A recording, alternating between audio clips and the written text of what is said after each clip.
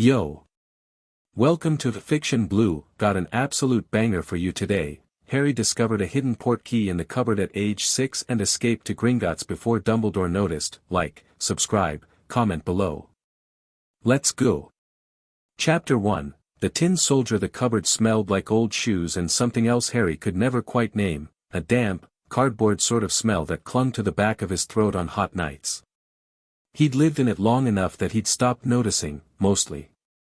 The smell was just part of the dark, same as the pipes that groaned over his head when Dudley flushed the upstairs toilet and the thin slice of kitchen light that crept under the door when Aunt Petunia stayed up late. He was 6 years old and he'd learned to make himself small in every way that mattered. Not small like weak. Small like invisible. There was a difference, and Harry understood it the way he understood most things, not because someone explained it to him, but because he'd had to figure it out himself. Uncle Vernon thought he was stupid. Aunt Petunia thought he was strange. Dudley thought he was a punching bag with legs. Harry had decided early on that what they thought was their problem, not his, and had quietly gone about the business of being as unnoticed as possible while paying very close attention to everything around him. He noticed, for instance, that the kitchen light disappeared at precisely 10:47 most nights, which meant Aunt Petunia had gone to bed. He noticed that Uncle Vernon snored in a pattern, 3 short, 1 long, pause, like a broken foghorn. He noticed that the loose floorboard outside his cupboard only creaked if you stepped on the left side, and that the latch on his door could be lifted from the inside if you used the right angle with your thumbnail. He'd been out at night before. Not often, and never far. Just to the kitchen for water, sometimes, or to sit in the dark living room for a few minutes and feel what it was like to be in a room where he wasn't in the way. Tonight he wasn't thinking about any of that. He was thinking about the Tin Soldier. He'd found it 3 days ago, tucked into the far corner of the lowest shelf, behind the cracked Wellington boot that he'd been told belonged to Uncle Vernon's father. Harry hadn't been looking for anything. He'd been reorganizing the shelf to make room for the extra boxes Aunt Petunia kept piling outside his door, and his fingers had found it before his eyes did, a cold, smooth shape pressed against the wooden back wall of the cupboard. It was a little figure, maybe 4 inches tall, cast in dull gray metal. A soldier in an old-fashioned coat with tiny painted details that had mostly worn away. Ordinary enough. What wasn't ordinary was the way it felt. Warm. Not warm like it had been sitting in sunlight, but warm like something alive was happening inside it, a low vibration that sat right at the edge of what his fingers could detect, humming against his skin with something he didn't have a word for. He'd held it for a long time that first night, turning it over, pressing his thumb against the base where the paint was completely gone and the metal was smooth as glass, and the humming had gotten slightly stronger, like it recognized the pressure. He'd put it back and gone to sleep and told himself it was nothing. He'd taken it out again the next morning and the feeling was still there. And again the morning after. Now it was the 3rd night, past midnight, and he was sitting cross-legged on his mattress with the Tin Soldier in his palm, the cupboard door shut and the darkness complete, and the humming was the loudest it had ever been. It moved up through his hand and into his wrist and he could feel it in his teeth, almost, like the feeling before a thunderstorm. Harry was 6, but he was not the kind of 6-year-old who scared easily. Fear had been domesticated in him to something more useful, a cold, clear alertness, the kind that asked what is this before it asked should I run. He pressed his thumb flat against the base of the figure and thought, quite deliberately, show me. The world vanished. It wasn't like falling asleep or like being hit, it wasn't violent at all, actually.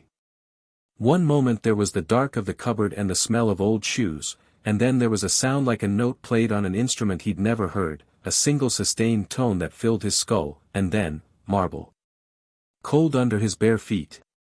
He stood in a vast hall lit by thousands of tiny flames that floated free of any candle or fixture, drifting in slow currents near a ceiling so high it disappeared into shadow. The hall stretched ahead of him longer than he could measure, lined on both sides by counters of polished stone, and behind every counter stood a creature that was not human. They were shorter than adults but not by much, with long clever fingers and sharp amber eyes set in faces that were angular and severe and absolutely alive with intelligence. They wore dark uniforms and most of them were bent over enormous leather-bound books or handling the kind of machinery Harry associated with banks, scales and measuring equipment and long rows of brass fittings whose purpose he couldn't guess. None of them had noticed him yet. He looked down. He was still holding the tin soldier. The humming had stopped. "Interesting," said a voice to his left. Harry turned. One of the creatures was watching him from behind the nearest counter, amber eyes sharp and unblinking. It was older than the others, or at least it looked it, the face more deeply lined, the fingers more deliberate in the way they were folded on the countertop. It was dressed slightly differently too, the dark uniform cut with a kind of severity that suggested authority. Most humans, the creature said, when they land in an unfamiliar location, either cry or run. You did neither. I don't know where I am yet, Harry said. Seems stupid to cry about something before you understand it. A pause.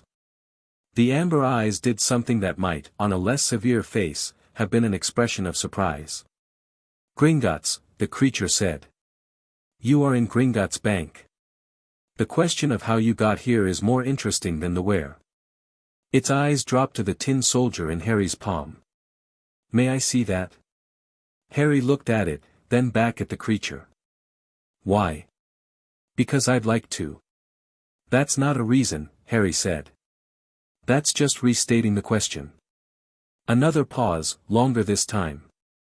Then the creature actually did something with its face, the corners of its mouth moved, barely, in a way that communicated something between amusement and respect. You are Harry Potter, it said. It wasn't a question.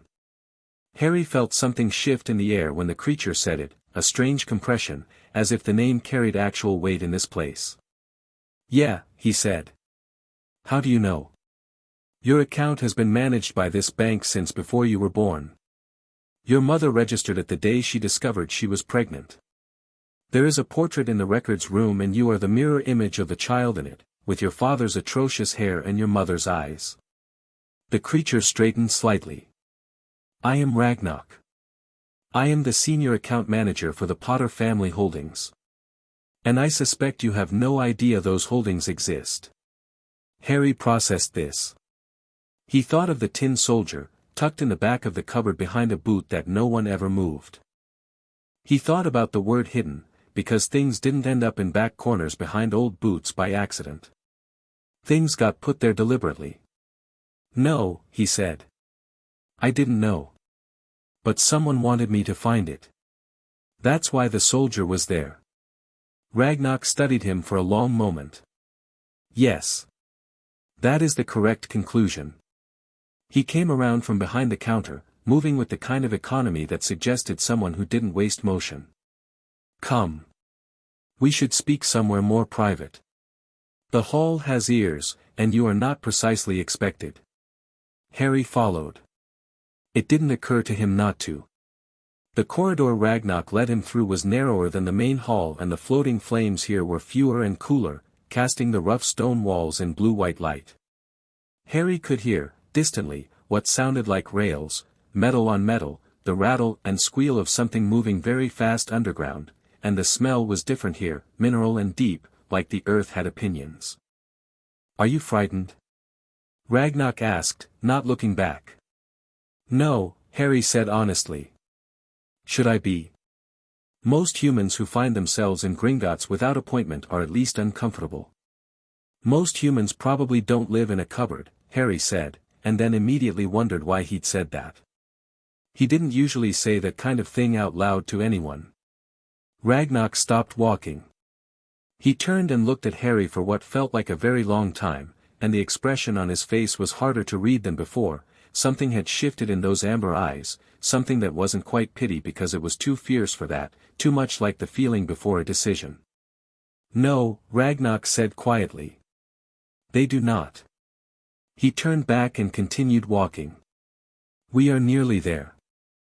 The room Ragnarok brought him to was small and wood-paneled, a surprising contrast to the stone of the corridors, with a round table in the center and chairs that were slightly too tall for Harry, who climbed into one without comment and sat with his feet dangling. Ragnarok sat across from him and placed both hands flat on the table.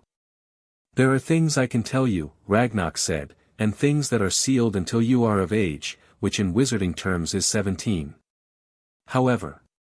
He paused, and the pause felt deliberate, like he was choosing his next words carefully. There is a letter in your vault. Your mother left it there when she registered the account. The seal on it is keyed to your magical signature, which means only you can open it, and which also means it has been waiting 6 years for you to get here. Harry thought about his mother. He had no memories of her, none that were real, anyway. Sometimes he thought he heard a voice, high and warm, but he'd always assumed that was just the kind of thing you made up when you wanted something you didn't have. She left it here, he said. Not at the house. No. Because she didn't trust the house to be safe. That would be a reasonable interpretation.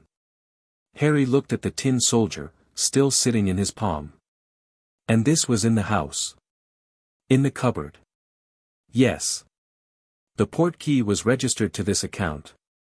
It was designed to activate on contact with a Potter family member who expressed clear magical intent. Ragnarok tilted his head slightly. Most children would have needed their magic to flare accidentally, fear, strong emotion. You appear to have activated it deliberately. I pressed my thumb on the bottom and told it to show me, Harry said. At age 6. Is that unusual?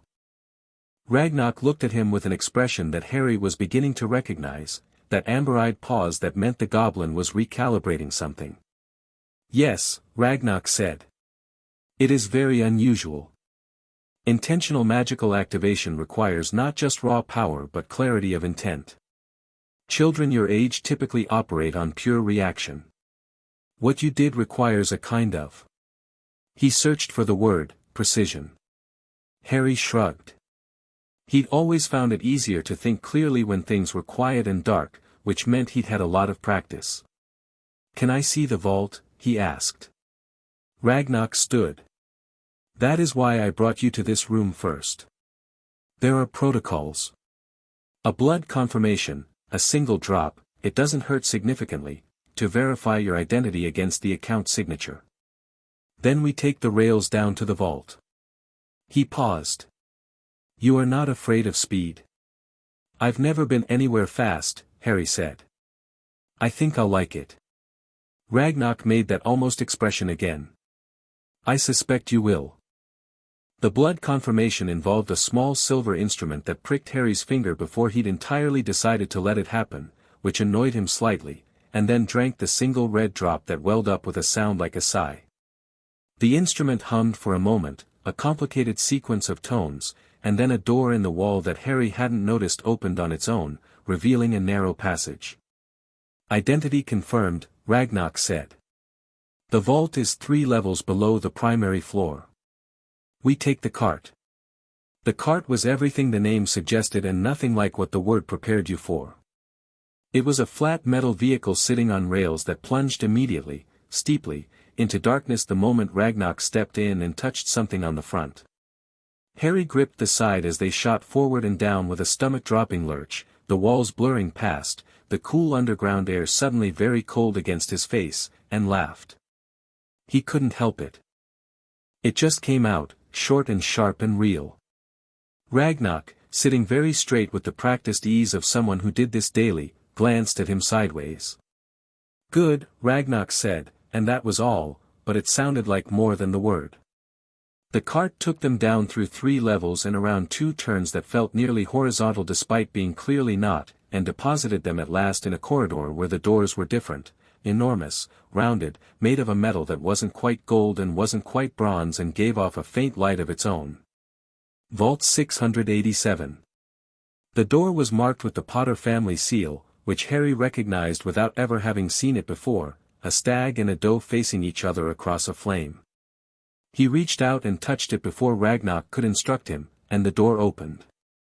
The vault beyond was not what he expected. He'd thought, he wasn't sure what he'd thought. Gold, maybe, because that was what banks meant. There was gold, in the back, stacked in chests with the careful orderliness of serious wealth, but that wasn't what he looked at first. What he looked at first were the shelves. Books. Dozens of them, in colors ranging from deep red to black, with titles on their spines that he couldn't read at this distance. Beside them were cases of glass holding things he had no names for, instruments and amulets and objects whose purposes were entirely opaque to him. On a separate shelf, under a glass dome, was a collection of photographs. He moved toward those first. A man with dark hair and glasses, laughing at something off-camera. A woman with dark red hair and eyes the exact color of Harry's own, holding a baby and making a face of exaggerated concentration. The same man and woman together, younger in one photo, sitting on grass somewhere with their arms around each other, both of them waving at whoever held the camera.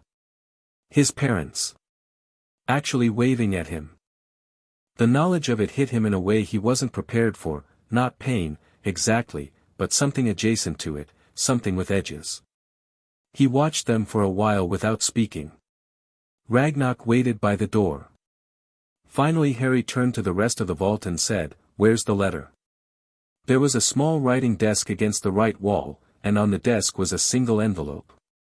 Cream-colored, sealed with deep red wax that had the same stag-and-o mark as the door. His name on the front in handwriting that was rounded and careful and slightly slanted to the right, the handwriting of someone who'd learned to write left-hand and then switched. He picked it up. The seal broke on its own when his thumb touched it, a clean split, and he pulled out 2 sheets of paper covered in the same handwriting and sat down in the chair at the desk that was, notably, exactly the right height for him. "Harry, if you're reading this, then the Portkey worked and you found your way to Ragnarok, which means you're clever enough to trust a goblin, which means I raised you right even if I didn't get to do much of the raising. I don't know how old you are. I made the Portkey responsive to your intent rather than your age because I wanted it to find you when you were ready to find it, and not before. The fact that you're sitting in Vault 687 means you were ready. Trust that. There are things I need to tell you and not much space to tell them, so I'm going to be direct. Your father and I were killed, I know you probably know this, or you've been told something, by a man named Voldemort on the 31st of October, 1981. I am writing this letter 10 days before that, because I know it is coming. I can't explain why I know without writing an entire separate letter about prophecies and choices and the things Albus Dumbledore told us, and I don't have space for all of that. What matters is, I knew, and I had time to prepare a few things.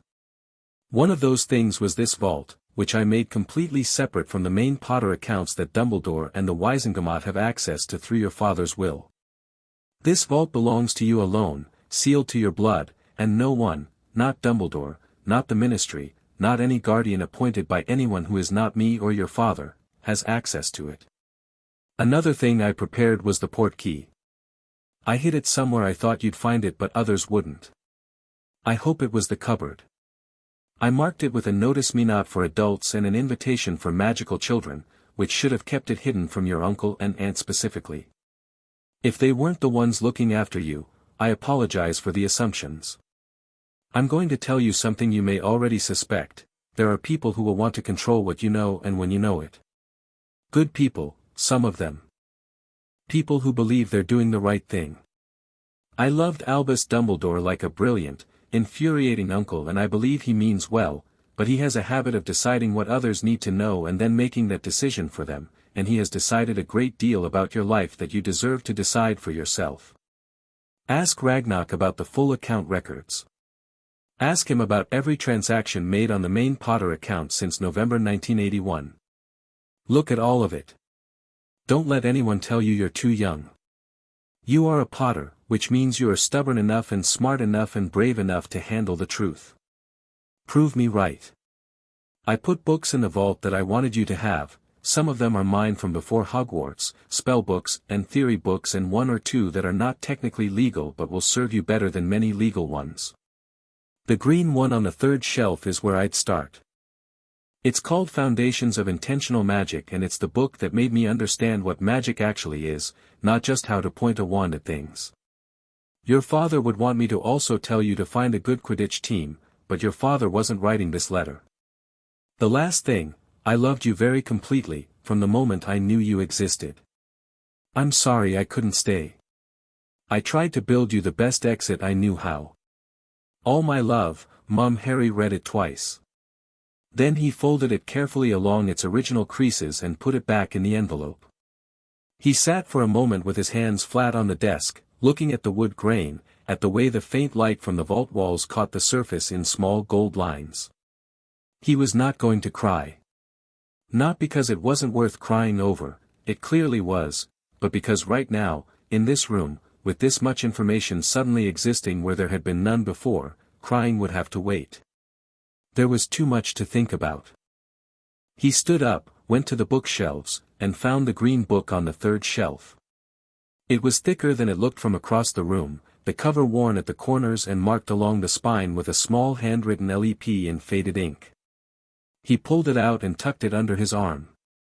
Then he turned to Ragnar, who had remained by the vault door with the stillness of someone practicing it. "She said to ask you about the account records," Harry said. "The main ones. All the transactions since November 1981. Ragnar's expression moved. Not dramatically, just a subtle tightening around the eyes, something that was the beginning of a response he was controlling. "Yes," Ragnar said. "I want to see them. They are extensive." "I don't care. You are 6 years old." "She said not to let anyone tell me I'm too young," Harry said. "Including you, I think." A silence. The vault hummed very faintly around them, the gold and the chests doing what gold did in enclosed spaces. Ragnar said, "The records room is back on the main floor. We can return in the cart. And then, after a pause, you may bring the book." The cart ride back was slightly less dramatic going up than it had been going down, but only slightly, and Harry kept one hand on the side and spent the trip thinking about what the letter had said. There are people who will want to control what you know and when you know it. Good people, some of them. He turned that over. He'd always known, in a vague background sort of way, that there was something different about him, not just the strange things that happened when he was frightened or angry, the glass that vanished and the hair that grew back and the teacher who'd found herself on the roof. He'd known that those things meant something, that they connected to something larger, even if he hadn't known what. Now he knew there was a whole world that had known about him since before he was born. And a man named Dumbledore who'd been making decisions about his life. The records room was off a corridor adjacent to the main hall, cool and very quiet, lit by the floating flames in shades of gold that made the rows of filing cabinets look almost warm. Ragnar led him to a table and then went to 3 different cabinets in sequence, extracting folders from each with the efficiency of someone who knew exactly where everything was. He laid them on the table in front of Harry. The top folder was labeled Potter, J&L, Estate, Primary Account Administration. November 1981, present. Harry opened it. The records were dense, columns of figures and dates and notations in a script that was partly English and partly something he didn't recognize, but the English parts were clear enough. He moved his finger down the first page and stopped almost immediately. November 12, 1981, Fiduciary Oversight transferred per Wiesengemot Order 4471/81 to APWB Dumbledore. Signatory authority extended across account categories A through F. He looked up at Ragnar, who was seated across the table with his hands folded. "What does signatory authority mean?" "It means the person named has legal authority to spend from, redirect, or restructure the accounts. Dumbledore could spend my family's money. Within certain limits, yes." Harry looked back at the page. He turned it. The next page was the first 6 months of 1982, and the figures on it had column headings he had to read 3 times to understand: Household Subsidy, Desley, V&P, 4, Privet Drive. He went very still. "That's my uncle and aunt," he said. "Yes. They're being paid." Ragnar said nothing. "They're being paid out of my parents' money," Harry said slowly, "to keep me." He sat with that for a moment. The kitchen. The way Aunt Petunia turned her face away from him when she was particularly annoyed. Uncle Vernon's deep red face inches from his own, voice like a fist. Ungrateful. That was the word Vernon used most. Ungrateful little freak. They were being paid for the privilege of hating him and calling it charity.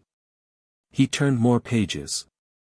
The household subsidy ran continuously, quarterly payments, and there were other items too, school fund allocations that hadn't been released, a medical account that had received deposits but no listed expenditures, and something on the 5th page that made him stop cold, trust account, H.J. Potter, minor. Guardian locked until age 11 per APWB Dumbledore directive. He looked at Ragnarok. He locked my own money so I couldn't access it until I was 11. Correct. Why 11? That is when Hogwarts begins, Ragnarok said. The presumption, I believe, was that you would not need personal funds before then. Harry thought about the second-hand clothes he wore. About the trainers with the split sole that Aunt Petunia had said he'd just have to live with until they fell apart completely. About Dudley's enormous pile of birthday presents and the second-hand book that Aunt Petunia had given Harry for Christmas last year, not because she'd chosen it for him, but because it had been in a bag of things she was donating to a jumble sale and she'd held it out to him as he passed and said, "You can have that if you want it," in a voice that made it clear she expected him to be grateful. He'd read it 4 times because it was the only book he had. He could have made sure I had what I needed, Harry said, and his voice was flat and not quite as even as he intended. The money was there. There was always enough. He just didn't. The directive suggested that your needs were being met by the Dursley household subsidy, Ragnarok said carefully. He paused. I should say, and I am saying this as the account manager, not as your advocate, that nothing in these records constitutes a formal violation of law. The structure is entirely legal. That does not mean it is, another pause, correct. Harry looked at him. You think it's wrong? Ragnarok's expression was completely neutral. I think, he said, that I am a goblin, and goblins measure the worth of a guardian by what they build for those in their care, not merely by what they fail to destroy. By that measure, the management of this account is. He chose the word with great deliberateness. Insufficient. Harry closed the folder. He put his hand flat on top of it. He sat for a moment with all of it arranged in his mind, the letter, the vault, the records, the subsidy payments, the locked trust fund, the man named Dumbledore who had placed himself between Harry and everything that was his. Ragnarok, he said. Yes. I want to understand everything. The whole wizarding world. All of it. He paused. I know I'm 6. I know that's young for, whatever this normally looks like. But I've been on my own in a cupboard for 6 years and I've managed fine, and now I'm here and I have books and I have a vault and I have, he looked around the records room, this. I want to learn. Ragnarok looked at him for a long moment. What you are asking, Ragnarok said, is unusual. I know. The bank does not typically serve as an educational institution. I'm not asking the bank, Harry said. I'm asking you. Ragnarok was quiet. Outside in the main hall, Harry could hear the distant sounds of Gringotts at work, the scratch of quills on parchment, the faint mechanical sound of the weighing instruments, the occasional rumble of a cart somewhere below. The flame above the table drifted slightly, as if responding to a current of air. There are protocols, Ragnarok said finally. Things that would need to be arranged. Hours, scope, the question of where you would be when you are not here. The Dursleys won't look for me, Harry said. I leave at night. I'll be back before morning. They never check. He paused. And if they do notice, if this becomes something that needs to be dealt with permanently, then I want to deal with it. But not yet. I need to understand more first. Ragnarok looked at him steadily. Then he stood, and there was something in the way he moved that was different from before, deliberate in a new way, like something had been decided. I will teach you, Ragnarok said. Goblin banking law, account management, the basics of magical theory as understood outside the human tradition. You will learn to read the full account notation system so you can read these records yourself without requiring translation. In exchange, he paused. Harry waited. In exchange, Ragnarok said, you will not treat the knowledge casually. You will ask questions when you don't understand. You will not pretend to comprehend what you don't. Goblins have no patience for performed intelligence. That's easy, Harry said. I hate pretending. Something crossed Ragnar's face then that Harry was fairly sure was an actual smile, though it looked as though the goblin wasn't entirely accustomed to making it. Good, Ragnar said. Then we begin. Harry looked down at the green book under his arm, the one with his mother's initials on the spine. He thought about the way the portkey had felt against his thumb, the building hum of something responding to him, something recognizing him. Can I ask one more thing? He said. You may ask as many things as you like. I will decide whether to answer each one. The portkey was hidden from adults. You said there was a notice me not on it. But I still found it, even though I'm a child. Does that mean, he chose his words carefully, does that mean my mother knew I'd be the one looking for it? That she trusted me to be the one who'd actually look? Ragnar considered this. The charm on the portkey was designed to call to a specific kind of awareness, he said. Someone who paid attention to their immediate environment. Who looked carefully at things they weren't supposed to notice. He paused. Your mother was a very gifted charms practitioner. She does not appear to have been the kind of person who left things to chance. Harry thought about that. About a woman with red hair in his eyes, 10 days before her death, hiding a tin soldier in a cupboard with a spell that would wait patiently for the right person to notice it. She'd known what kind of person he'd be.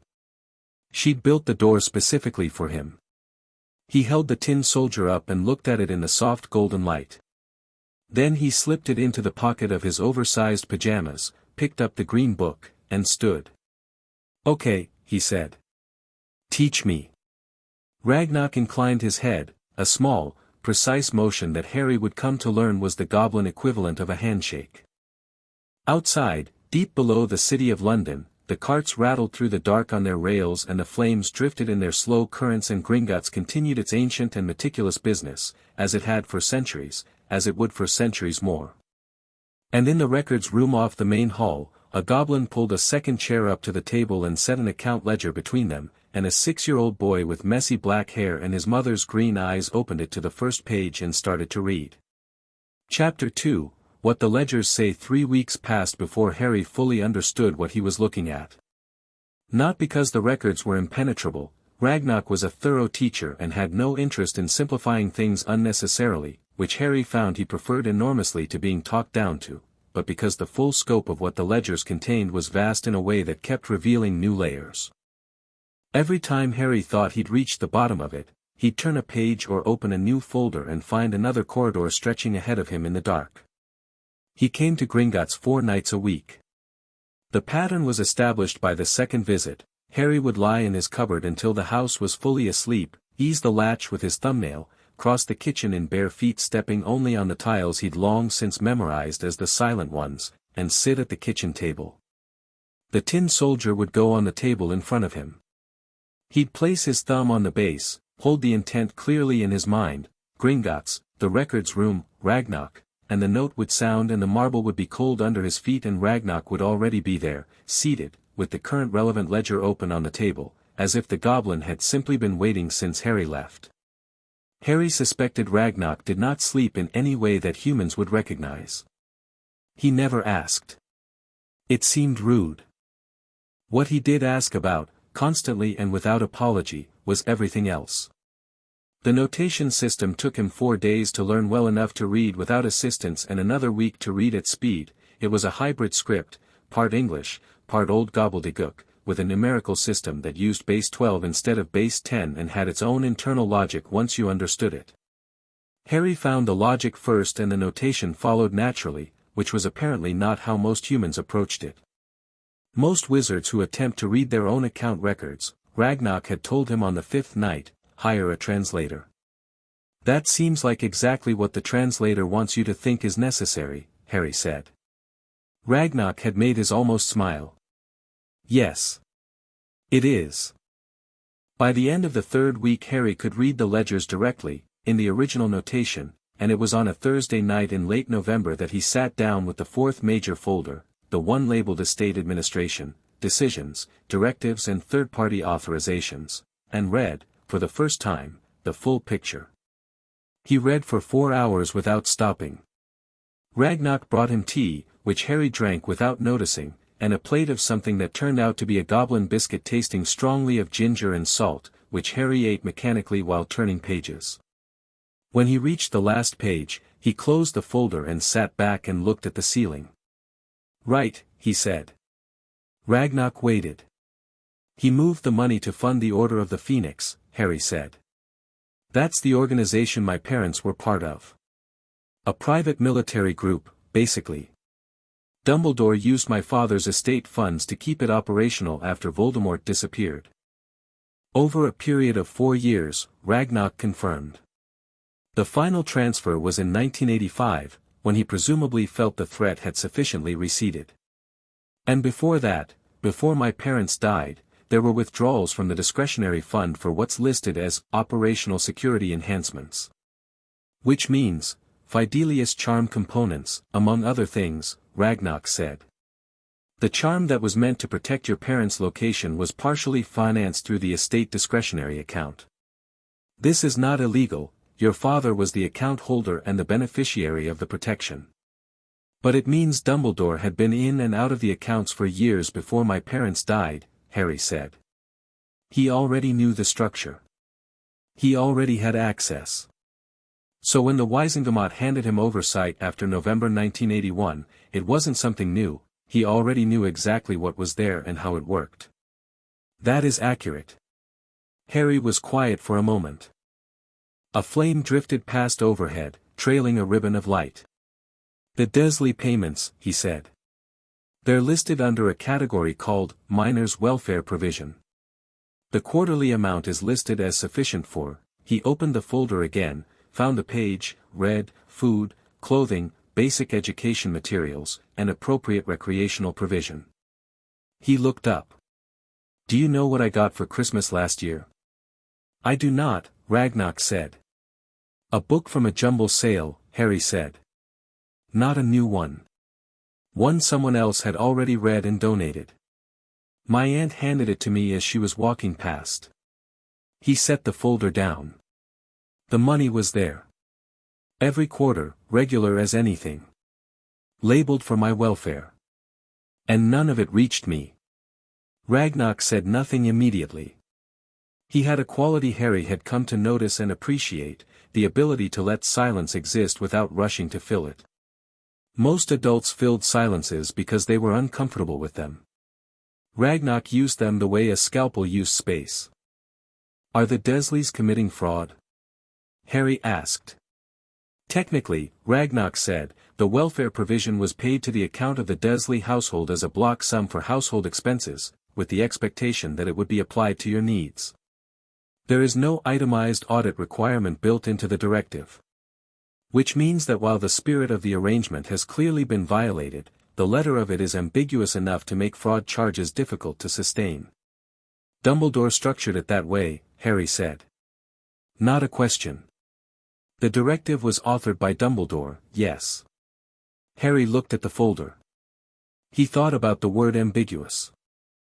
He thought about how easy it was to put money in a pot labeled with someone's name and never check whether it reached them, and how a very smart man might know that was exactly what would happen and structure things that way deliberately, not because he wanted Harry to suffer specifically, but because a child who was comfortable and well provided for might ask questions, might stand on solid ground, might be harder to manage. A child in a cupboard, in borrowed clothes, in a house full of people who didn't want him, was easier to redirect. Easier to dazzle with the first glimpse of a magical world and say, "Look how wonderful it all is, don't worry about the details, trust me." Harry felt something settle in his chest.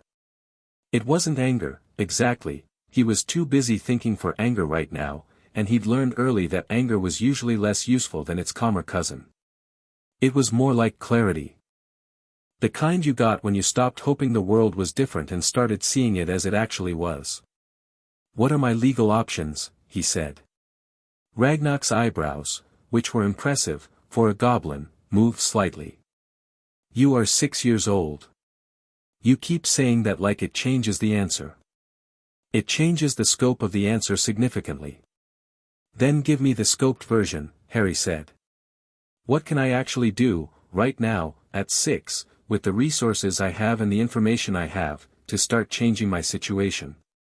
Not the full picture. The first step. Ragnarok looked at him for a long moment.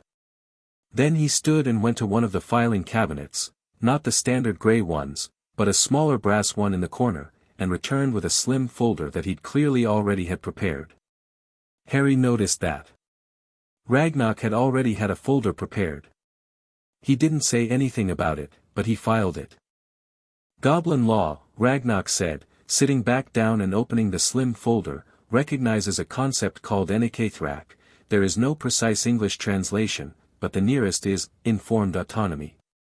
It refers to the right of any being, regardless of age, to make decisions about their own property and welfare when they have demonstrated sufficient comprehension of the relevant information.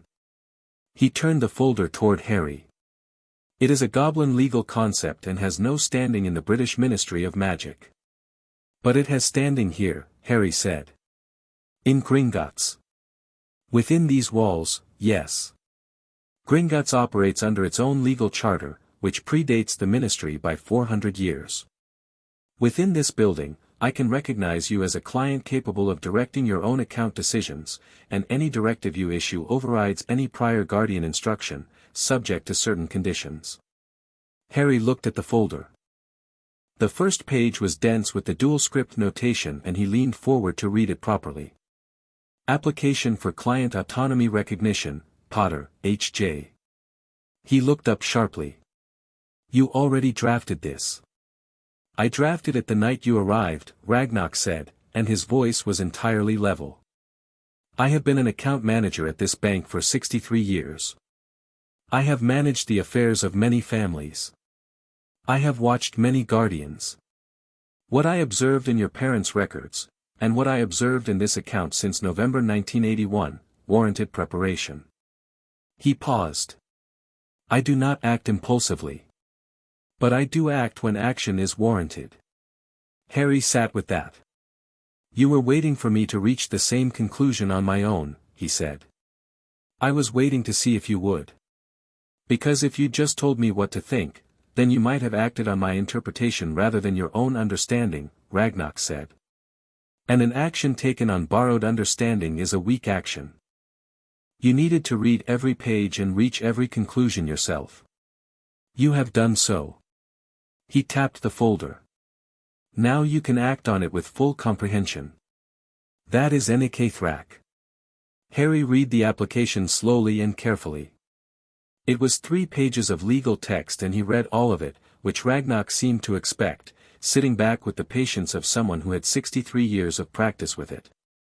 The application, if approved by the Gringotts director, would do 3 things.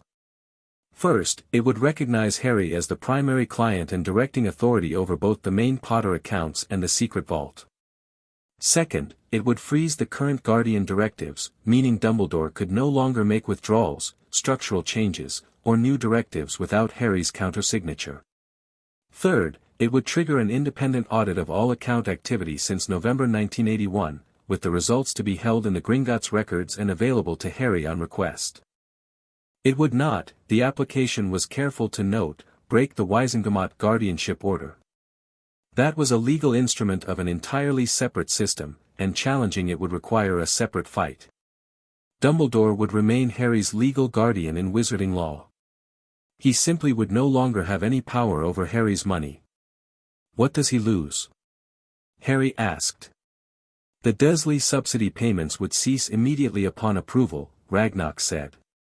The order of the Phoenix operational transfers, which have been dormant since 1985, cannot be reactivated without your signature. Any new directives or account restructuring require your approval. He paused. He retains his role as magical guardian, which gives him authority over your placement and education. That remains intact. For now, Harry said. For now, Ragnarok agreed. Harry pulled the application toward him. What do I need to do? Sign. Blood seal, the same process as the vault confirmation. And I submit it to Director Gornick, who has already been briefed. Already been briefed, Harry repeated. You told the director. I told him that the Potter heir had accessed his vault and requested a meeting, and that I anticipated a formal application was forthcoming. I did not share details without your authorization. Ragnar's expression was precise. I do not exceed the scope of my authorization. That is a point of professional honor. Harry nodded. He understood that. Honor about exact scopes and exact words and exact agreements, it was a very specific kind of honesty, different from the blunt human version, but real in its own way. He was beginning to develop a strong appreciation for it. He signed the application. The blood seal went the same way as before, the silver instrument, the small prick, the drop, the tone. This time the tone was slightly longer and had a harmonic in it that the vault confirmation hadn't, and the pages of the application shifted and settled as if they'd taken a breath. Ragnar collected them. Director Gornick will review and approve within 48 hours. I will have a confirmation document ready for you at your next visit. Thank you, Harry said. Ragnar inclined his head. Harry looked at the stack of folders still on the table. I have more questions, he said. I expected nothing less. The main Potter estate, my father's family vault, the one that's separate from my mother's secret one. How much is in it? Ragnar produced a summary sheet from the brass cabinet, which Harry was becoming convinced contained a pre-prepared answer to almost any question he might ask. The Potter family has maintained significant holdings for generations. The primary vault contains approximately, he turned the sheet toward Harry. Harry looked at the figure and sat with it for a moment. It was a very large figure. Okay, he said. And Dumbledore has had signatory authority over that since 1981. Over approximately 60% of it. The remaining 40% is in sub-accounts that are sealed by Potter family inheritance law and require a blood holder to access. So even with full fiduciary oversight, there's 40% he could never touch, Harry said. My parents built in safeguards. Your mother built in safeguards, Ragnar said. The sub-account structure was added in October 1981, approximately 3 weeks before her death. 3 weeks. Harry thought about a woman with red hair working fast, building walls with legal instruments the way some people built them with stone, trying to create a protected space for a child who wasn't even a year old yet. I tried to build you the best exit I knew how. She'd been doing it for months before the letter. Working on it piece by piece, the vault, the portkey, the account structure, the sub-accounts. She'd known the danger was coming and she hadn't run from it, she'd built things. Made things solid that could be made solid. Left doors in places where doors might be needed. He filed that away. He'd look at it more carefully later, when he wasn't in the middle of something. The books in the vault, Harry said. The ones my mother left. Are any of them restricted? Things I shouldn't technically have. Ragnar folded his hands on the table. The inventory was catalogued when your mother registered the vault. There are 7 volumes that would be classified as restricted under Hogwarts library standards. 2 are on the Ministry's advisory list. Advisory list, Harry said. Not banned. Correct. Not banned. Flagged as recommended parental guidance. I don't have parents, Harry pointed out. I have Dursleys. A very brief pause. I believe the spirit of the advisory list presumes parental oversight, yes. And there's no law that says a minor can't read them. There is not. Then they're mine, Harry said simply. I'll read what I want from my own vault. He'd already read 40 pages of Foundations of Intentional Magic, his mother's green book, during the daytime hours at Privet Drive, tucked under his blanket in the cupboard with the small torch he'd found in the kitchen drawer. The book was extraordinary. Not because it was flashy, it wasn't, the first 100 pages were almost entirely theoretical, but because it approached magic as a system, something that had internal logic and rules and a relationship with the person using it that was more like a conversation than a command. Most magic, the book explained in his mother's careful handwriting in the margins, was taught as a series of isolated techniques. Point wand. Say word. Observe result. But the techniques were expressions of something deeper, which was the relationship between the caster's intent and the magical field that permeated everything. Learning to cast a spell correctly was like learning a sentence in a foreign language, useful, functional, but not the same as understanding the language. Understanding the language was different. Understanding the language let you say things that weren't in any textbook.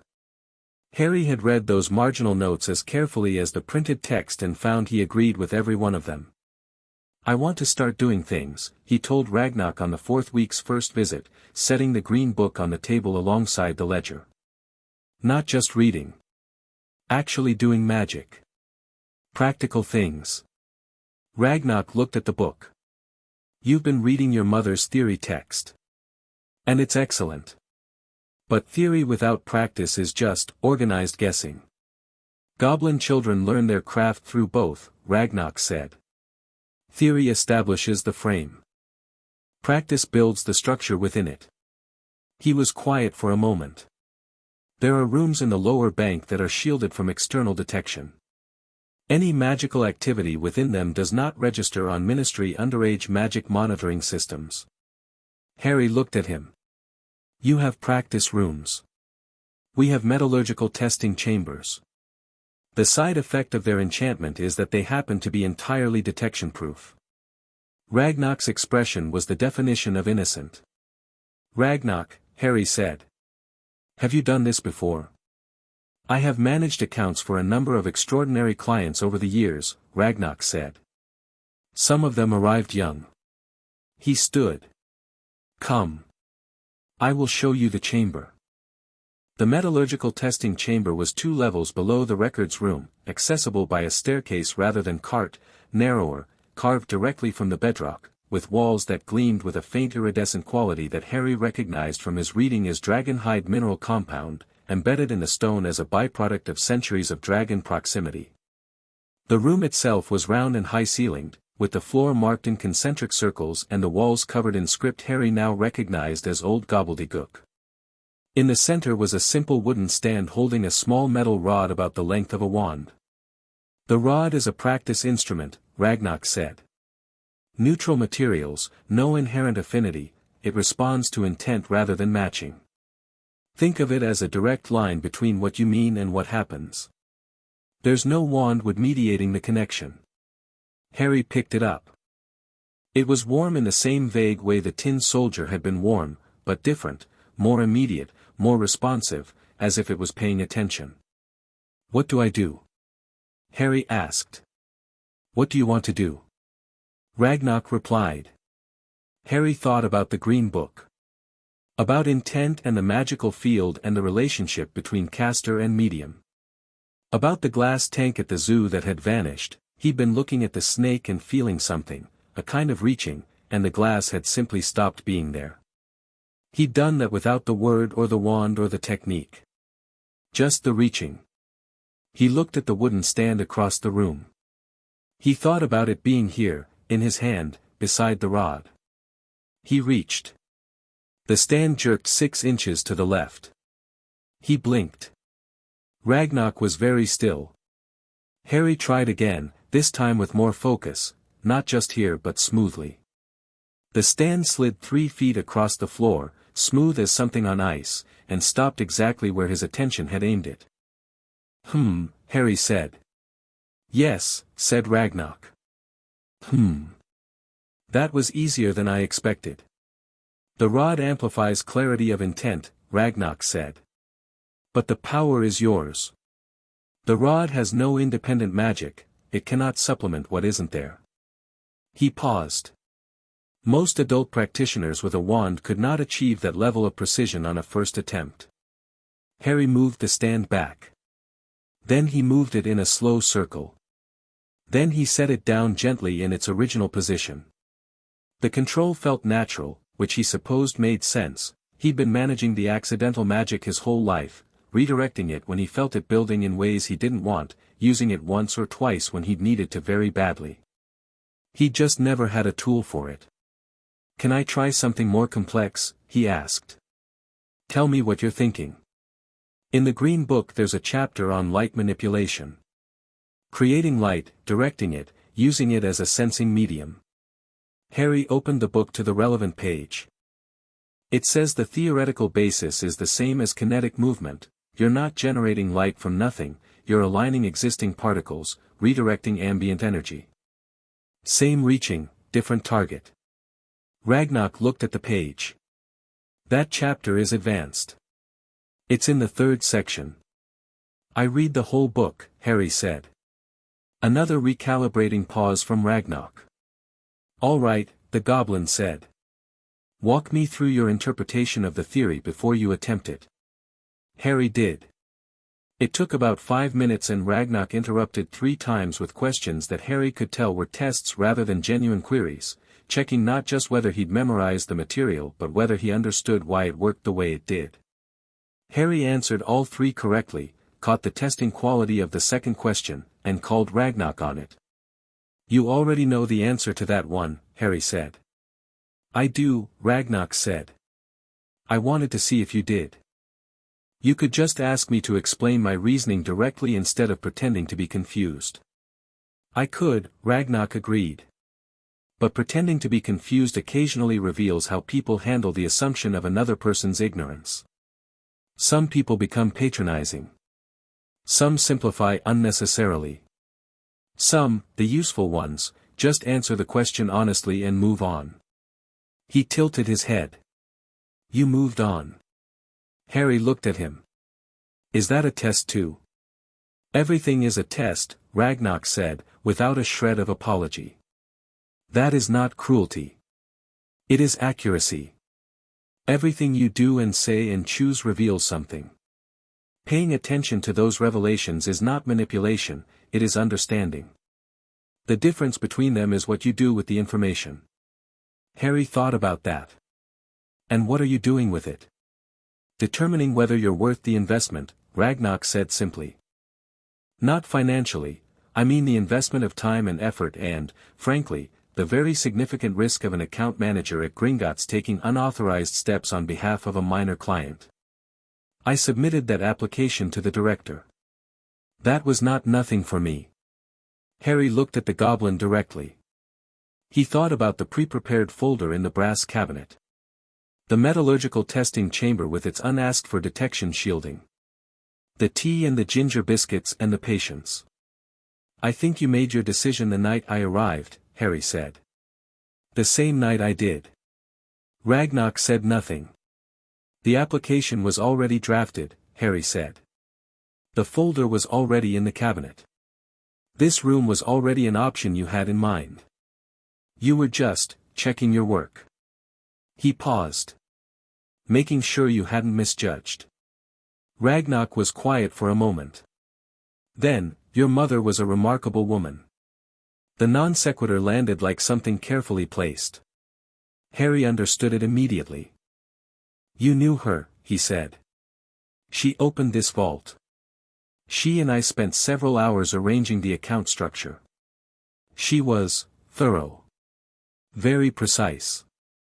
She asked good questions and she listened to the answers rather than waiting for her turn to speak. Ragnarok was looking at the old gobbledygook script on the walls rather than at Harry.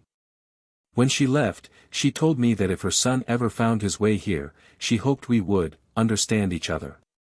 She said he would be worth understanding. He looked back. She was correct. Harry held that carefully, the way he'd held the letter. He didn't open it all the way just yet. There was too much still to do.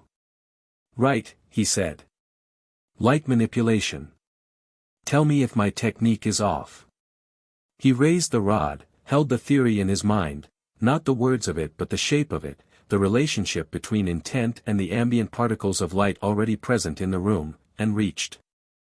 The flame overhead flared, split, and split again, spawning 3 new flames that spread in a slow arc and settled, burning a slightly different color than before, warmer, more gold, and lighting every corner of the room with a steadiness that the original single flame hadn't managed. Harry cocked his head at them. The color shift was unintentional. The color shift indicates emotional state, Ragnar said.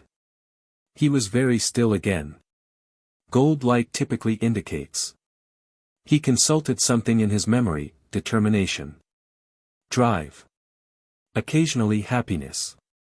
Harry looked at the 4 golden flames lighting the detection-proof room deep beneath London, in a bank built by goblins 400 years before the Ministry of Magic existed, beside a 63-year-old account manager who had drafted an application on his behalf before they'd had a single conversation. That tracks, Harry said. He practiced for another 2 hours. By the end of it he could move objects with precision, create and direct light with reasonable intentionality, and had managed once, just once, at the end, when he'd stopped trying, to do something the book called resonance sensing, which was essentially feeling the magical signature of objects around him without touching them. The testing chamber had hummed like a plucked string when he'd done it, a sound that rose from the walls themselves, and Ragnar had gone so still that Harry checked to make sure he was still breathing.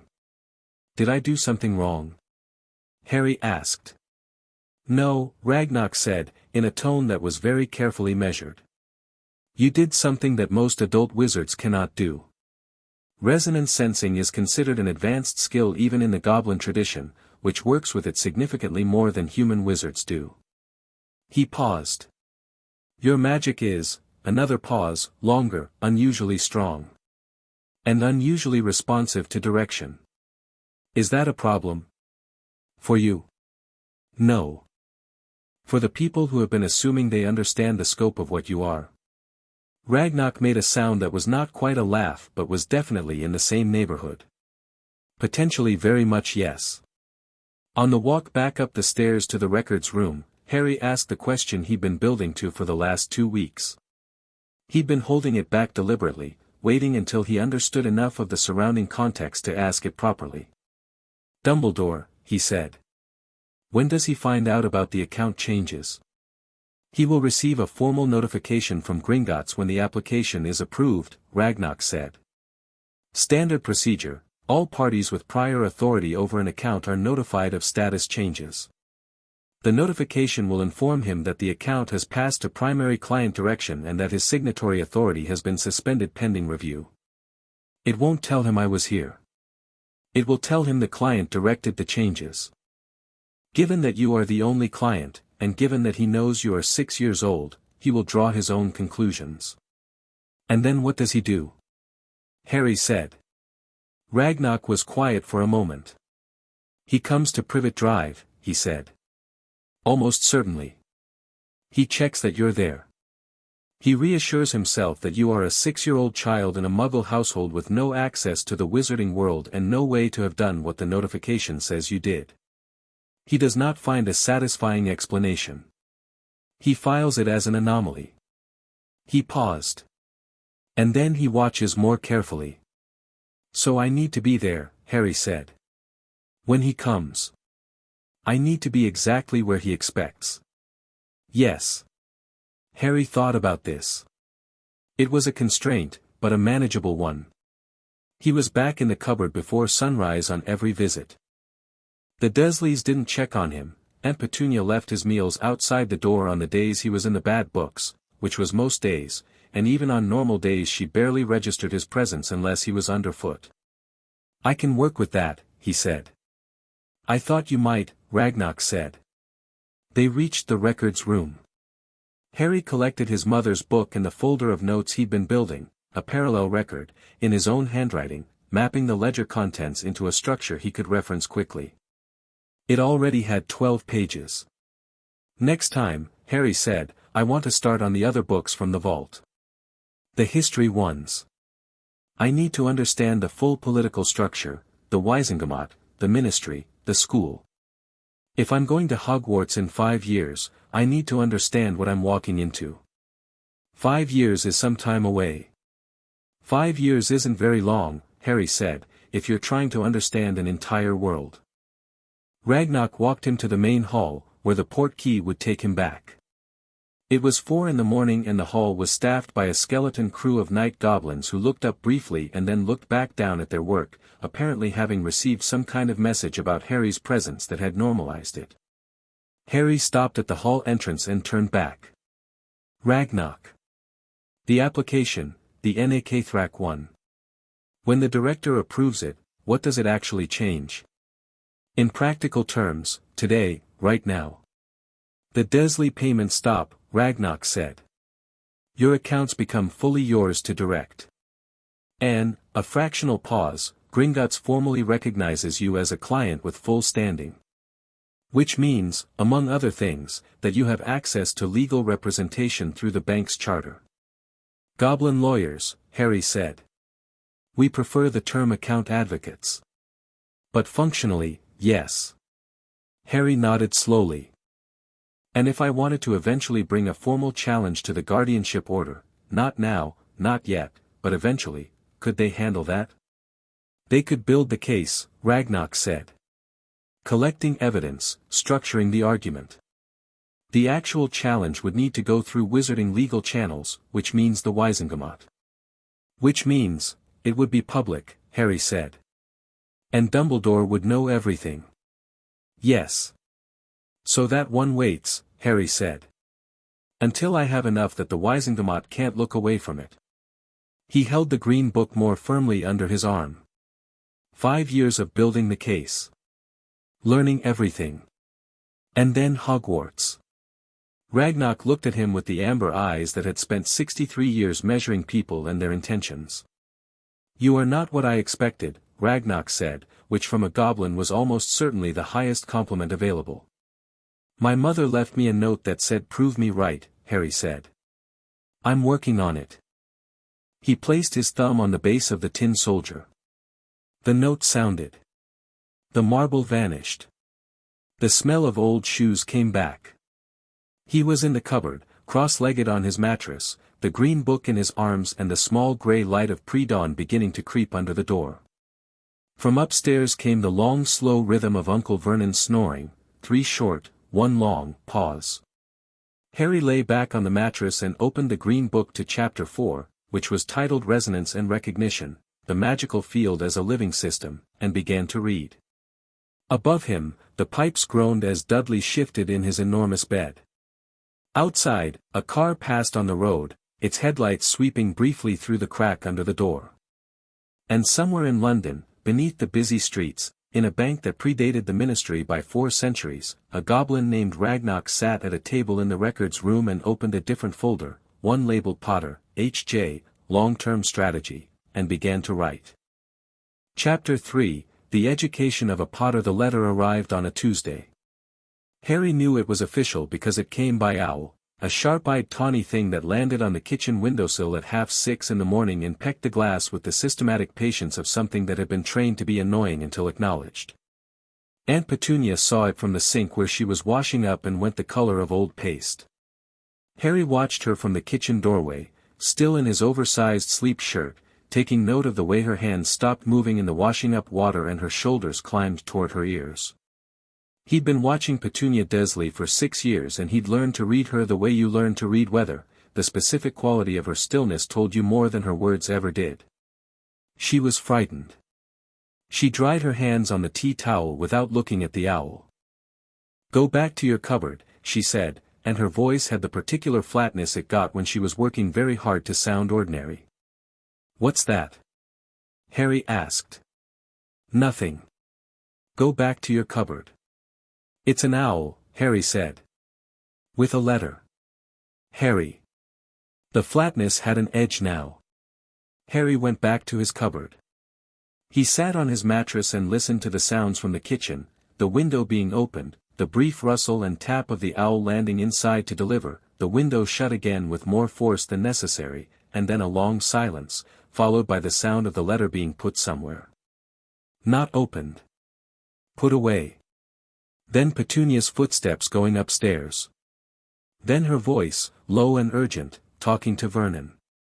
Harry tilted his head. He couldn't make out the words, but he didn't need them. He already knew, in general terms, what the letter was about. Ragnarok had warned him last week that the account changes would be generating notifications, and that ripple effects might be visible in unexpected places. What he hadn't expected was the speed of it, and he hadn't expected Petunia to be the one receiving correspondence. Which meant someone was sending letters to the Dursleys about him. Someone official. He filed it and went back to the chapter he'd been working through that morning, the sixth book from the vault, a dense text on the Wisengamot's historical structure that was the driest thing he'd read so far but contained information he needed. He was 3 weeks into his self-designed history curriculum and had developed a fairly comprehensive picture of how Wizarding Britain actually worked, which was different in several important ways from how it was officially described as working. The official description: the Ministry of Magic governed Wizarding Britain, advised by the Wisengamot, which was an independent body of elected representatives.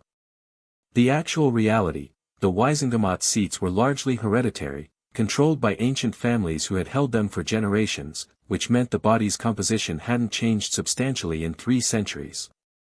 The Chief Warlock position, currently held by Dumbledore, had been used as recently as 1979 to override a full Wisengamot vote on a legal question regarding the rights of half-blood practitioners.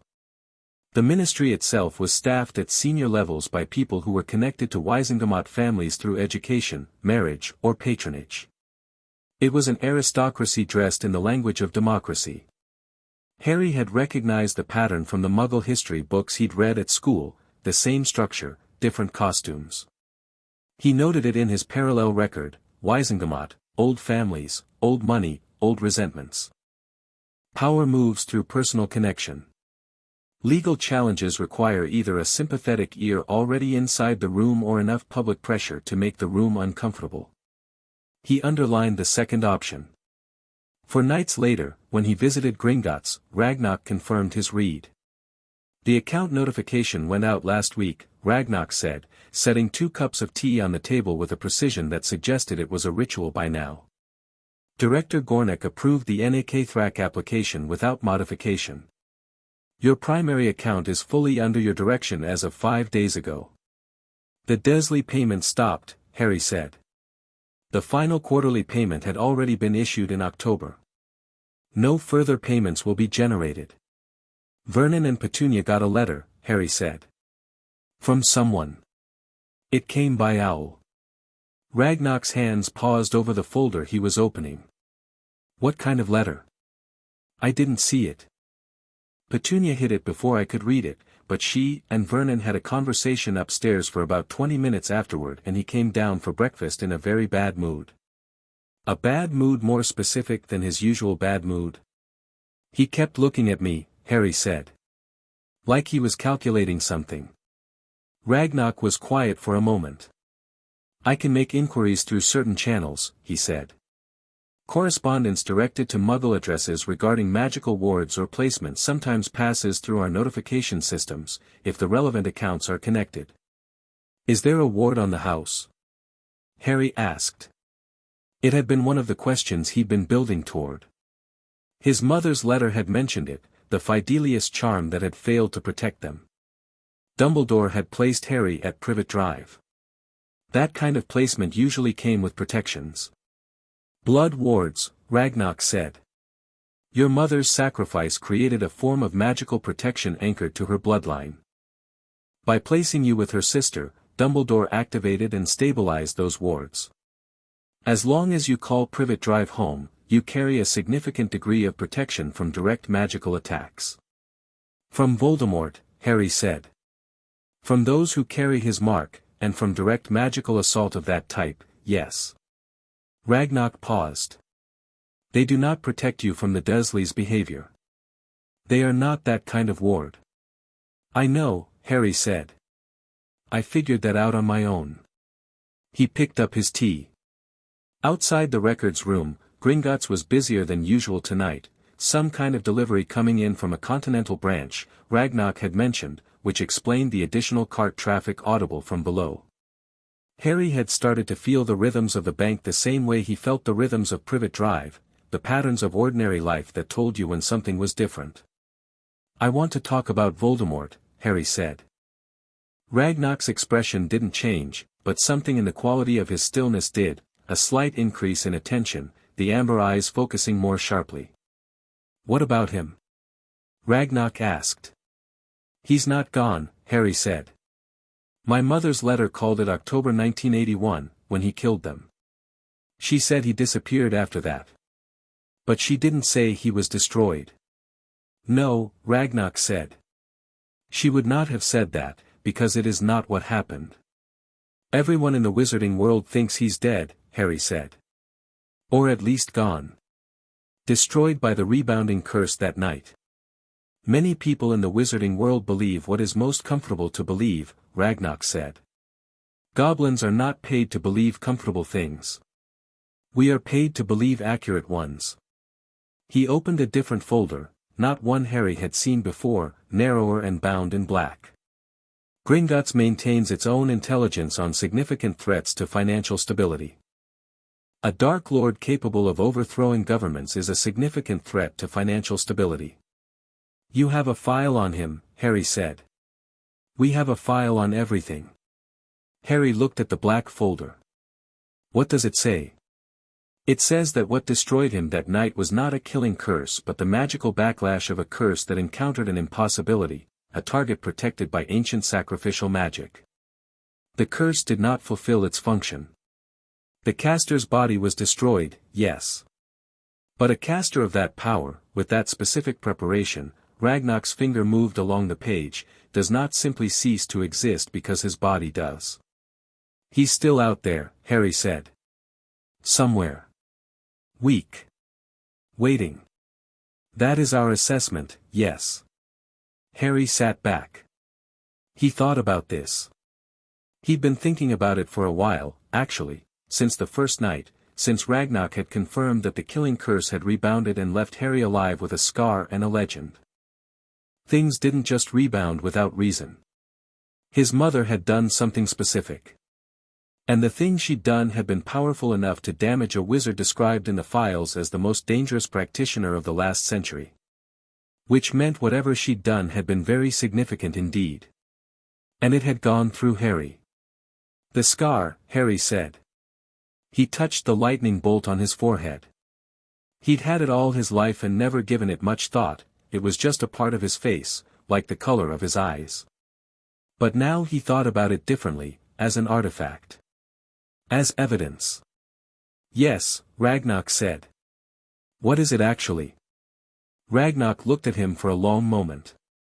I am going to tell you something that is, not commonly known, he said. And I am going to tell you because you have demonstrated the capacity to handle accurate information without it destabilizing you. If I thought otherwise, I would withhold it. Understood, Harry said. Tell me. Your scar is a magical anchor, Ragnarok said. When the curse rebounded, the excess magical energy, the fragment of Voldemort's soul that was torn free by the casting of a killing curse, needed somewhere to go. Your body was the nearest vessel, and you were already marked by the magical protections your mother had invoked. The fragment attached to you. It has been there since that night. He paused. It is small. Damaged. It functions more as a scar than as a presence. But it is there. Harry was quiet for a moment. A piece of his soul, he said. In my scar. A fragment. A remnant. Ragnarok's voice was careful. It does not control you or direct you. At this stage of its existence, it is, inert. But it is the reason you have the connection with him that some practitioners have noticed. The reason you can sometimes feel the shadow of him. Harry pressed his thumb lightly against the scar. He'd had headaches sometimes, not often, but sometimes, in the night, a sharp bright pain that was gone before he was fully awake. He'd attributed it to stress, to the particular quality of the cold in the cupboard, to any number of ordinary things. Can it be removed? He asked. That, Ragnarok said, is a question above my expertise. It is a question above most people's expertise. The process by which such a fragment could be safely separated from a living host is, theoretical, at this stage. He paused. What I can tell you is that our researchers believe it is not currently dangerous to you, and that its presence would only become dangerous if Voldemort were to return to full strength and attempt to activate the connection. Then I have time, Harry said. I'll put it on the list of things to solve. Ragnarok looked at him. You have a list. It's in my notebook, Harry said. 14 items so far. That one goes on at number 15. He went back to the practice chamber that night and worked on something new. He'd been progressing through his mother's book in sequence, not skipping, even when the chapters seemed less immediately useful than others, because she'd built it in a specific order and he trusted her construction. But tonight, after the conversation about the fragment and the scar, he wanted to try something the book mentioned only briefly at the end of chapter 9, signature isolation, the ability to separate your own magical signature from ambient noise and feel it distinctly, the way you might isolate a single instrument in a piece of music. He sat cross-legged in the center of the concentric circle floor with the practice rod across his knees and closed his eyes. The room hummed around him.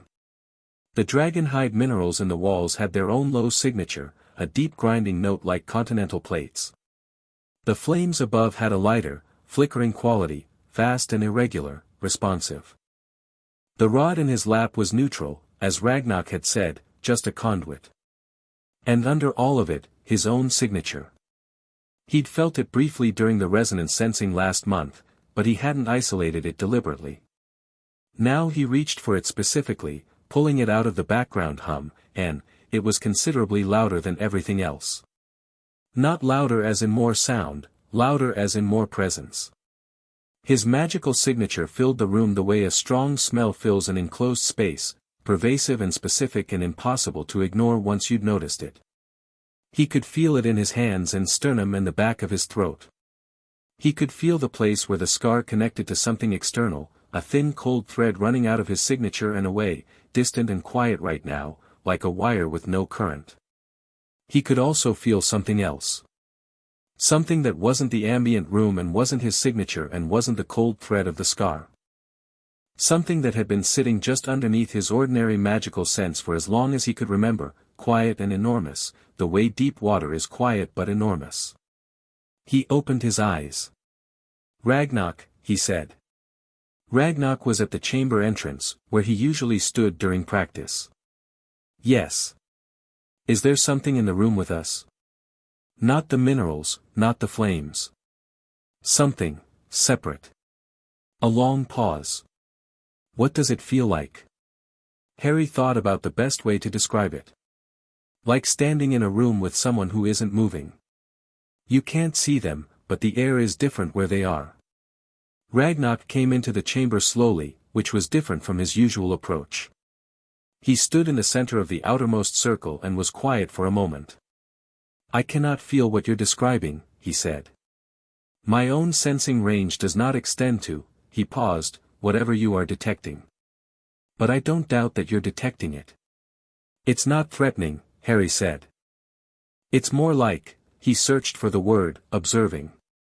There are entities in these levels that predate the bank itself, Ragnarok said, carefully. The bedrock here is old. Very old.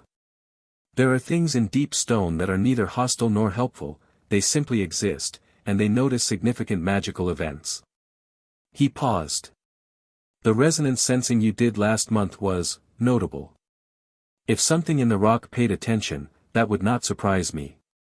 Harry looked at the walls. He couldn't see anything, obviously. But the presence was still there, quiet and large and not particularly concerned with him, more like he'd walked past and it had glanced up. He felt, very briefly, the disorienting sensation of being small, not in the bad way, not the way the Dursleys made him feel small, but in the way that standing at the edge of something vast makes you small.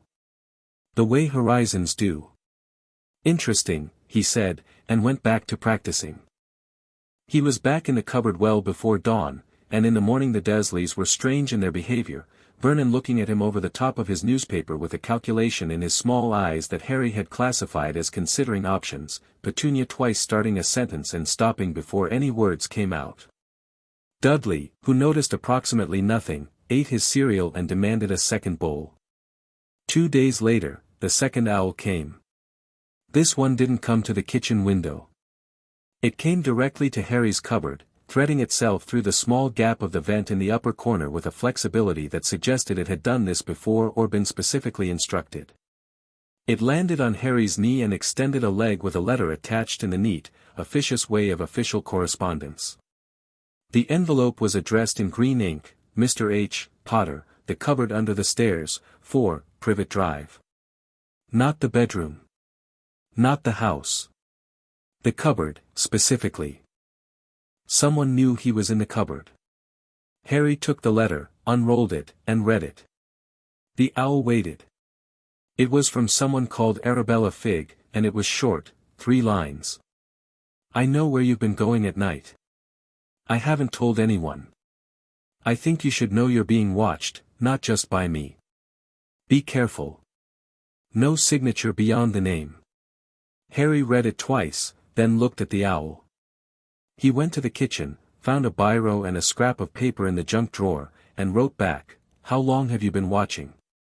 Who else?" He rolled it and the owl accepted it with what seemed like professional impartiality and left. He thought about the name Figg. He'd been told, when he'd asked once, that Mrs. Figg next door on Wisteria Walk was just a neighbor, nothing special, that he should stay out of her way. He'd accepted that because the Dursleys' characterizations of people were usually more useful as inverse guides. If they approved of someone, that person was probably dull and conventional. If they dismissed someone, that person was often worth knowing. He mentioned it to Ragnarok the next visit. Ragnarok's response was immediate and unguarded in a way that was itself informative. "She's a squib," Ragnarok said. "A member of Dumbledore's network. He placed her in your neighborhood to observe and report." "He has people watching the house," Harry said. "He has always had people watching the house," Ragnarok said. "Did you think he would not?" Harry was quiet for a moment. "I assumed there was something. I just didn't know the shape of it." He looked at the table. "How many people?" "Figg is the primary. There are rotational watchers, members of his order, who occasionally pass through the area. It's not a constant presence, more of an ambient monitoring. And Figg hasn't reported my nighttime trips." "Apparently not." "Why?" Ragnarok was quiet for a moment. "That would require knowing Mrs. Figg's motivations," he said. "Which I don't, directly. But I can tell you that people in long-term surveillance positions sometimes develop their own perspectives on the subject of their surveillance. Especially when the subject is a child being treated poorly." Harry nodded. "She's been there for years. She's seen enough. Presumably." He wrote back to Mrs. Figg through the owl, a longer letter this time, careful and deliberately neutral in tone, acknowledging that he knew about her role, expressing neither resentment nor naive gratitude, asking simply for her honest assessment of the monitoring situation. He signed it HP and gave it to the owl on a Sunday afternoon when the Dursleys were visiting Marge and he had the house to himself. Her response came the same evening. She'd been watching since late 1981. The rotational watchers checked in monthly. Dumbledore visited Privet Drive personally twice a year, standing at the end of the road and observing the house without approaching. The most recent visit had been 6 weeks ago, roughly concurrent with the Gringotts account changes. He stood there for a long time, she'd written. More than an hour. He had that look he gets when something's not adding up. I've known him long enough to recognize it. Harry folded that letter and put it in the green book, between chapters 9 and 10. Dumbledore was already aware something had changed. He just didn't know what. Good. Let him wonder. Over the following months, Harry expanded his curriculum systematically. Ragnarok's teaching sessions covered goblin history, account management, and magical theory from the goblin tradition, which was fundamentally different from the human approach in several fascinating ways. Where human magical training focused almost entirely on verbal and wand-based casting, goblin magic was tactile and material, bound up in the properties of metals and stone and the relationship between physical craftsmanship and magical intent. A goblin-made object was not enchanted after creation, the enchantment was worked into the making itself, intention embedded in every strike of the hammer. Harry found this deeply interesting. It gave him a different vocabulary for thinking about magic, not as something separate from the physical world that you imposed on it, but as something the physical world already contained that you were learning to work with. The practice chamber sessions became daily during school holidays and 3 times a week otherwise. He was progressing through his mother's book and the restricted volumes she'd left, and he'd moved beyond the rod to wandless work directly. The rod had served its purpose, giving him a clean channel for developing precision, but he didn't need it anymore. His control was sufficient that he could work without any medium at all. What surprised him, consistently, was how little effort most things required. Not no effort, he could feel the expenditure when he pushed into something genuinely difficult, but far less than the books suggested. The books, he'd noted, were all written for people who were fighting their own magic to make it do what they wanted. His magic didn't fight him. It was more like it was paying attention, waiting for him to know what he wanted clearly enough to ask for it, and then it moved. He didn't say this to Ragnarok because it seemed like the kind of observation that would produce a very long conversation about what it meant, and he wasn't ready to have that conversation yet. He was still accumulating information. He could have the theoretical discussions once he had enough data. By the time he was 7, he'd finished his mother's book twice and 3 of the restricted volumes once. By 8, he'd read every book in the vault and started making requests through Ragnarok for specific additional texts, goblin histories that Ragnarok sourced through the bank's library, magical theory texts that required Ragnarok to make discreet inquiries through the bank's continental contacts, 2 books that Ragnarok simply produced from somewhere Harry chose not to ask about. By 9, he was reading primary sources in old gobbledygook. By 10, he could hold a conversation in it. Ragnarok's reaction to that particular development was the most openly emotional thing Harry had seen from him, a long silence followed by a sentence in old gobbledygook that Harry translated, with some effort, as approximately, "You honor the language by learning it." Harry had replied, in the same language, "The language honors itself." "I just listened." Ragnarok had been quiet for a moment after that, and Harry had learned enough about goblin emotional expression to recognize that the silence meant something that would, in a human, have been a hand on the shoulder. The school years at St. Brutus's, which was what the Dursleys told anyone who asked about his education, though he attended the ordinary primary around the corner, were exercises in patience of a different kind. The teachers there were not terrible people, mostly, just operating with a set of assumptions about their students that Harry had to constantly navigate. The assumption that a child in ill-fitting clothes with a home address on Privet Drive needed simple content. The assumption that questions outside the approved curriculum were disruptions rather than engagement. The assumption that his frequent distraction, he was usually thinking about something Ragnarok had said, or working through a theoretical problem from one of the vault books, meant he wasn't paying attention when in fact he was paying 2 kinds of attention simultaneously. He was careful about his marks. Not too high, not too low. Enough to avoid concern, not enough to attract the kind of attention that brought parents in for meetings or generated reports. He'd decided in year 1 that school was a maintenance exercise and treated it accordingly, keeping the real work entirely separate. He had one friend. Sort of. Her name was Deirdre and she sat next to him in year 3, and she was the only person in the school who asked him questions instead of telling him things. Not about magic, she didn't know about magic, but about everything else. Why did he think the Romans had collapsed? What did he reckon the dinosaurs had actually looked like, really, not the drawings? Did he think there was something wrong with people who preferred being alone, or did other people just not understand what alone actually meant? Harry had liked Deirdre a lot. She'd moved to Bristol in year 4, and he'd felt the absence of her in a way that surprised him with its specificity, not devastation, but a real and notable gap where good conversation had been. He didn't write to her. He couldn't explain his life in letters. He was 10 when he asked Ragnarok the question he'd been building to for 2 years. "The prophecy," he said. "My mother mentioned it in the letter." She didn't explain it. "What does it say?" They were in the records room, the familiar gold light, the tea that Ragnarok produced as ritual now, the folders stacked in their order. Ragnarok set down his cup. "The full text is known to Dumbledore and to a very small number of others," he said. "Gringotts holds a fragment, a summary that was filed with the ministry at the time and of which we have a copy." He went to the brass cabinet and returned with a single sheet. Harry read it. A child born at the end of July to those who had thrice defied the Dark Lord. The power the Dark Lord knows not. The one marked by him as his equal.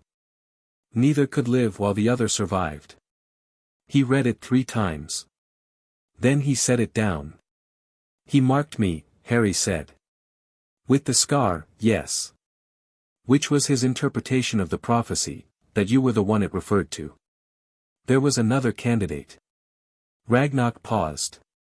Neville Longbottom, born one day before you, also to parents who had defied Voldemort 3 times. He chose you. That choosing is what activated the prophecy. Self-fulfilling, Harry said. If he'd never come after me, the prophecy might not have applied to either of us. That is one reading, yes. Harry looked at the sheet. The power he knows not. He tapped the phrase. What's the power? Dumbledore believes it to be love, Ragnarok said.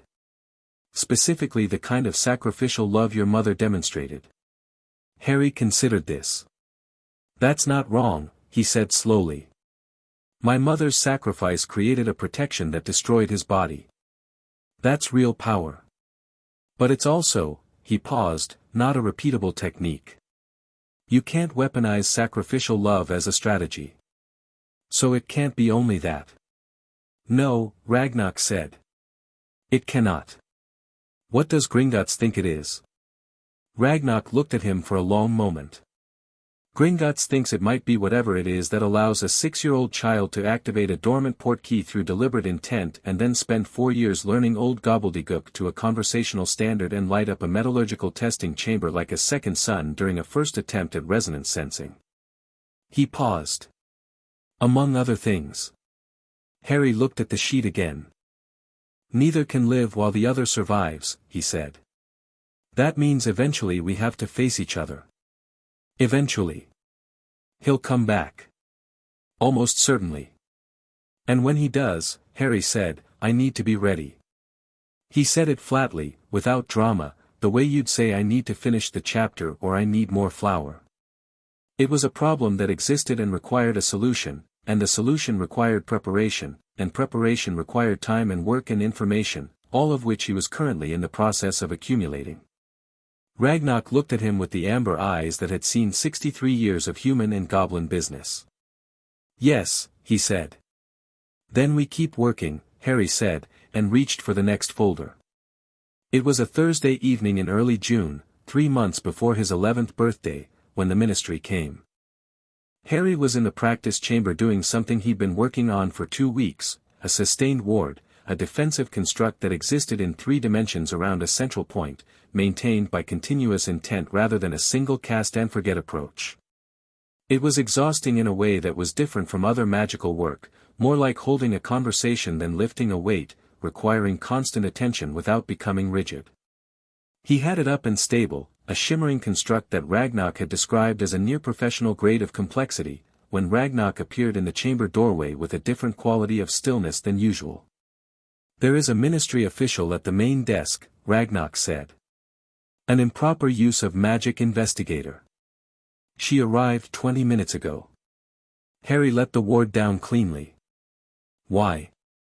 She says she's investigating an anomalous magical signature detected near Gringotts 3 months ago. An unregistered miner's magic, she says, though the detection records are apparently unclear on the specifics. Ragnarok's expression was completely neutral. The detection shielding in this chamber does not extend to the corridor leading to it. There was an incident 2 months ago when you were walking back from the vault, the lamp you redirected. Harry remembered. He'd redirected a faulty floating lamp as he passed it, automatically, because it was drifting into the path of a goblin carrying a stack of ledgers. It had taken approximately half a second and he hadn't thought about it. Right, he said. What's her name? Perkins. Mafalda Perkins. And she's at the front desk. Yes. The desk staff are telling her that Gringotts does not permit ministry investigations into internal operations without a full Wisengamot warrant and a 6-week notice period. Ragnarok paused. This is technically accurate and will delay her significantly. But not permanently, Harry said. He thought quickly. He was in the bank. He was legally here, as a recognized client. Nothing he was doing was illegal, the chamber was private Gringotts property, the detection shielding was Gringotts' own infrastructure, his presence here was covered by client confidentiality. The ministry couldn't compel Gringotts to reveal client information. That was foundational banking law. The problem was if this Perkins got curious enough to file a full warrant and start digging into why there had been magical activity near Gringotts from a miner's signature. That kind of investigation had legs. It could eventually lead somewhere inconvenient. What does she actually know? Harry asked. She knows there was a detection anomaly. She has a grid reference for the area, which covers approximately half a mile including this building and several Muggle structures. She does not know the source was internal to Gringotts, the detection equipment operates from above ground and can't distinguish depth. So she thinks it happened in the street, Harry said. Or in one of the Muggle buildings. Yes. Harry thought about it. She's going to leave without what she came for, he said. The desk staff will delay her until the warrant requirement ends the conversation. But she'll file a report and there'll be a record. Correct. Can the record be, not falsified, but... Harry looked at Ragnarok.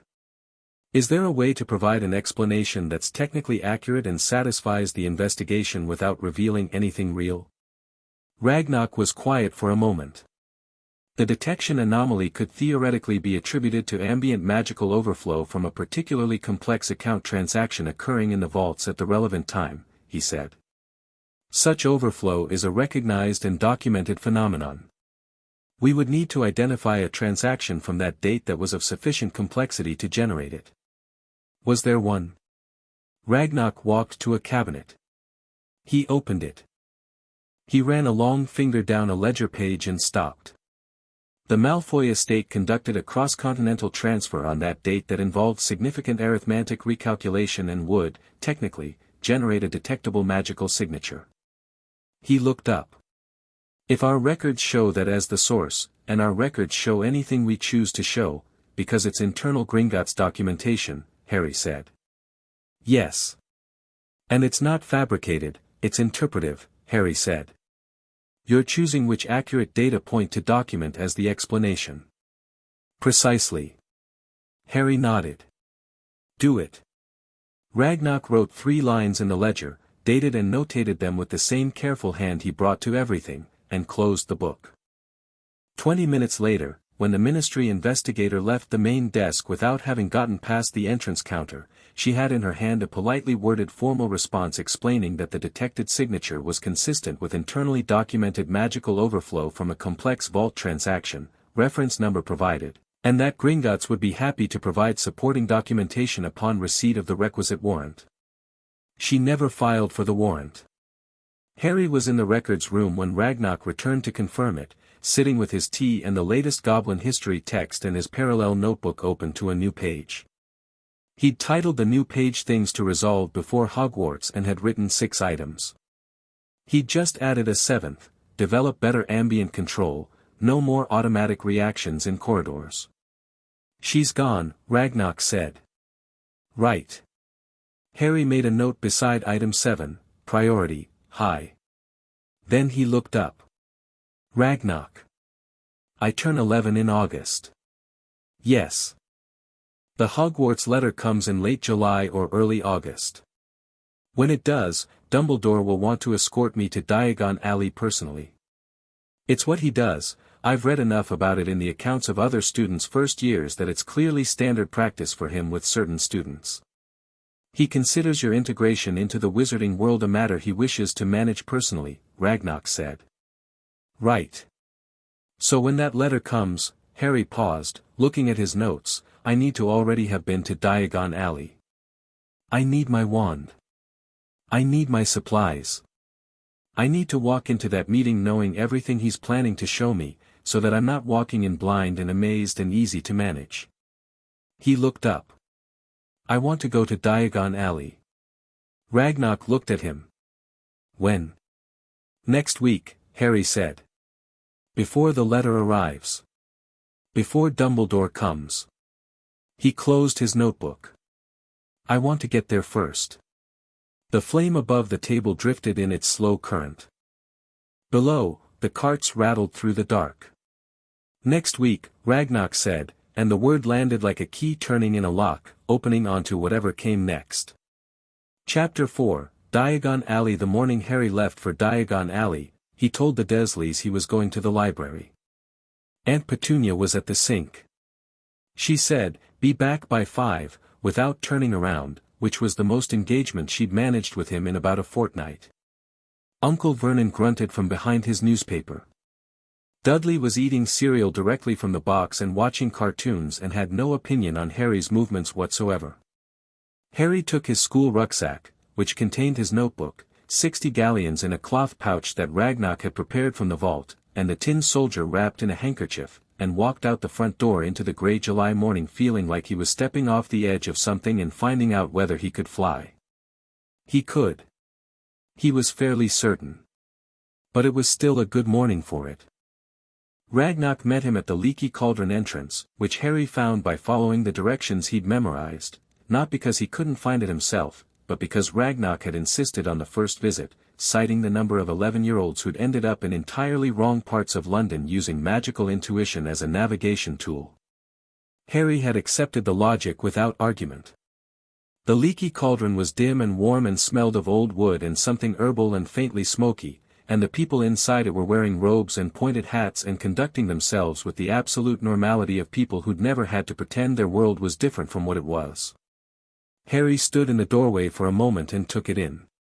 Not with amazement, exactly, he'd been reading about this world for 5 years, had built a detailed picture of it in his mind, and the reality mostly confirmed the picture.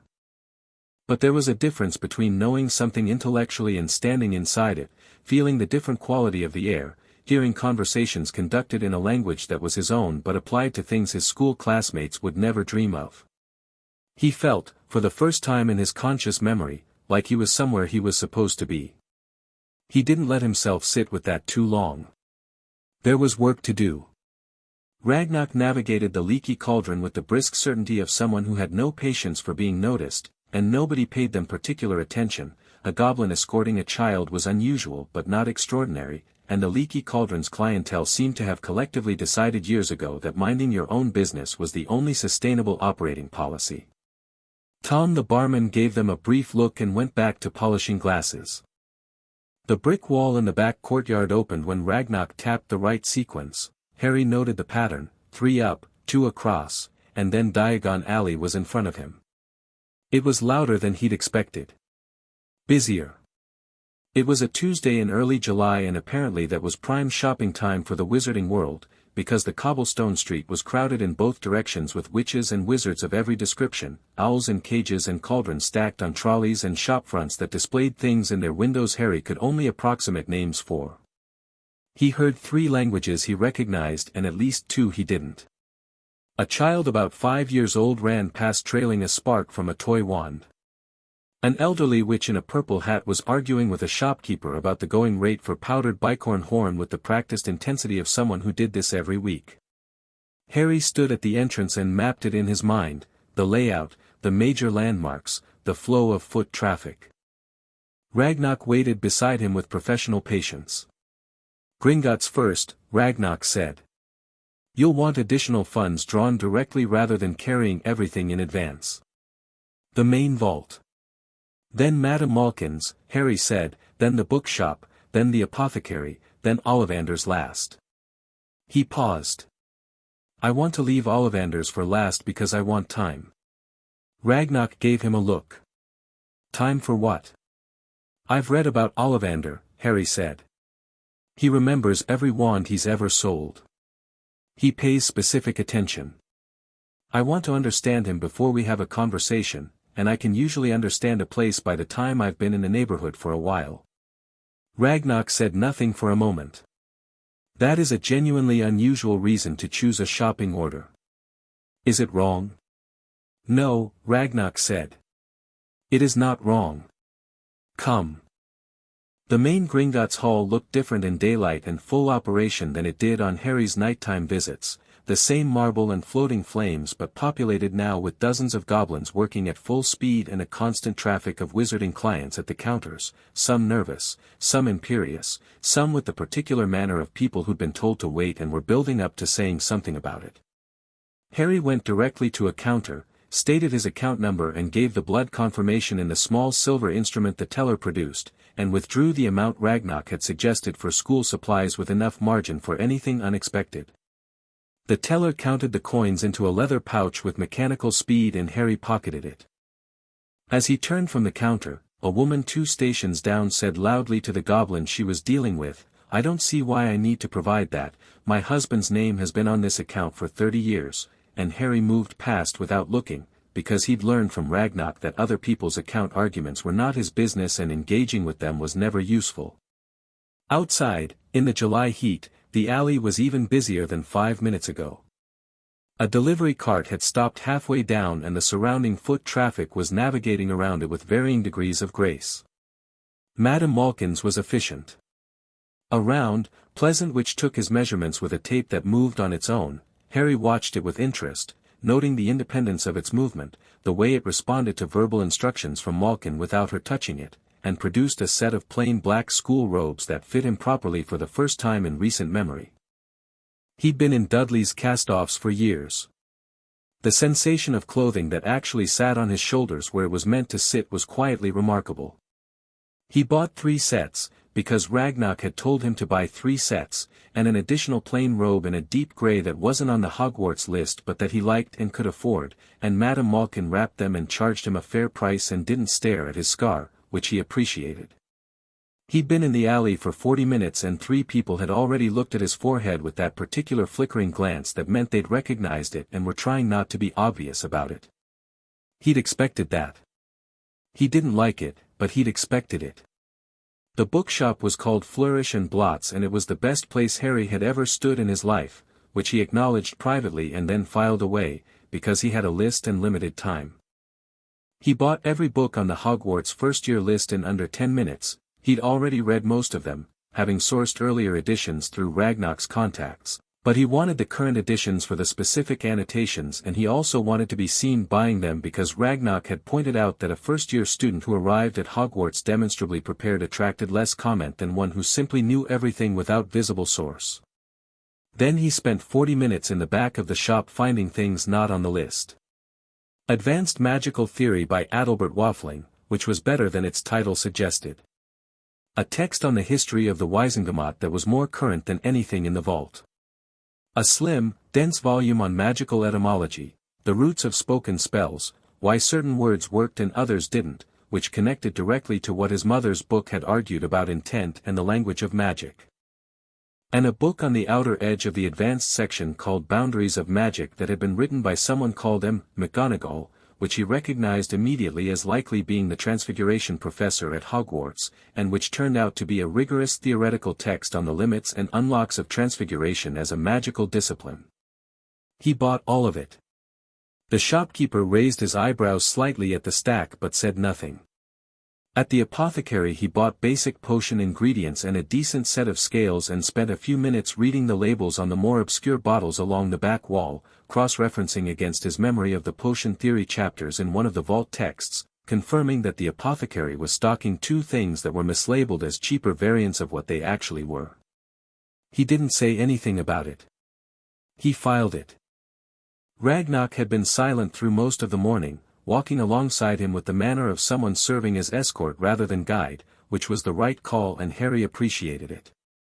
He was building his own map of this place and he didn't need it built for him. It was while they were leaving the apothecary that he saw the boy.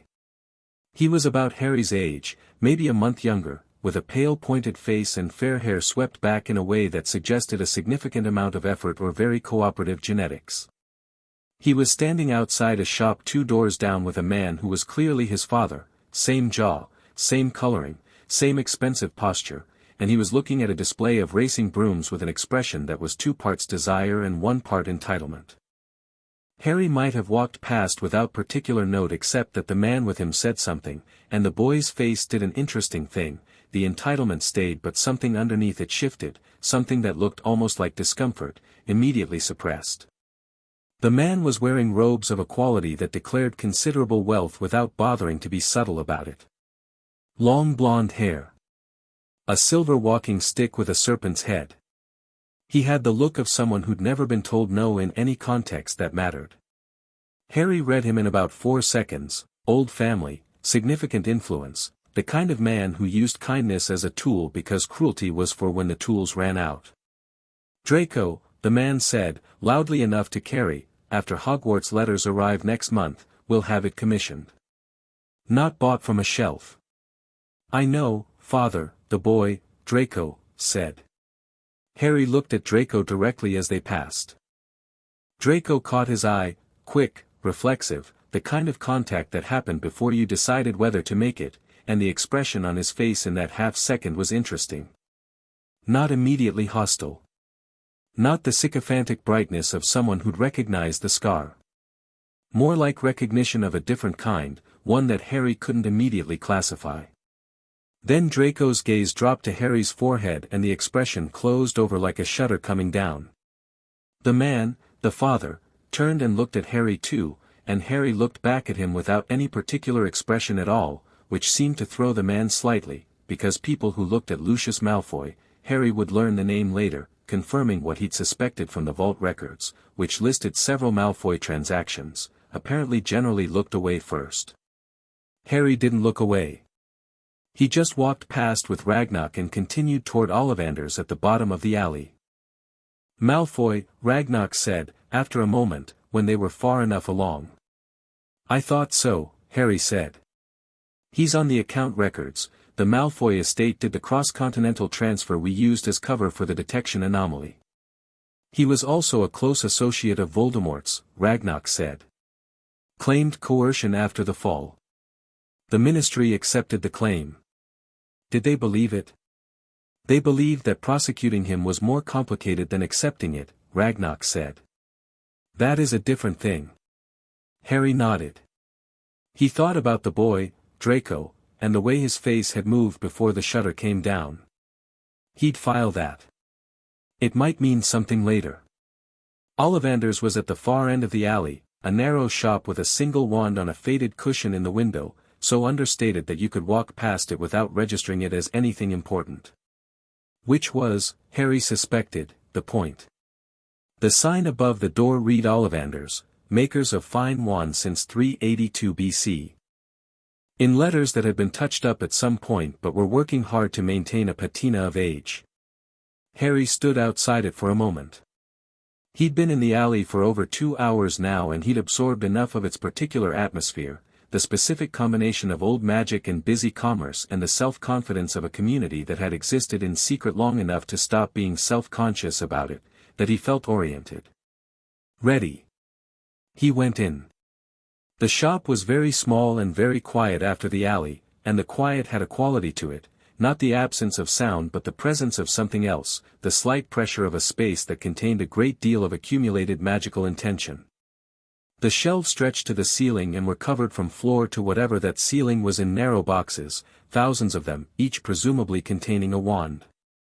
Harry estimated the count at somewhere between 7,000 and 10,000 boxes, which meant that if Ollivander remembered every wand he'd ever sold, he was carrying the equivalent of a small library in his head. Ragnock remained by the door. Ollivander himself appeared from the back as if he'd materialized, a thin, pale man with large silver eyes that had the quality of being simultaneously very old and very sharp. He moved with the soundless precision of someone who spent a lot of time in a small space. Harry Potter, Ollivander said, and the silver eyes went immediately to the forehead, as everyone's did, but then moved away quickly and focused instead on Harry's hands. Interesting. I expected you sooner. I wasn't due until the letter, Harry said. The letter is formality, Ollivander said. The wand doesn't care about letters. He tilted his head, studying Harry's hands. Fascinating. Have you done wand work before? Harry looked at him. I've done magical work, he said. With other instruments. Ollivander's eyes sharpened. Other instruments. He was quiet for a moment, still looking at the hands. You hold yourself differently from most first-year students. Like you know what your hands are for. He turned and moved along the shelves with unhurried certainty. This is not a compliment, incidentally. It is an observation. I do not give compliments to wands or to wand handlers, because wands do not respond to praise, they respond to truth. That seems sensible, Harry said. Ollivander glanced back at him. Most children say, thank you, at that point, out of conditioned politeness. You said it was sensible. The pale man turned back to the shelves. Good. Here, he produced a box, opened it, held out a wand, 11 inches, beechwood, dragon heartstring. Warm and responsive. Give it a wave. Harry picked it up. It felt ordinary in his hand, not unpleasant but not particularly engaged, like shaking hands with someone who was thinking about something else. He gave it a wave. Nothing much happened. Ollivander took it back before Harry had finished the motion. No. Obviously not. He was already moving. Holly, phoenix feather, 11 inches, famously good for those who are working through a significant personal challenge. He held it out. Harry took it. This one was warmer, and there was something in it that responded, a faint hum, familiar in quality from the tin soldier, from the practice rod. He held it for a moment, paying attention. It was wrong, but wrong in an interesting way. Not incompatible, more like speaking to someone who was almost the right person. Close, but the conversation didn't quite resolve. Closer, Ollivander said, watching him with undisguised interest. But you're doing something unusual, you're analyzing it. Most people just try it. You're feeling it before you commit. He took it back. How long have you been working with the practice rod from the Gringotts testing chambers? Harry looked at him steadily. That's a specific question. I make wands, Ollivander said. I know what residual channeling signatures look like on a hand. You've been working with a neutral medium for a significant period of time. The hands remember. His silver eyes were entirely focused. I am not asking you to explain anything you don't wish to explain. I am telling you that I see it because it is directly relevant to finding your wand. Harry considered this. About 4 years, he said. Ollivander was quiet for a moment. Then he turned to the shelves and moved along them with a different quality of purpose, not the systematic process he'd been using before but something more directed, like a person who'd suddenly understood the question properly. He pulled a box from a shelf near the middle of the shop. It was slightly different from the others, the wood darker, the box older, the air around it carrying that quality Harry had learned to recognize as significant magical saturation. I've had this since 1973, Ollivander said. 17 years. I made it and I knew what it was for and I've been waiting. He opened the box. The wand was 13 inches long, made from a dark wood that Harry couldn't immediately identify, not ebony, not walnut, something with a reddish undertone in the grain that shifted as the light moved across it. The handle was simple, unornamented, very slightly worn. The tip had a faint asymmetry that you'd only notice if you were looking for it, a barely there bend that made it look like it was already in mid-motion. Blackthorn, Ollivander said.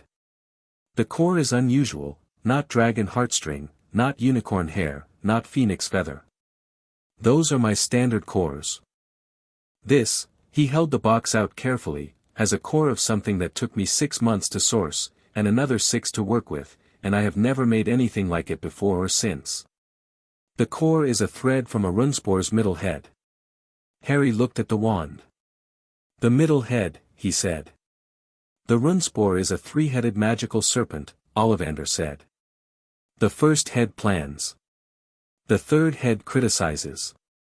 The middle head, he paused, the middle head is the dreamer. The visionary.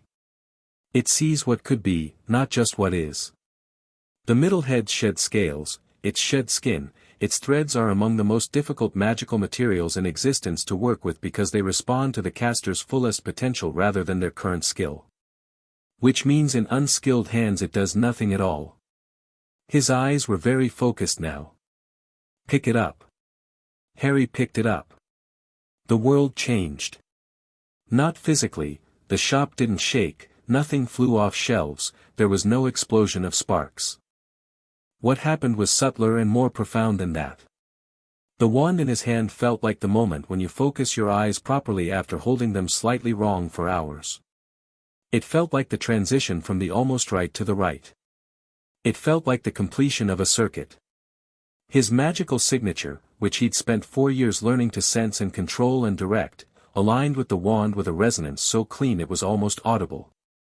He could feel the core, the runespore thread, responding, not with enthusiasm but with a kind of serious recognition. Yes. This is the conversation. He raised it slightly without thinking and the floating dust in the air of the shop rearranged itself in a slow spiral. He stopped immediately, not from alarm but from courtesy. Ollivander's shop, Ollivander's dust. Ollivander let out a long breath. 17 years, he said quietly, and his voice had lost the professional precision and become something else, something older. Blackthorn is extraordinarily rare, the tree doesn't volunteer its wood, you have to understand what you're asking and why, and the tree has to agree. This particular piece came from a tree on the Irish coast that had been struck by lightning 3 times and was still growing. He looked at the wand in Harry's hand. It is a wand for someone who has been through things and kept going, Mr. Potter. Not a comfortable wand. Not an easy wand. A true one. How much? Harry said. Ollivander blinked. Whatever he'd expected, that wasn't it. 15 galleons. Done, Harry said. He reached into the pouch. He paid. He held the wand at his side and felt it settle, the way something settles when it's found the right arrangement. Ollivander watched him. Most children, he said slowly, when they find their wand, are overwhelmed. Excited, tearful, startled. You look like you were expecting it. I wasn't expecting this specifically, Harry said honestly. I just wasn't planning to be overwhelmed. There's a difference. The silver eyes studied him for a long moment. The last wand I remember discussing with the same deliberateness, Ollivander said, choosing the word carefully, was purchased in 1938, by a student named Tom Riddle. He was also very precise about it. He paused. I tell you this not to alarm but to observe, there is a certain quality of magical focus that is rare, and it can go in any direction depending on what the person who carries it decides to build. He met Harry's eyes directly. I've wondered for years whether the wand I made in 1973 was made for something exceptional or something dangerous. Harry held his gaze. Why not both, he said. And why does it have to be one or the other? Ollivander looked at him for a long moment. Then something in his face relaxed, very slightly. No reason at all, he said. No reason at all. Harry put the receipt in his notebook, pocketed the wand in the inside pocket of his new grey robe, where it fit perfectly, and thanked Ollivander, and meant it. Outside, Ragnarok was waiting at the door. Harry stepped into the afternoon sun, which had burned through the morning cloud and was now making the alley bright and warm. The smells of food from a vendor 2 doors down mixed with the mineral scent from the apothecary and the particular warm paper smell drifting from the bookshop. The wand, Ragnarok said, looking at the slight shape in Harry's pocket. Blackthorn, Harry said. Runespore middle head core. 13 inches. He paused. He'd been holding it for 17 years. Ragnarok was very quiet for a moment. Blackthorn wands are considered war wands in the goblin tradition, he said. The blackthorn tree has been used in goblin weaponry since the First Age. In the old texts it is called Graxol, he used the old gobbledygook, and Harry translated it automatically. World cutter, Harry said. Approximately, yes. Ragnarok looked at him sideways. An unusual coincidence. Is it a coincidence? Ragnarok made the sound that wasn't a laugh. No, he said. I don't believe it is. They started back up the alley toward the leaky cauldron. Harry's bags were heavier now and the sun was fully out and the alley was at its most alive, afternoon crowd in full voice, the vendor with the food cart doing substantial business, a group of students Harry's age ahead of them comparing the wands they just bought with the competitive happiness of a shared experience. He watched them for a moment. Not wistfully, that wasn't quite the right word. More with the particular awareness of someone who had been building themselves for years in a specific direction and was starting to see where that direction led. He would be at Hogwarts in 2 months. He would be among people his own age who were just beginning to understand what magic was, and he would be different. He'd accepted that. He found he didn't mind. What he minded was the prospect of having that difference used against him, misread, turned into the story someone else wanted to tell about him. The boy who lived, the legend, the symbol. He'd read enough about how the wizarding world had built a mythology around a 1-year-old and a scar and an incomplete story, and he had no interest in being anyone's symbol. He was Harry Potter, who had spent 4 years in the deepest levels of Gringotts learning everything he could get his hands on. Who had a blackthorn wand that had been waiting since 1973. Who had a mother who'd built him a door. That was who he was. Not the legend. Not the orphan. Not the weapon. He was thinking through this when he turned a corner between shops and nearly walked into a figure coming the other way. Draco Malfoy, minus his father. They both stopped. Harry's hand went to his robe pocket on pure reflex, not reaching for the wand, just locating it, a mapping instinct, and he noted that Draco's eyes followed the movement and then came back to his face. Up close, without the shutter he'd pulled down before, Draco's expression was more legible. He was doing a version of what Harry was doing, reading the encounter, calculating its nature.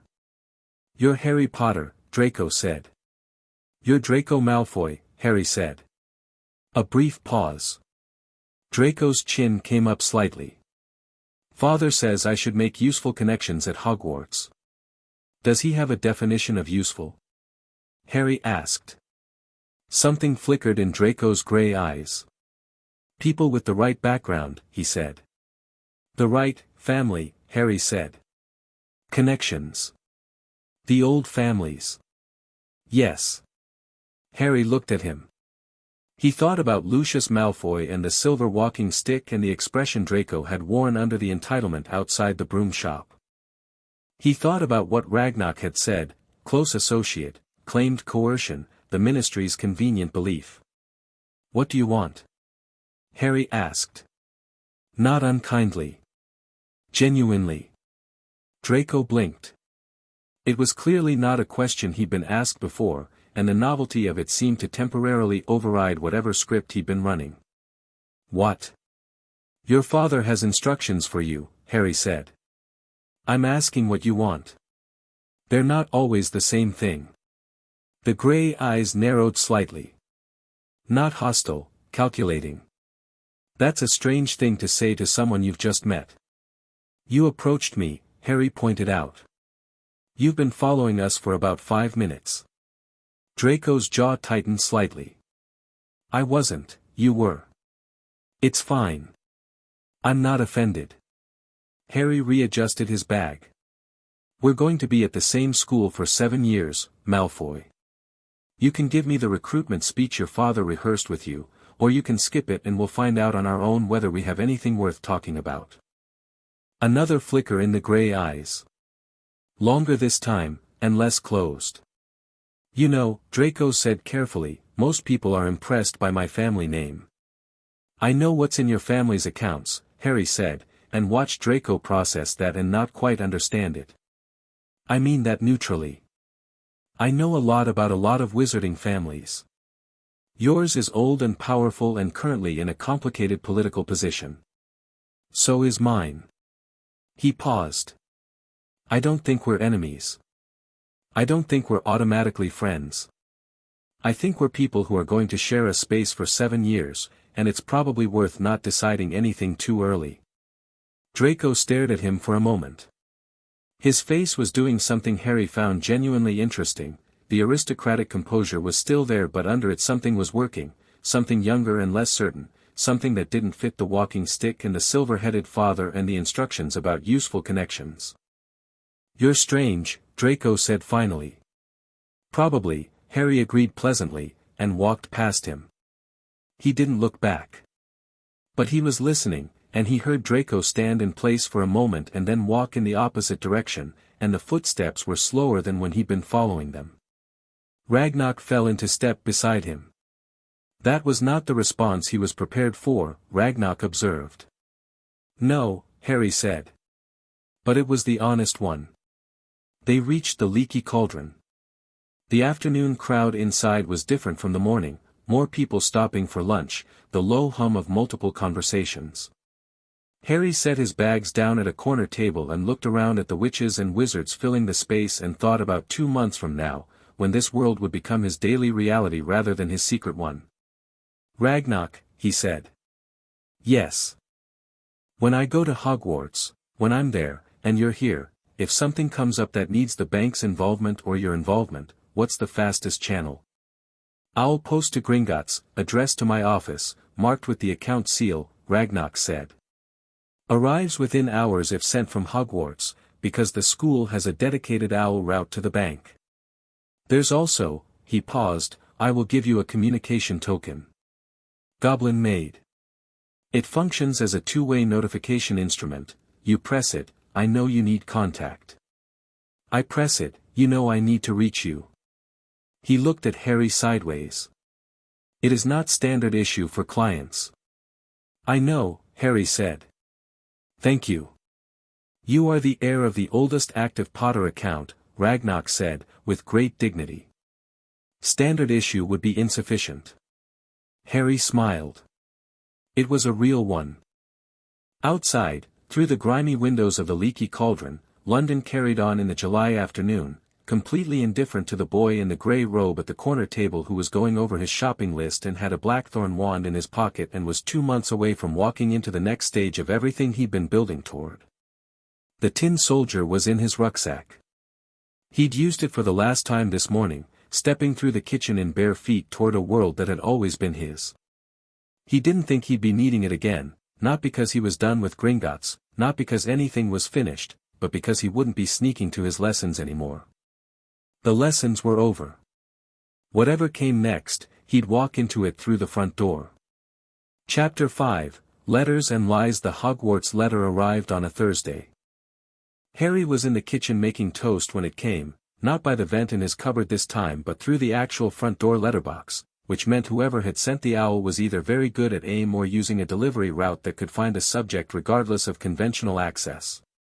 The envelope landed on the doormat at precisely 7 in the morning, between a gas bill and a circular about double glazing, and lay there in its crisp cream envelope looking completely unremarkable except for the green ink and the wax seal.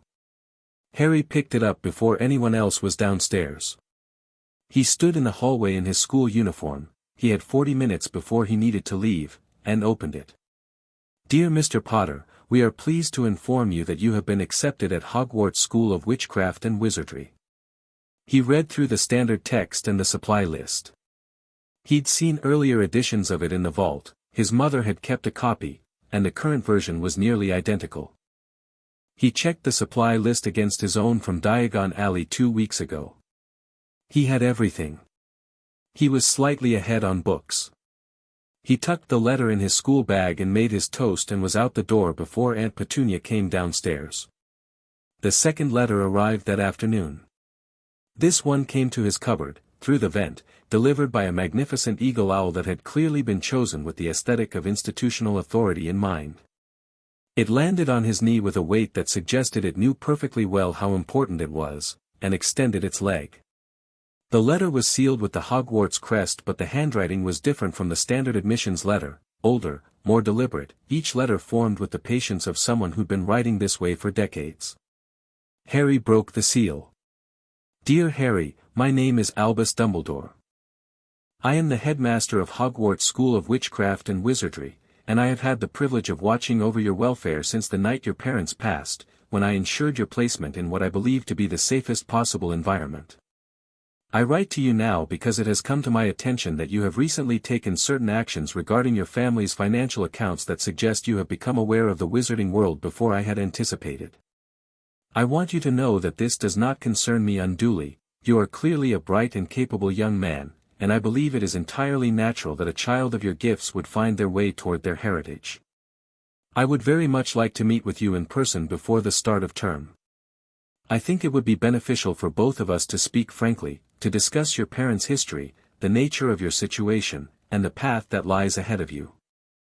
I can come to Privet Drive at any time convenient to you and your aunt and uncle. I would also be happy to escort you to Diagon Alley to collect your school supplies, if you have not yet done so. I hope you will write back at your earliest convenience. There is much I want to tell you, and much I expect you will want to know. Warmly, Albus Dumbledore, Order of Merlin, First Class, Grand Sorcerer, Chief Warlock of the Wizengamot, Supreme Mugwump of the International Confederation of Wizards. Harry read it twice, then set it on his mattress and looked at it. He thought about the account records. The 4 years of quarterly payments. The trust fund locked until 11. The guardian directives that had shaped his life without his knowledge or consent. He thought about a man who'd stood at the end of Privet Drive twice a year and watched a house where a child was living in a cupboard, and had filed it as acceptable because the blood wards were intact and the chess piece was in position. He thought about the tone of the letter. I have had the privilege of watching over your welfare. The specific architecture of that sentence, the word privilege, which implied graciousness, benevolent attention. I believe to be the safest possible environment. Believed. Past tense. An acknowledgement without an apology, the grammatical structure of someone who knew something had been imperfect but was framing their awareness of it as a form of honesty rather than a form of accountability. I think it would be beneficial for both of us, not for you, both of us. He wanted something from this meeting too. And the offer to escort Harry to Diagon Alley. He hadn't known Harry had already been. Harry picked up the letter and went to the kitchen to use the phone to call Mrs. Figg on Wisteria Walk, which he'd never done before, but which he'd established as a possibility 3 months ago after their owl correspondence had evolved into something more functional. She answered on the second ring. It's Harry, he said. I know, she said. I saw the owl. Big Eagle, was it?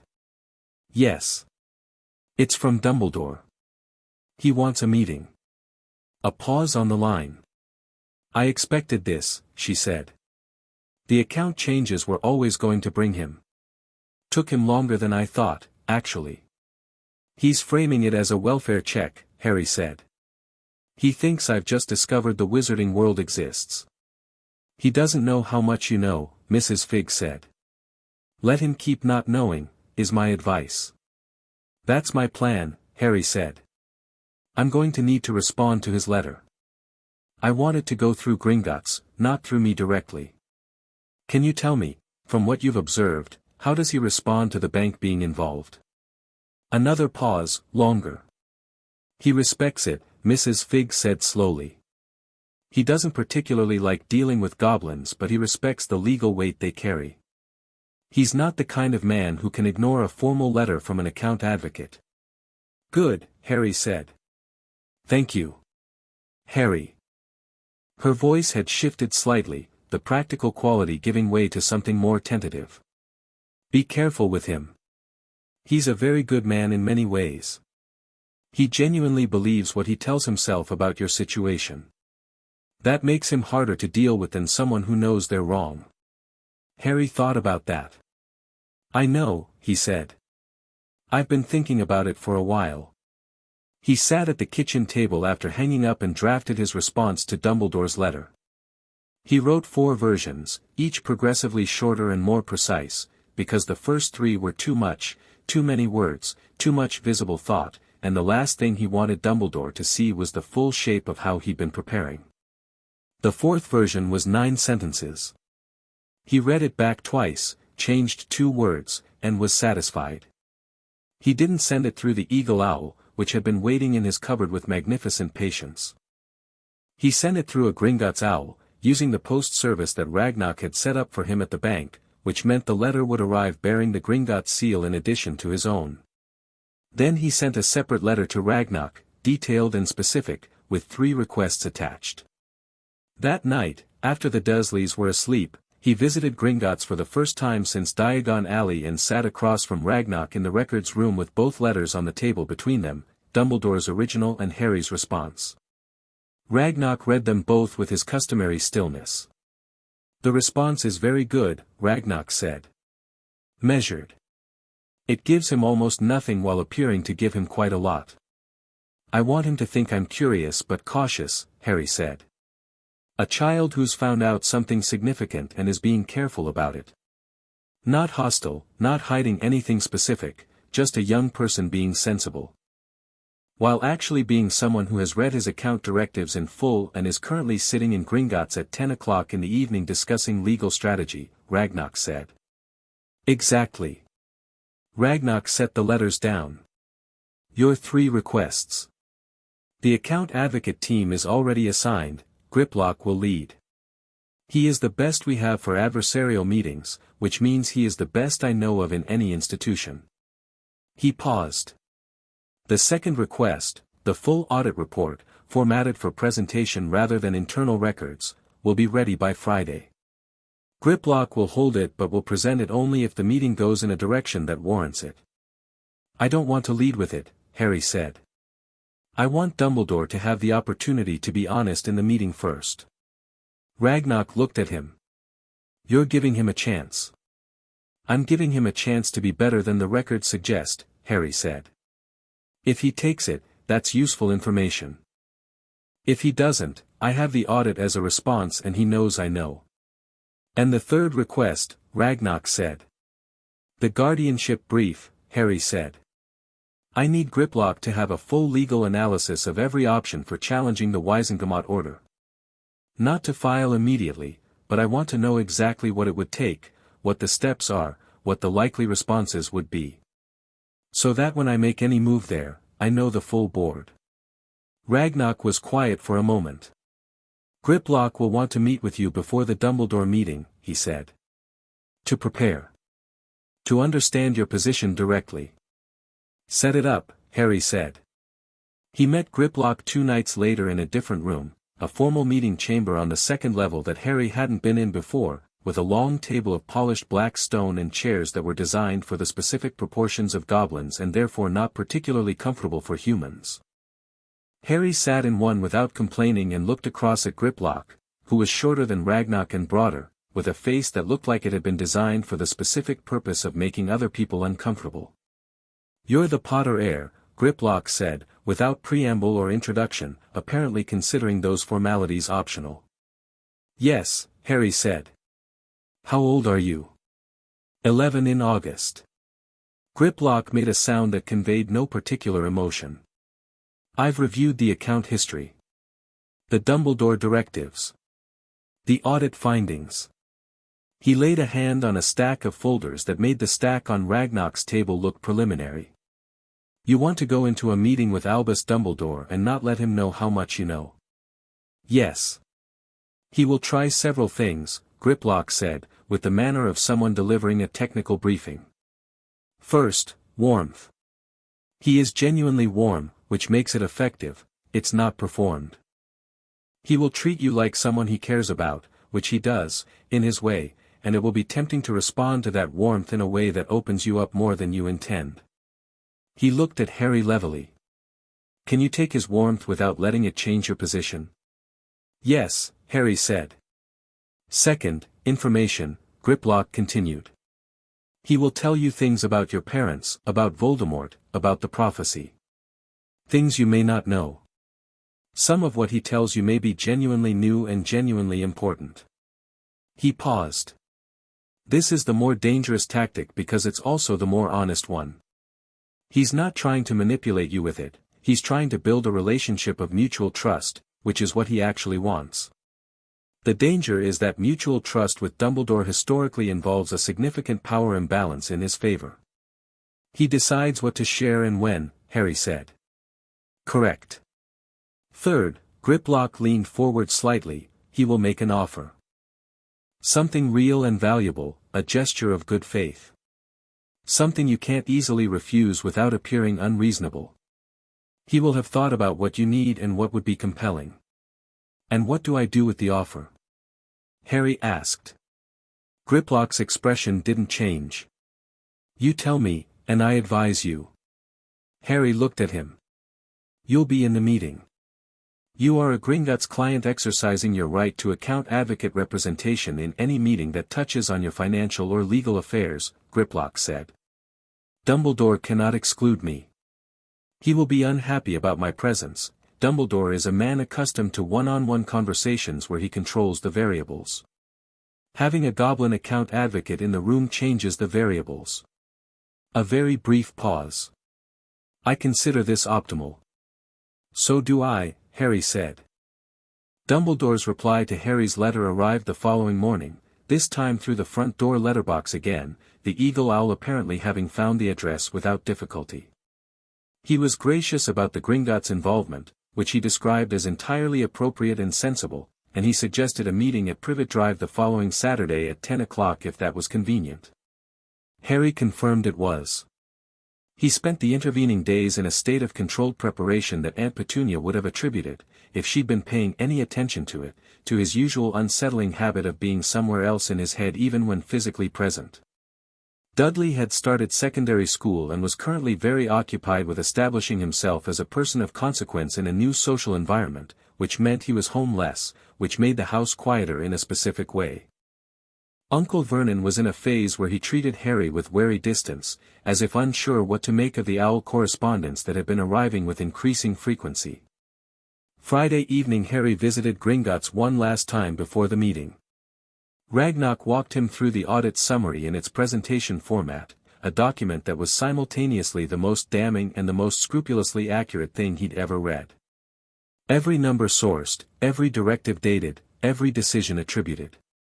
Nothing interpreted, nothing inflated. Just the facts in sequence, which were more than sufficient on their own. Dumbledore is clever, Harry said, after reading through it. He'll see what this cost us to produce, the depth of the record's access, the notation system reading. He'll understand I haven't done this alone. Is that a problem? Ragnarok asked. No, Harry said. He should know I have support. It changes the nature of the meeting from an adult managing a child to something more like a negotiation between parties of unequal power who are both aware of the inequality. He set the document down. He might respect that, actually. Or he might decide it makes you more dangerous and respond accordingly, Ragnarok said. Yes, Harry said. But if he decides I'm dangerous, that tells me something important about how he thinks of me. Saturday morning was cool and grey, a proper English summer morning that had apparently not got the memo about being summer. Harry was dressed and in the kitchen by 8:30, and Aunt Petunia was conducting an intensive cleaning operation that she always performed when anyone official came to the house.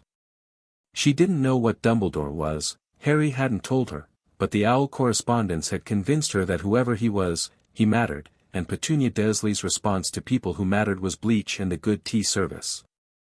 Griplock arrived first, at 9:45, materializing at the front door with the particular quality of presence that distinguished someone who arrived prepared rather than punctually. He was in formal Gringotts attire, a dark uniform with the bank's emblem that conveyed authority without ceremony, and he walked past Aunt Petunia's frankly staggered expression into the living room and placed his folders on the coffee table with the assurance of someone who owned the space.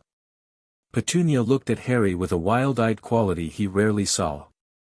What, he's my account advocate, Harry said. From my bank. He's here for the meeting. Your bank, I'll explain everything later, Harry said, which was not true at all, and Petunia seemed to know it and decided she'd rather be in the kitchen, which she retreated to with the speed of someone choosing not to have a conversation. Dumbledore arrived at exactly 10. Harry opened the door. He'd been preparing for this moment for years, in various forms, but mostly in the specific form of trying to get ahead of whatever surprise he might feel on seeing the man who had shaped his life from a distance. He'd expected to feel something sharp, anger, maybe, or the strange dissonance of meeting someone you knew too much about before they knew anything about you. What he actually felt, opening the door and seeing Albus Dumbledore for the first time, was something more complicated and less comfortable than either of those. The man was tall and ancient and had the kind of presence that filled space without effort, not the aggressive space-filling of someone like Vernon, who expanded outward, but the gravitational quality of something that had mass. Long silver hair, beard to match, half-moon glasses over eyes of a very particular blue that were sharp and warm at the same time and that landed on Harry with a focus that was simultaneously parental and assessing. He was wearing robes of deep blue covered in small silver stars that were actually moving. "Harry," Dumbledore said, and his voice was exactly what his letter had been, warm, deliberate, calibrated. "You look very well. You have your mother's eyes." "Everyone says that," Harry said. "Please come in." Dumbledore's gaze moved to Harry's wand pocket, the slight shape in his robes, and something registered briefly in the blue eyes before moving on. He stepped inside, and the hallway suddenly felt both smaller and larger, a contradiction Harry noticed and filed. In the living room, Dumbledore registered Griplock the way you registered an unexpected step, a fractional pause, a recalibration. "I wasn't aware you'd be bringing representation," Dumbledore said, settling into the armchair that Aunt Petunia had clearly hoovered specifically for a guest of importance. His voice remained pleasant. "Griplock is my account advocate," Harry said, sitting on the sofa across from him with the easy posture of someone comfortable in the room. Given that the meeting touches on things within his area of responsibility, it seemed appropriate.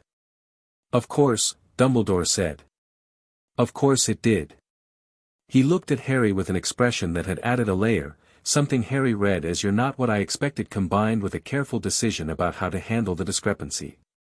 He set his hat on his knee. "I expect we should get to know each other a little, before anything else. Do you know much about your parents?" "Some," Harry said. "Your father was a remarkable wizard and a good man, if somewhat reckless in his younger years." Dumbledore smiled with the warmth of genuine memory. "Your mother was perhaps the most gifted practitioner I encountered in 40 years of teaching.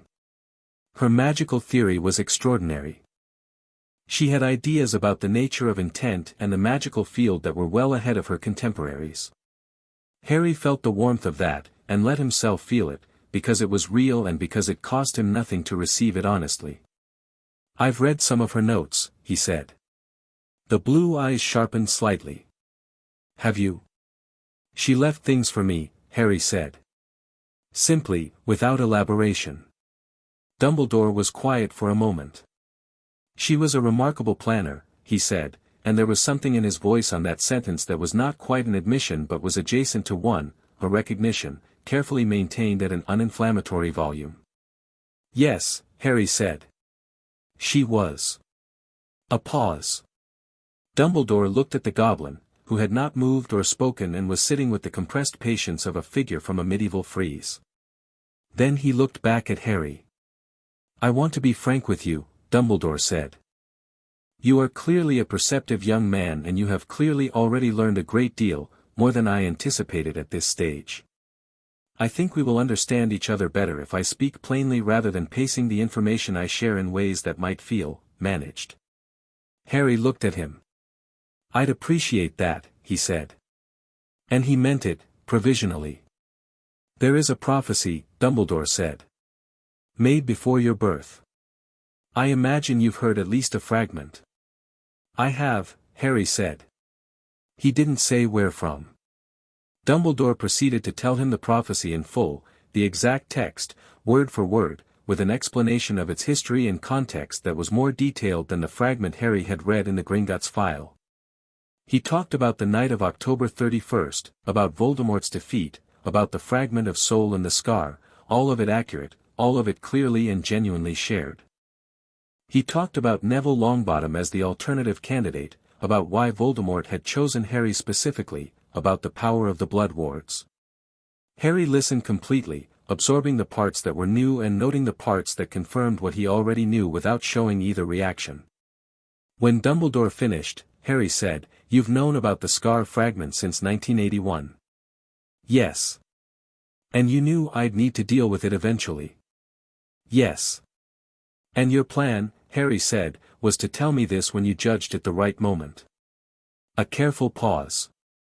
"My plan," Dumbledore said, "was to ensure you had the strength and the support to receive this information without it being overwhelming. I wanted you to have a childhood, Harry. Some time before, you made that decision for me, Harry said. Still flat, still conversational. No heat in it. Just the fact. Dumbledore met his eyes. I did, he said, and to his credit his voice didn't flinch from it. I believed it was the right call. Did it occur to you, Harry said, to check whether it was the right environment for a childhood? Before deciding I should have one there. The silence that followed was not comfortable. It was the silence of a very clever man recalculating. It occurs to me now, Dumbledore said, quietly, that I should have checked more carefully. Griplock, who had not moved during this entire exchange, now placed a single folder on the coffee table and pushed it slightly toward Dumbledore without comment. Dumbledore looked at it. He looked at Harry. The audit, he said. Yes, Harry said. Dumbledore opened it. He read it with the same thoroughness he clearly brought to all reading, completely, without skimming. The room was quiet except for the sound of paper. Outside, a car passed on Privet Drive. From the kitchen came the faint sound of Petunia doing absolutely nothing loudly. When he finished, Dumbledore closed the folder and set it on the table. He took his glasses off and polished them with a small cloth, which Harry recognized as a gesture of someone buying themselves a moment to think rather than a vision problem. The welfare provision, Dumbledore said. He didn't finish the sentence. Was not being applied to my welfare, Harry said. No. He replaced his glasses. I should have audited it myself. I did not. He paused. That was wrong. Harry looked at him. He thought about Mrs. Figg's advice, he genuinely believes what he tells himself, which makes him harder. And he thought about the quality of the apology, which was brief and direct and did not offer explanations, which made it better than most apologies he'd witnessed. Not sufficient. But real. I know, Harry said. I'm not asking for an apology. I'm establishing what the record shows so that we both know what we're working from. Dumbledore looked at him with an expression that had shifted again, something in the warmth had changed, become less directed and more open. How old are you? He said, and it wasn't condescending, it was genuine wonder, the question of someone recalibrating entirely. 10, Harry said. 11 in August. A long pause. Dumbledore looked at the audit folder, then at the goblin, then at Harry. What is it you want? He said. From this meeting. From all of this. I want to go to Hogwarts in September, Harry said. I want to be a student, not a symbol. I want the guardianship structure reviewed, not necessarily changed immediately, but reviewed, with an actual audit of its appropriateness. I want to not be managed without my knowledge. He paused. And I want you to understand, he said, that I'm not your enemy. I'm not interested in being your enemy. You loved my parents and you've been trying, in your way, to protect me, and I believe that's genuine. He held Dumbledore's gaze. But I am not a piece on your board. I am the person the board exists for. And I need you to know the difference. Dumbledore was very still. The flames in the fireplace, which Petunia had lit despite it being July because a guest, crackled in the silence. Your mother, Dumbledore said finally, used to say something to me when she felt I was being particularly presumptuous. She said, Albus, there is a difference between wisdom and authority, and you keep confusing which one you have. He was quiet for a moment. I hear her rather clearly in you. Harry felt the edges of that, let himself feel them, quickly and honestly. Good, he said. The offer I was going to make, Dumbledore said, and he was watching Harry carefully as he said it, was to personally escort you through the wizarding world's history before Hogwarts. Explain everything. Give you the context. He paused. I suspect you already have it. Most of it, Harry said honestly. Most of it, Dumbledore repeated. He almost smiled. Then what I will offer instead, if you'll accept it, is this. My door is open. When you have questions that the books and the records don't answer, I will answer them. I will not manage what I tell you based on what I think you can handle. I will treat you as someone capable of handling truth. He paused. In return, I would ask only that you tell me when you think I'm making a mistake. Your mother always did. I found it, a brief pause, enormously valuable, even when it was uncomfortable. Harry considered this. He looked at Griplock, who was inscrutable. I can do that, Harry said. Then we have an understanding, Dumbledore said. It wasn't trust, not yet, not close to that. It was a framework, a set of agreed-upon rules for a relationship that would need to be tested before it meant anything. But it was a framework built on honesty on both sides, which was more than Harry had expected to walk away with. After Dumbledore left, declining Petunia's tea with a graciousness that left her visibly torn between relief and offense, Griplock collected his folders and stood. That went better than most negotiations I have conducted in 40 years, he said. I said approximately nothing and yet my presence was apparently instrumental. Your presence changed what kind of meeting it could be, Harry said. It forced it to be a meeting between parties rather than an adult talking to a child. Griplock looked at him with the flat amber assessment that Harry had come to associate with goblins at their most direct. You are going to be an interesting client, he said. Is that good or bad? Harry asked. Griplock picked up his case. In my experience, he said, interesting clients either achieve remarkable things or cause catastrophic problems. Sometimes both. He headed for the door. I look forward to seeing which. After Griplock left, the house was very quiet. Harry sat in the living room for a while with the fire going out and the grey July light coming through the net curtains and thought about everything, the meeting, the conversation, Dumbledore's face when he'd read the audit, the way the man had said that was wrong without cushioning it. He thought about the fact that in 7 weeks he would be at Hogwarts. He pulled his wand from his pocket and held it, feeling the runespore thread's quiet attention, the warm presence of a thing that had been waiting since 1973 for exactly this. He thought about what the Middlehead dreamed. Then he put the wand away, went to his cupboard, for the second to last time, though he didn't know that yet, and opened the Goblin history text he'd been working through, and read until dinner. In his margins, in neat handwriting, today was the beginning of something different. Not an ending. First moves. Outside on Wisteria Walk, Mrs. Fig walked her cats in the grey afternoon and did not report what she'd seen to anyone.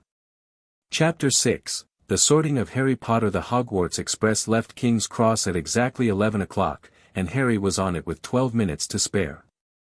He'd arrived early enough to watch the platform fill, pushing his trolley through the barrier between platforms 9 and 10 with the ease of someone who'd been given the instructions 3 weeks in advance and had therefore had time to treat it as an interesting physical problem rather than a magical revelation. The barrier was permeable to anyone with magical ability and sufficient confidence, which was a good design principle and also a slightly blunt metaphor. The train was scarlet and enormous and hissed steam in a way that was either genuinely necessary to its operation or theatrical, and Harry had decided it didn't matter which. He loaded his trunk, put Hedwig, his owl, purchased the previous week from Elops at the recommendation of a shopkeeper who described her as opinionated but competent, which Harry found immediately relatable, into the overhead rack, and sat by the window in an empty compartment and watched the platform through the glass. The Weasley family arrived with about 4 minutes to spare in a state of organized chaos that suggested it was their standard mode. There were a lot of them. Harry counted 6 children ranging from what looked like 17 down to 10, plus 2 parents, plus a luggage situation that appeared to be negotiated rather than resolved. The mother was a short, round woman who was simultaneously hugging 2 children and directing 3 others, and she managed this with the confidence of someone for whom this was a Tuesday. Harry noted the youngest boy, same age as Harry, red hair, hand-me-down robes that fit him the way Harry's had always fit him, which was to say they'd been bought for someone with different dimensions and had been persuaded into service. He had a smudge of something on his nose and the cheerful energy of someone who was too excited to be nervous yet. Hermione Granger arrived alone, with her parents, and stood on the platform with a trunk that had clearly been packed with a great deal of methodical intention and a very large book tucked under her arm. She was reading it standing up, which Harry recognized as a specific kind of person. He saw Draco Malfoy arrive with his mother and no father, which was different from what he'd expected. The mother, Narcissa Malfoy, tall and elegant and carrying herself with the specific composure of someone whose public face had been developed over many years of necessary use, walked with her hand on Draco's shoulder until the last possible moment before the barrier, when she removed it with a precision that looked more like reluctance than formality. She said something to him that Harry couldn't hear. Whatever it was, Draco's face did the same thing it had done outside the broom shop, the shutter coming down over something younger and less armored. He looked up and found Harry's window, and for a fraction of a second his expression was entirely unmanaged. Harry raised a hand, not a wave exactly, more an acknowledgement. Draco looked away. Harry thought about Narcissa Malfoy's hand on her son's shoulder. The train started moving at exactly 11. Harry watched platform 9 3/4 recede through the glass and then turned back to the compartment, which was still his own for the moment. He opened his current book, the one on Goblin metalworking history, which had a chapter on enchantment through construction that he'd been halfway through since last Tuesday, and had read 12 pages when the compartment door opened. The boy with the smudge on his nose looked in with the universal expression of someone hoping they'd found a safe harbor. Air, everywhere else is full. Can I sit here? Yes, Harry said. The boy came in and dropped into the seat across from Harry with the relieved collapse of someone whose anxiety had been running at considerable levels and had just been given permission to discharge.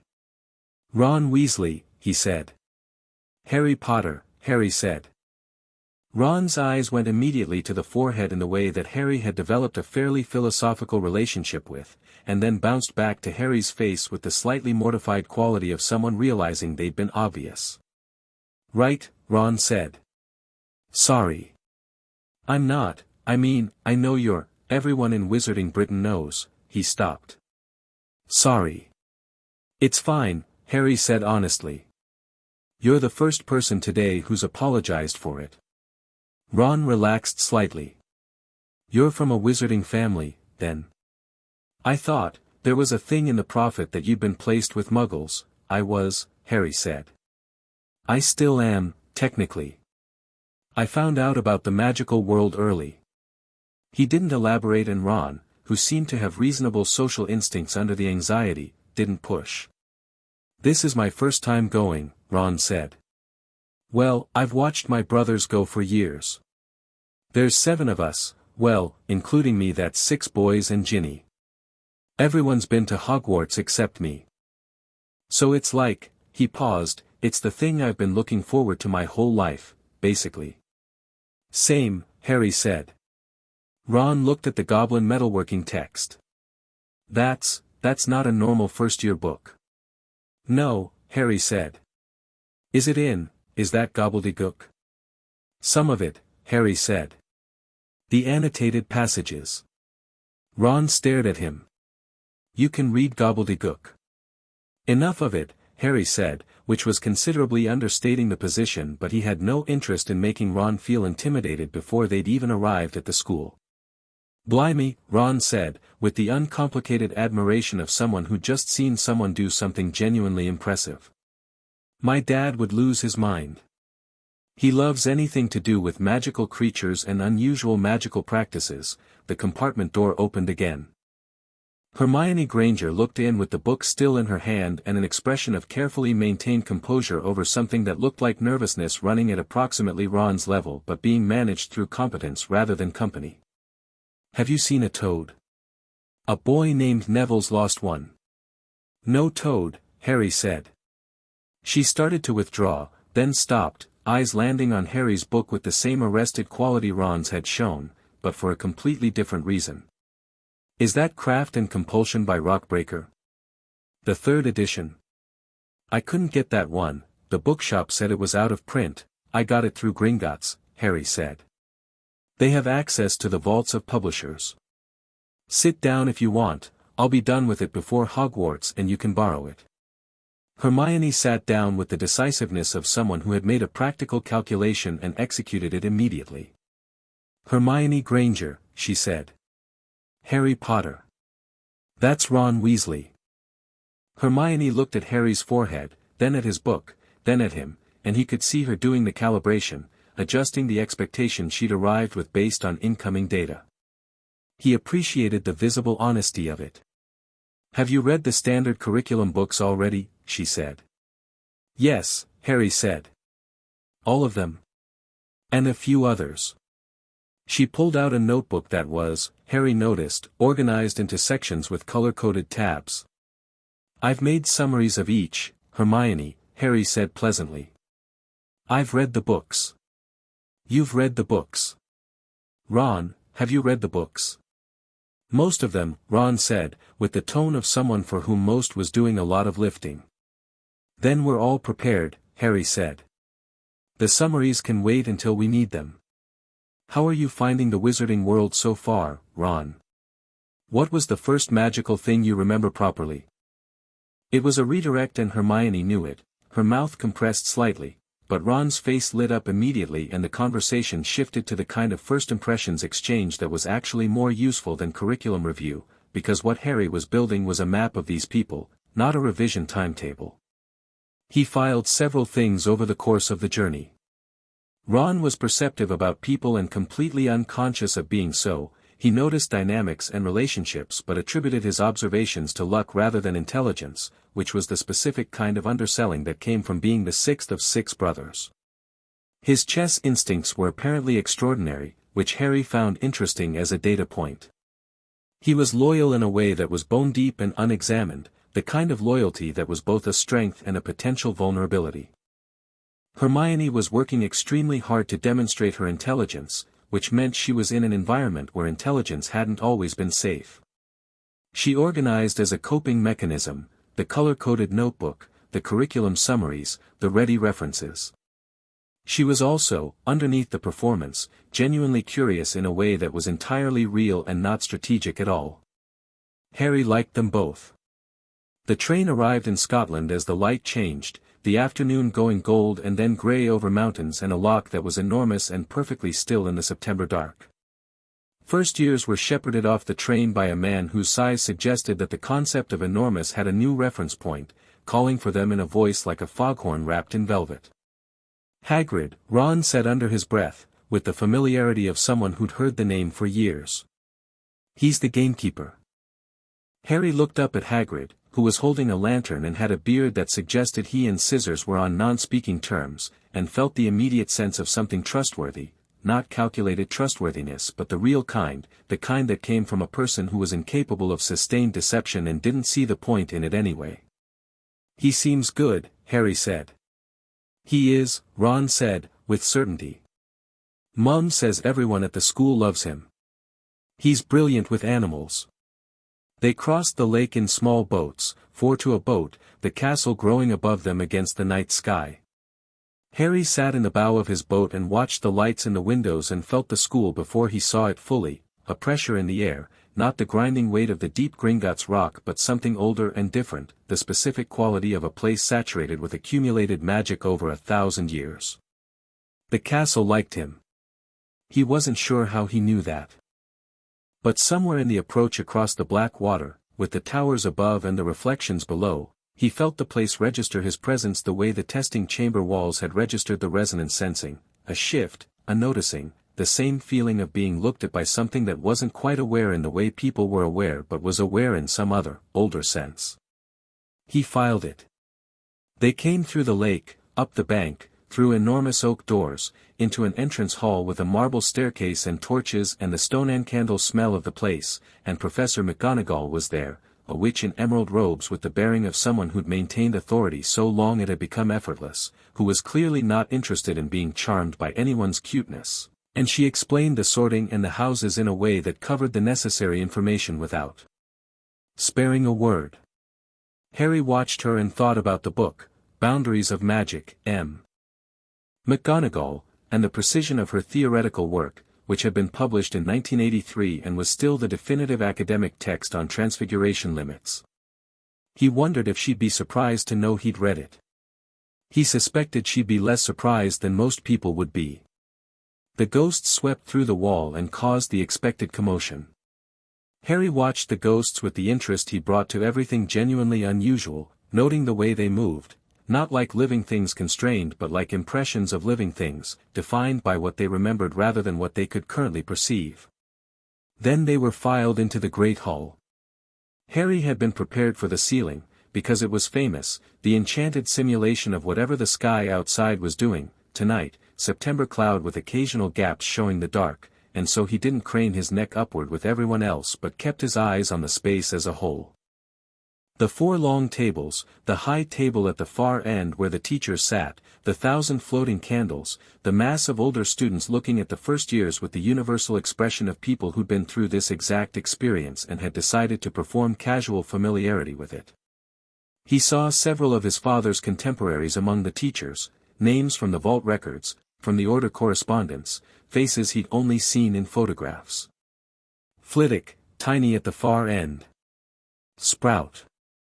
Professor Quirrell in a purple turban who Harry looked at briefly and then looked at again, because something was wrong. Not wrong the way a person was wrong when they were nervous or lying.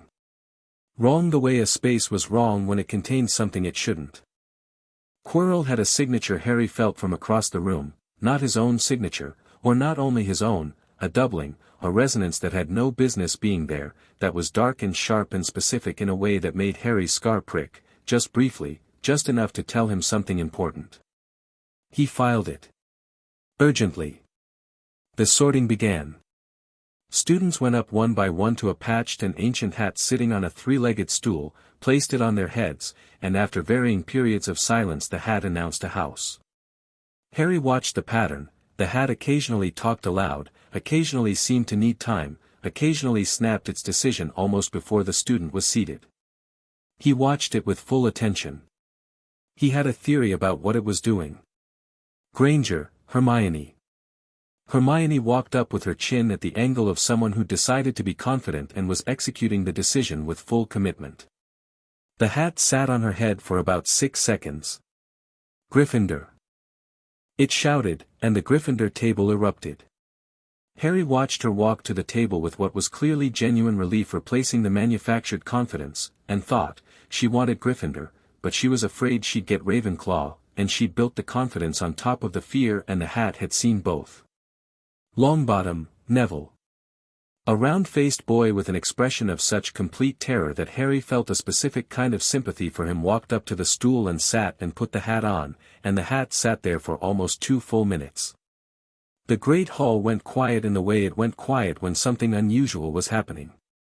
Harry could see Neville Longbottom's shoulders, the set of them under the hat, not defeated, actually. Held. Like someone braced against something. Gryffindor. Neville took the hat off looking stunned, then walked to the table with the dazed quality of someone who'd been told something they doubted was true. The prophecy, Harry thought. The other candidate. He watched Neville Longbottom sit down at the Gryffindor table and thought about what it meant to be the one who wasn't chosen, to grow up in the shadow of an almost, to know that but for a madman's specific preference your life would have been entirely different. He'd want to talk to Neville Longbottom. Malfoy, Draco. Draco walked up with the composure of someone who'd been told what to expect and was performing the expectation. The hat hadn't touched his head for more than 2 seconds before it called Slytherin, which was the expected outcome, and landed on the Slytherin table with a roar of welcome. Draco sat down with the ease of someone who'd arrived home. But his eyes found Harry's as he sat, a fraction of a second. Potter, Harry. The hall went very still. Harry walked to the stool with a clear step and sat and placed the hat on his head and waited. The hat settled over his eyes and then a voice spoke in his ear, low and dry and very old and deeply amused. Well. I haven't had one like you in some time. There are quite a few of you, Harry thought back, because it seemed like the right approach with something that was clearly conducting a full read of his mind. 11 years of you, yes. You're considerably different from the version I expected. The file on you, so to speak, was quite different. A pause, warm with thought. You've prepared. I had time. More than that. The hat seemed to be turning him over the way you'd turn over a coin, examining both sides. Gryffindor courage, certainly, but you already know what you're afraid of, which is unusual. Ravenclaw intelligence, considerable, and genuinely directed, not performed. Slytherin ambition and strategic thinking, deep and real. Another pause. And something Hufflepuff, too, the loyalty, the work ethic.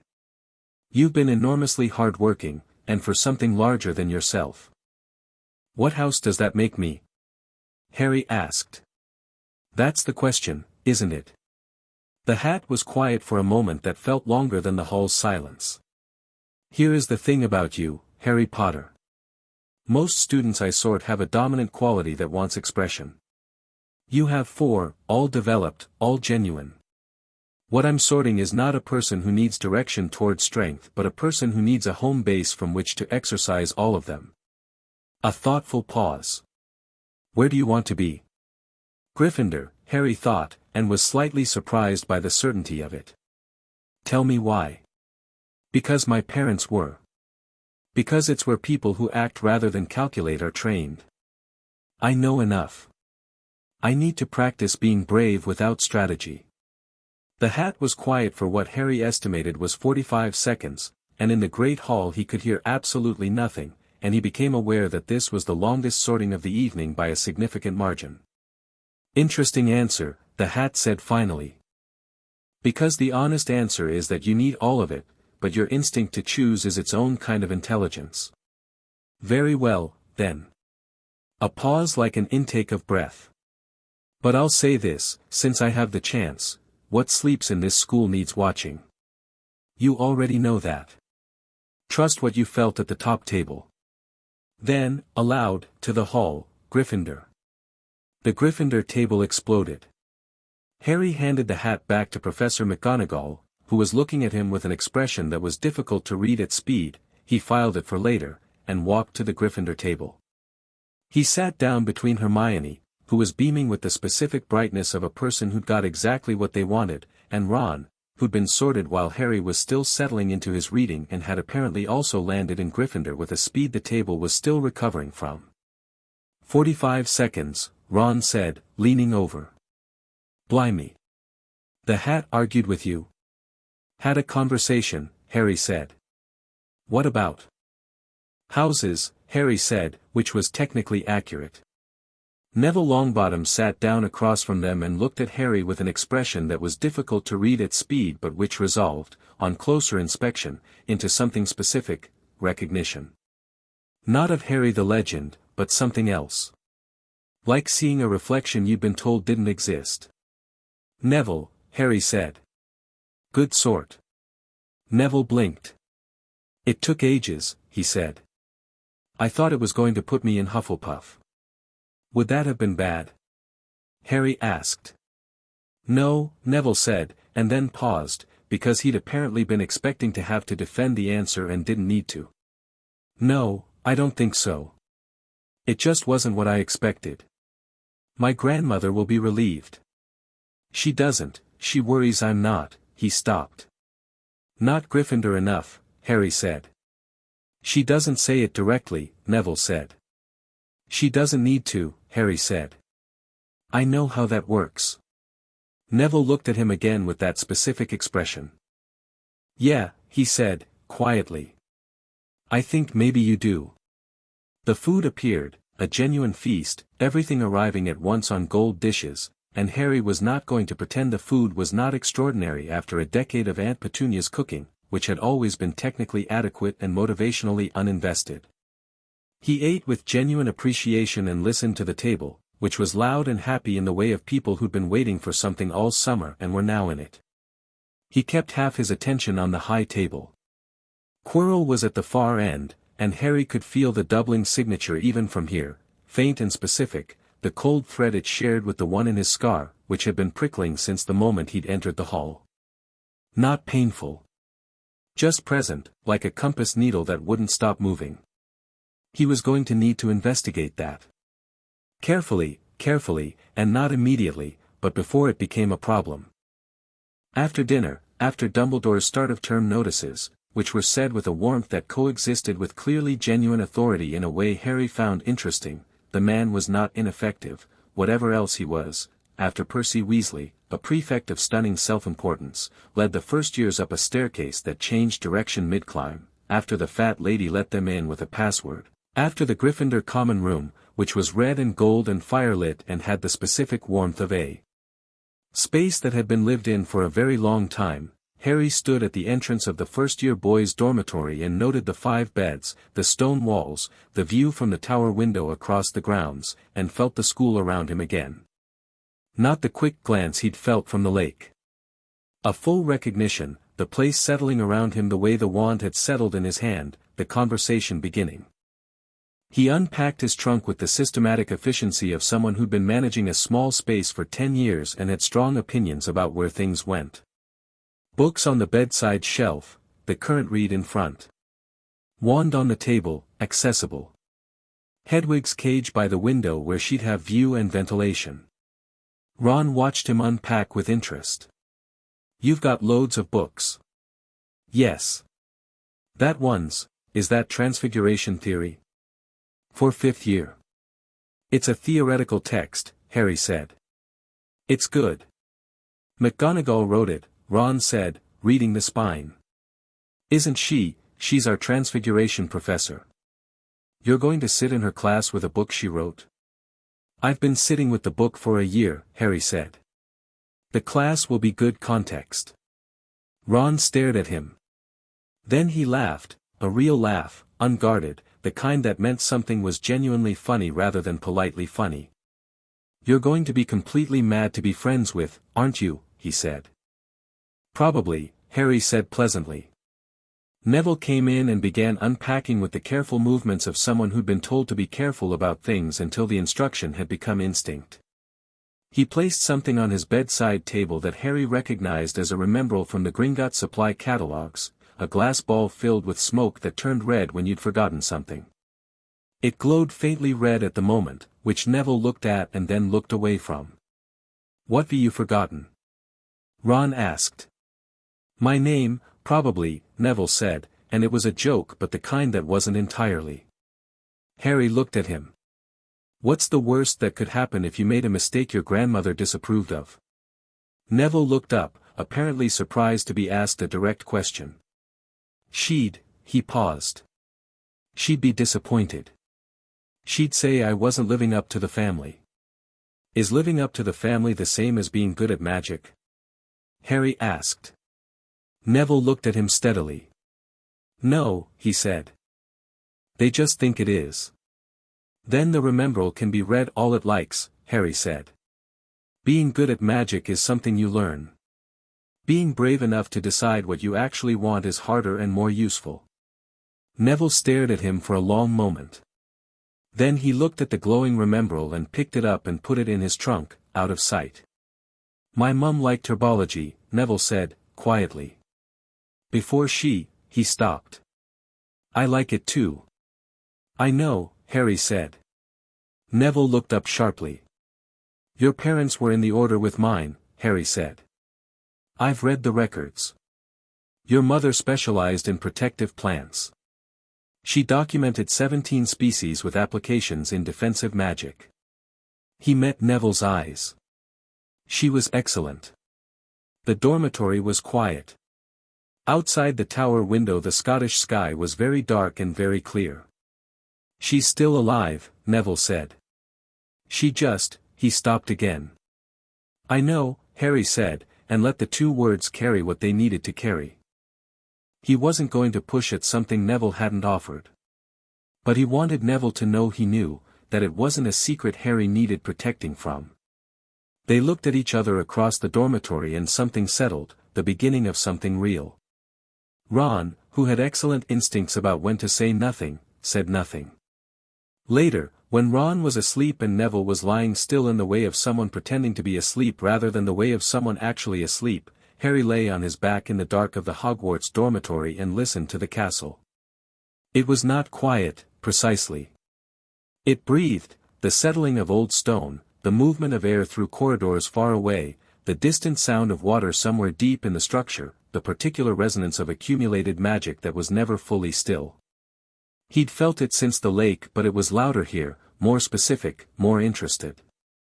He reached for it with the same reaching he'd practiced in the testing chamber, the gentle outward attention that asked rather than demanded, and the castle responded with a warmth that had no physical temperature but was real. He asked it one thing. Quirrell. What is he keeping? The castle didn't answer in words. It answered the way deep things answered, with a pressure, a direction, a specific cold that came from somewhere below and to the north of where he was lying.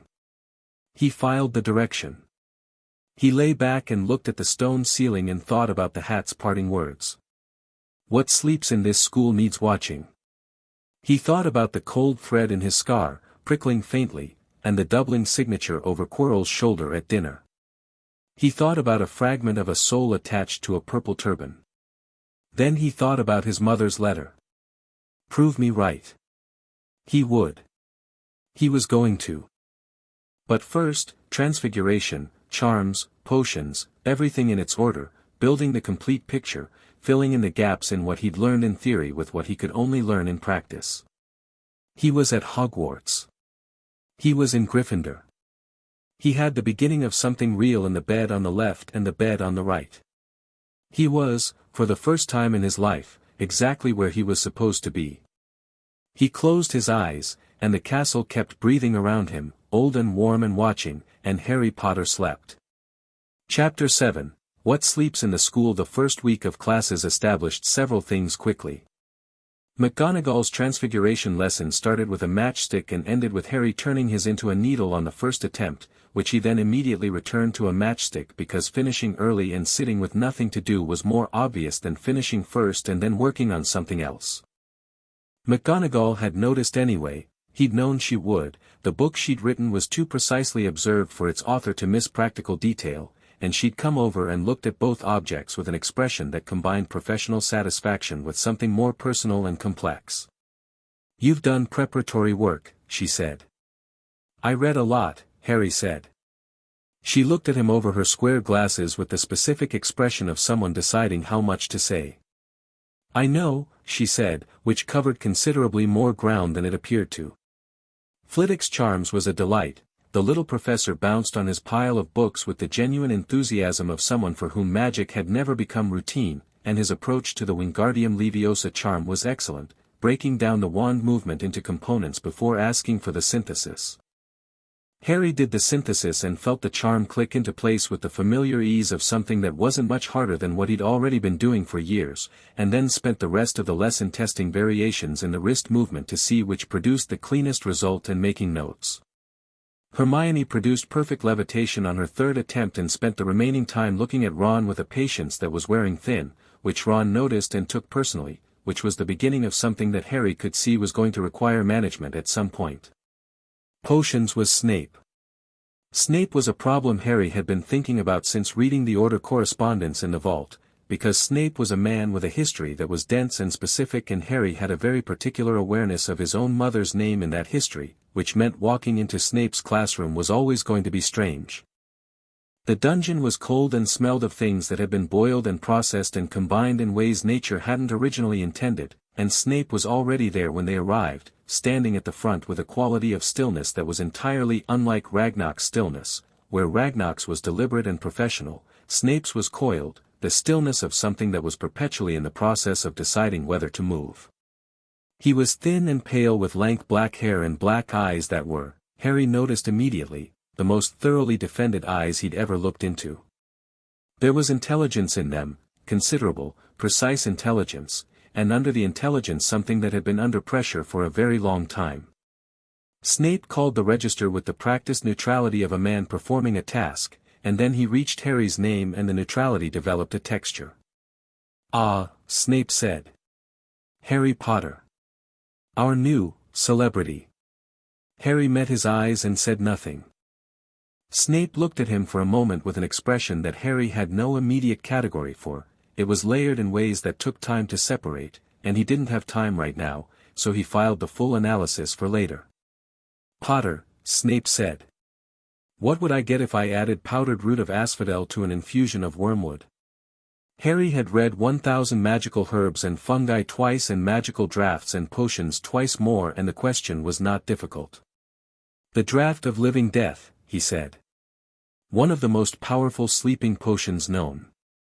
Asphodel is in the family of flowering plants associated with death in several wizarding traditions, and wormwood was historically used in. A simple answer was sufficient, Snape said, but there was a fractional quality in his voice that Harry read as surprise, quickly flattened. Where would you look if I asked you to find me a bezoar? A goat's stomach, Harry said. It's a stone formed in the stomach that can neutralize most poisons. What is the difference between monkshood and wolfsbane? Nothing, Harry said. They're the same plant. Also called aconite. All parts are poisonous, the roots most severely. It's used in wolfsbane potion as the primary active ingredient, which is interesting because the potion that treats werewolf transformation uses a plant named for wolves, but that's consistent with the general pattern of sympathetic magic in potion-making where, 10 points to Gryffindor, Snape said, and it sounded like it had been said against his will. He turned away from Harry immediately. As for the rest of you, Harry went back to his parchment and wrote down the starter instructions Snape put on the board with the particular satisfaction of someone who'd expected a confrontation and instead found something more interesting, a man who was too professional to be petty in a context where his professionalism was directly observable. That was useful information. After potions, walking back up from the dungeons into the main castle's afternoon light, Hermione appeared at Harry's elbow. How did you know all of that? That wasn't in the first chapter of Magical Drafts and Potions, I read it last night, it was in chapters 3 and 7, Harry said. You read the whole book, before term started, yes. She looked at him with the expression she was developing specifically for him, a combination of competitive recalibration and genuine curiosity. Did you read all the books before term started? Yes, Harry said. All of them. All the ones on the list and several not on it. She processed this. Right, she said, and Harry could see her reorganizing her competitive framework in real time, adjusting for a variable she hadn't anticipated. Then, with the decisiveness of someone who'd made a practical decision, what's not on the list that I should read? He gave her a reading list on a piece of parchment over dinner that evening, which she accepted with the seriousness it deserved and immediately alphabetized. The days settled into a pattern. Classes in the morning, Harry absorbed them all with the same layered attention he brought to everything, identifying what was genuinely new information versus what confirmed theoretical groundwork he'd already laid, noting which teachers were teaching the mechanism versus the understanding. He liked Flitwick and McGonagall for the same reason, they wanted students to understand why, not just how. He found Binns, the ghost who taught history of magic, a fascinating example of someone so anchored to their material that they'd lost the ability to distinguish between the material and the delivery. The information in the lessons was often genuinely interesting, but Binns presented it with the enthusiasm of someone reading maintenance instructions. Harry started taking comprehensive notes in history of magic that bore no resemblance to what Binns was saying and were instead structured analysis of the political events being described from the perspective of his vault reading. He lent these to Ron, who copied them, and then to Hermione, who added her own annotations in a different ink color, and the document grew into something more useful than either of them had produced separately. Neville sat next to Harry in most classes and said less than he knew, which Harry recognized as a survival strategy developed over years of someone telling him he was insufficient. He was remarkably good at herbology, better than Harry, who was good at it but good at it in a theoretical way, the way you were good at something you'd read about. Neville was good at it in the physical way, the way you were good at something your hands understood. Your hands know what they're doing, Harry told him after their first herbology class, when Neville had repotted 3 plants with a speed and confidence completely absent from his usual movement.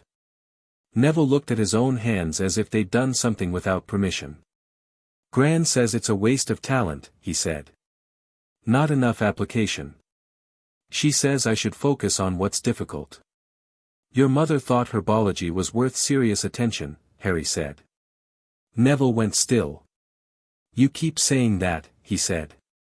About my mum. It seems like you need to hear it. A long pause.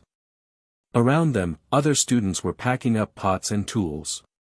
Professor Sprout was talking to someone at the far end of the greenhouse. Yeah, Neville said. I think I do. Luna Lovegood found Harry on a Thursday in the second week, which was not how these things typically happened but was entirely consistent with what Harry would come to know about how Luna operated. She was a Ravenclaw, a year below him, small and blonde with eyes the pale grey of winter sky and an expression of permanent, unhurried interest in things other people had decided were not particularly interesting. She walked up to Harry on the path between the greenhouses and the castle as if they'd been mid-conversation all along and she was simply resuming it. "You spoke to the castle," she said. Harry stopped walking. Ron, beside him, looked between them with the expression of someone witnessing something unexpected and deciding whether to be concerned. "What makes you say that?" Harry said. "Because it spoke back," Luna said, as if this were the most obvious thing. "The castle doesn't usually do that. I can hear it sometimes but I've never heard it respond to anyone. Not since I've been coming here with Father." She tilted her head, regarding him with the unhurried focus of something that was looking at him rather than at the surface he presented. "You have a very clear signature. It's like a bell rather than a hum. Most wizards are hums." Harry looked at her for a long moment. "Luna Lovegood," he said.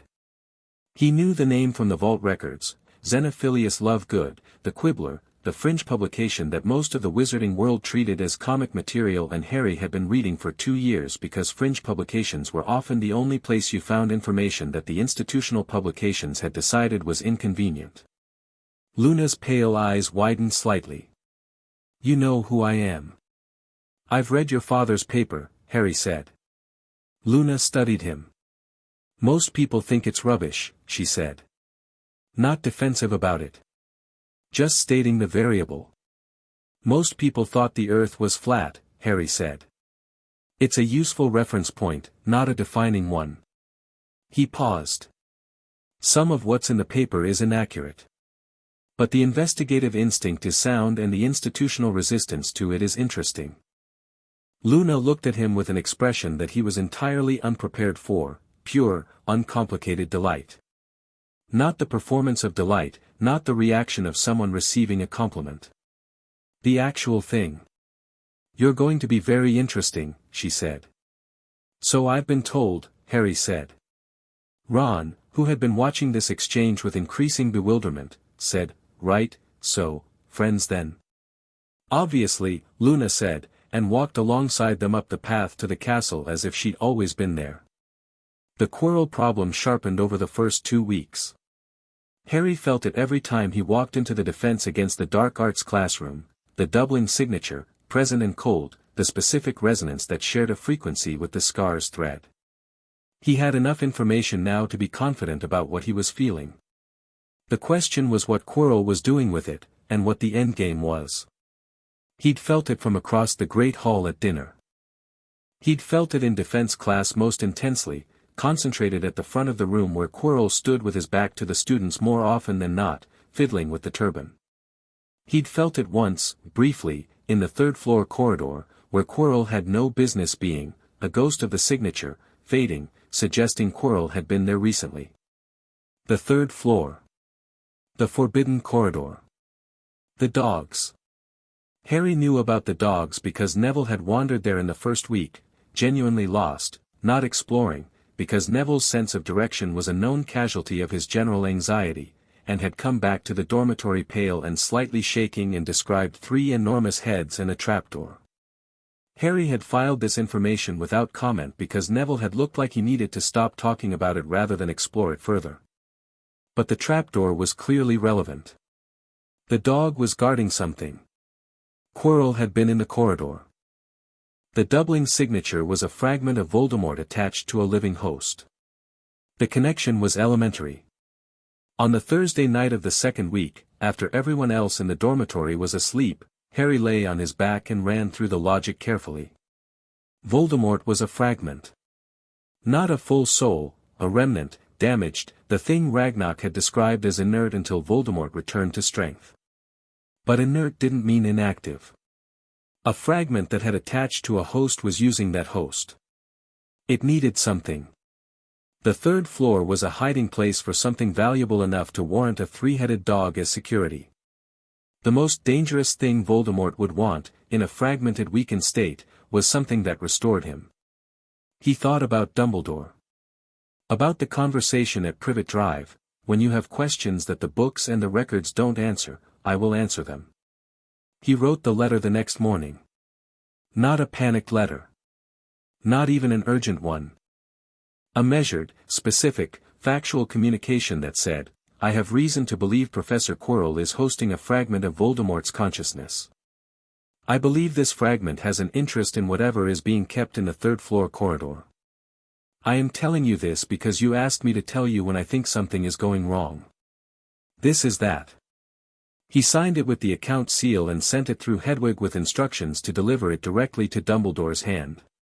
He received a reply by noon. "Harry, thank you for telling me. Your assessment is, as I should have known it would be, accurate. The object on the third floor is already in a significant state of protection. I have taken additional measures. I would ask you, very strongly, to leave the investigation to me and your fellow professors. What you are sensing is real and I take it seriously. Please trust that I am handling it." Albus Dumbledore. Harry read it twice. Then he wrote back, "I trust that you're handling it. I want to understand what you're handling, when you have time to explain it. In the meantime, I'll stay away from the corridor." He meant it, too. Not because Dumbledore had told him to, but because charging into a situation he only partially understood without completed preparation was the kind of impulsive action that got people hurt, and Harry had no interest in being impulsive. He had better tools than impulse. But he increased the frequency of his Quirrell monitoring. October settled in over Scotland with the particular conviction of a Scottish October, cold, frequently wet, the kind of weather that had opinions about you. The Quidditch trials happened, and Harry went because Ron had encouraged it with the specific enthusiasm of someone with a strong personal stake in the outcome, and because Harry had read his father's notes on Quidditch strategy in the vault and was genuinely curious whether the practical game matched the theoretical analysis. He was, as it turned out, an extraordinarily good flyer. Not good in the gradual way of someone who'd practiced. Good in the way of someone whose spatial awareness and physical control had been sharpened to a fine edge by 4 years of precision magic and just needed a broom to have somewhere to go. McGonagall had watched the trial from the stands with an expression Harry had come to recognize as her surprised face, which she managed so thoroughly that it only existed in the tension around the eyes. She offered him the seeker position the same afternoon. Harry accepted because he wanted to, not because it was expected, and because the problem of finding a small object moving at high speed through three-dimensional space during a match was an interesting problem that appealed to the same part of him that liked sorting through dense account records. Different medium. Same discipline. Ron was delighted in a way that was entirely genuine and completely uncomplicated, which Harry found more warming than he'd expected. "Your dad was a chaser," Ron said, walking back from the trials. "You're a seeker. He'd be well pleased." Harry thought about the photographs in the vault. His father laughing at something off camera. "Yeah," he said. "I think so." The morning of Halloween arrived with the particular quality of days that are about to be significant. Harry felt it when he woke, not the castle's ambient warmth but something sharper, the cold thread in his scar more present than usual, less like a distant signal and more like a compass needle with a very definite north. He sat up in the dark dormitory and pressed his thumb against the scar and felt the pulse of it and thought, today. He didn't know what today specifically. But something was accelerating. Classes passed normally. Charms in the morning. Harry practiced the charm they'd been given with automatic precision while keeping most of his attention on the scar's behavior, which fluctuated in a way that was clearly location-dependent. Higher near the third floor, lower in the dungeons. He made a mental map of the gradient. It was during the Halloween feast that Quirrell came in. Harry had been watching for something all day and he was watching for it then, not with visible tension, just with the flat clear alertness that was his base state, and so he saw Quirrell before most of the hall did, pushing through the doors with a disrupted quality of movement, looking worse than usual, pale beyond his usual pallor. "Troll," Quirrell said, in a voice like something being wound too tight. "In the dungeon. I thought you should know." He collapsed into a faint with the conviction of someone who'd been waiting for an opportunity to do so. The hall erupted. Harry's scar spiked, hard and sharp, and then immediately went almost quiet, the signal dropping the way a phone dropped signal when it moved out of range. He caught his breath at the sudden change and then processed it. Quirrell had just been in the dungeon. The signature was coming from the direction Quirrell had come from, not from here. But the castle's cold from the north was still present. The third floor. Dumbledore was already on his feet, prefects were moving students, and Harry was doing rapid arithmetic. The troll was a distraction. It was doing its job right now, everyone in the school was looking at the dungeon. Which meant the third floor was unattended. He leaned over to Ron. "Hermione," he said. Ron caught it immediately. "She went to the bathroom before the feast. She doesn't know." They moved. Not running, moving, with purpose, skirting the edge of the crowd and through a side door while everyone else was focused on the announcement coming from the prefects. Harry had the castle's layout in his head from weeks of passive orientation and he took the fastest route toward the girls' bathroom on the second floor. They found Hermione cornered by a mountain troll that was approximately the size of a structural problem. She was pressed against the wall behind a line of sinks with an expression of controlled terror that was, Harry thought, handling itself remarkably well given the circumstances. The troll had a club and the kind of intelligence that was characterized primarily by the absence of better options. Ron did the charm without Harry having to suggest it, the Wingardium Leviosa, applied to the club, which rose out of the troll's hand and came down on the troll's head with a percussion that Harry felt through the floor. The troll sat down with an expression of surprise that was followed almost immediately by an expression of unconsciousness. Hermione looked at them over the fallen troll.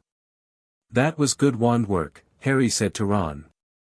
Ron looked at the troll and then at his wand with an expression of genuine shock that was transitioning into something else, something steadier. "Yeah," he said. "It was, wasn't it?" Hermione's controlled terror had given way to something more complex. "You came to find me," she said. "Yes," Harry said. She looked at them both with the specific expression of someone recalibrating a relationship. "Thank you," she said, and meant it in a way that was different from polite gratitude. It was recognition, the beginning of something. McGonagall arrived with Snape and Quirrell, took in the scene, and handled the aftermath with her characteristic efficiency. She gave Ron and Harry 5 points each, which Harry thought reflected a genuine effort to be equitable rather than generous, and gave Hermione 5 for her presence of mind, which Hermione accepted with exactly the right mix of gratitude and dignity. What Harry was watching was Snape. Snape had a limp. He'd been favoring his left leg since they came in, managing it well but not perfectly, and Harry had noticed it in the first 5 seconds of looking at him. He'd also noticed, before that, the quality of Snape's signature, which was strong and unambiguous, familiar now after weeks of class, no doubling, no foreign element. But the limp suggested recent injury. And the castle's cold from the north was still pulsing.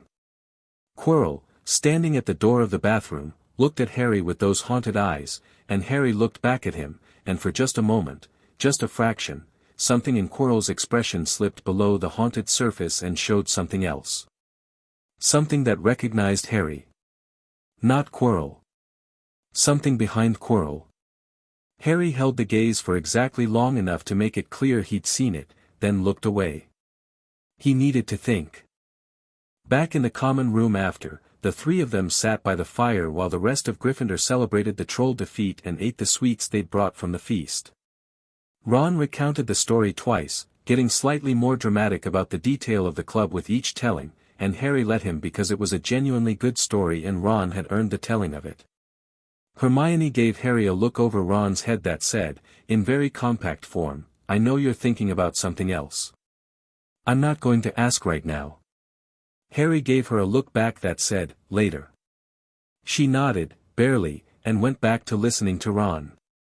Neville came over from across the room and sat beside Harry with the ease he was developing, slowly, in their friendship, an ease he clearly wasn't used to, that he navigated like someone testing ice and finding it solid. "What happened?" Neville said quietly. Troll, Harry said. It's handled. And the other thing, Neville said. Harry looked at him. Neville looked at the fire.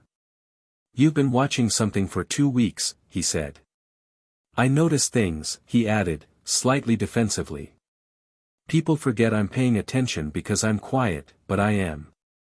I know, Harry said. You're very good at that. My gran says I'm not observant, Neville said, but he said it differently than he usually said things about his grandmother, less with acceptance and more with the quiet note of someone questioning a verdict they'd previously assumed was accurate. Your gran is wrong about several things, Harry said. What did you notice? You sent Dumbledore a letter a week ago, Neville said. Hermione's been reading extra books you gave her that aren't on the curriculum. Ron's been practicing charms in the dormitory. And you've been watching Quirrell. Harry looked at him for a long moment. Then he said, carefully, what do you know about the prophecy? Neville went very still. Not all of it, Harry said. You don't have to say anything you don't want to say. But I want to be honest with you, because you deserve honesty more than you've been getting it. Neville looked at the fire for a long time. The common room was warm around them, full of noise that was entirely unconcerned with their conversation. Gran told me there was a prophecy, Neville said finally. That it could have been me. She told me when I was 7, because she didn't want me to find out from someone else. She said, he stopped. She said Voldemort chose Harry instead because he thought Harry was more dangerous. He looked at his hands. She's never said whether she thinks he was right. Harry looked at him directly. Do you want to know what the prophecy actually says? Yes, Neville said. Harry told him. Quietly, without performance, the way you told someone something important, because the information belonged to Neville as much as it belonged to Harry, and Neville had been walking around with the half of it that was shrapnel without the context to understand the shape of the whole. When Harry finished, Neville was quiet for a while. Neither can live while the other survives, Neville said. That's the part that pertains to me, Harry said. Not to you. But I could have been, yes, Harry said. You could have been. But you weren't. And that means you have a different kind of stake in this than I do. Not smaller. Different. He paused. You're Longbottom. Your parents were the best aurors of their generation. Your name means something in the wizarding world, whether or not your grandmother communicates that well. Neville looked at him with an expression that Harry couldn't quite place until he recognized it as the face of someone who had just been told something they'd needed to hear for years and weren't sure yet what to do with the feeling. Why are you telling me all this? Neville said. Because we're going to need each other, Harry said. Not dramatically. Just as a fact. Not right now, tonight, over a Halloween troll. But eventually. And it's better to build something real now than try to build it quickly when the stakes are higher. Neville looked at the fire. Then he looked at Harry. All right, he said. It was a small word and it carried a large weight. Harry nodded. Luna appeared in the common room the following morning. She'd somehow acquired a password, or more likely the fat lady had let her in on the basis that she didn't seem like a person you could reasonably stop, and sat cross-legged on the hearthrug with a copy of the Quibbler open on her knee and announced, without preamble, something tried to get through the third-floor corridor last night. Harry sat up from his book. During the chaos, Luna continued, examining her magazine, when everyone was looking at the dungeon. Something went to the corridor. I felt it from the Ravenclaw tower. The castle made a sound.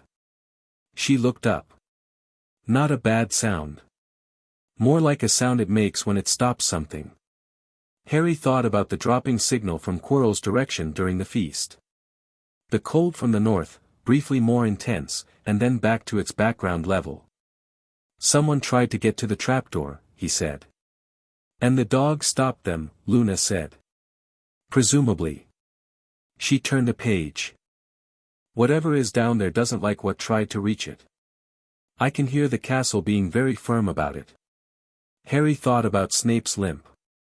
He thought about Quirrell's dropping signal during the feast. The troll as distraction. The third floor, unguarded, while everyone dealt with the troll. Someone attempting to get through. The dog stopping them. Two people, then. Two different angles on the same object. Not just Voldemort trying to get the object through his host. Someone else trying to get it too. Or, Snape, trying to get there first to prevent Voldemort's access.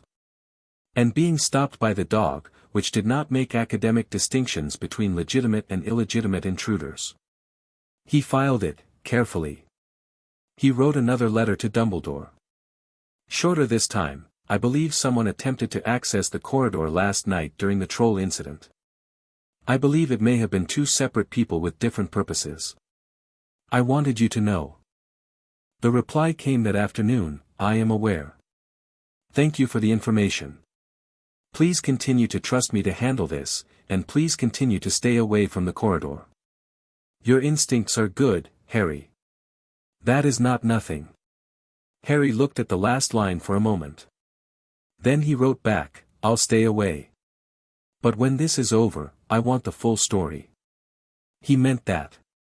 Because November had moved into December, and December would move into the new year, and the cold from the north wasn't getting quieter, it was getting sharper, steadier, the way cold got sharper when a winter was building to something. And Harry had learned, from his mother's letter and his father's records and 4 years of Ragnarok's teaching, that problems deferred didn't disappear. They built. Whatever was below the third floor, it was going to come to a head. He was going to be ready. Chapter 8, The shape of things to come. The stone chess pieces were enormous and the dungeon was cold, and Harry had been in worse places. He'd been in the testing chamber at Gringotts at 2 in the morning for 4 years. He'd been in the records room with Griplock and a stack of documents that documented a childhood's worth of deliberate neglect. He'd sat across a coffee table from Albus Dumbledore and said, "You made that decision for me," without flinching. Cold stone and large chess pieces were, comparatively, manageable. Ron sat on the knight's horse with the focus of someone who had spent years developing a specific skill for exactly this kind of problem. Which, Harry realized, he had. 6 children in a household where board games were affordable entertainment. A brother who played professionally. The specific intelligence that solved spatial and sequential problems the way Harry's solved informational ones. "You should go ahead," Ron said, without looking up from the board. "When I move, there'll be an opening. It won't last."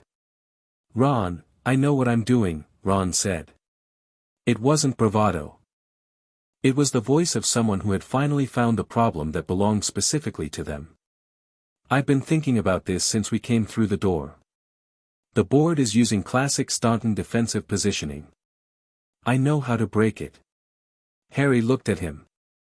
Hermione was white-knuckled beside him, and Neville, who had come through the trapdoor when Harry hadn't looked away fast enough to stop him, because it turned out that Neville had his own particular brand of stubbornness that didn't announce itself in advance, was very still and watching Ron with the specific look of someone who'd revised their assessment of a person upward.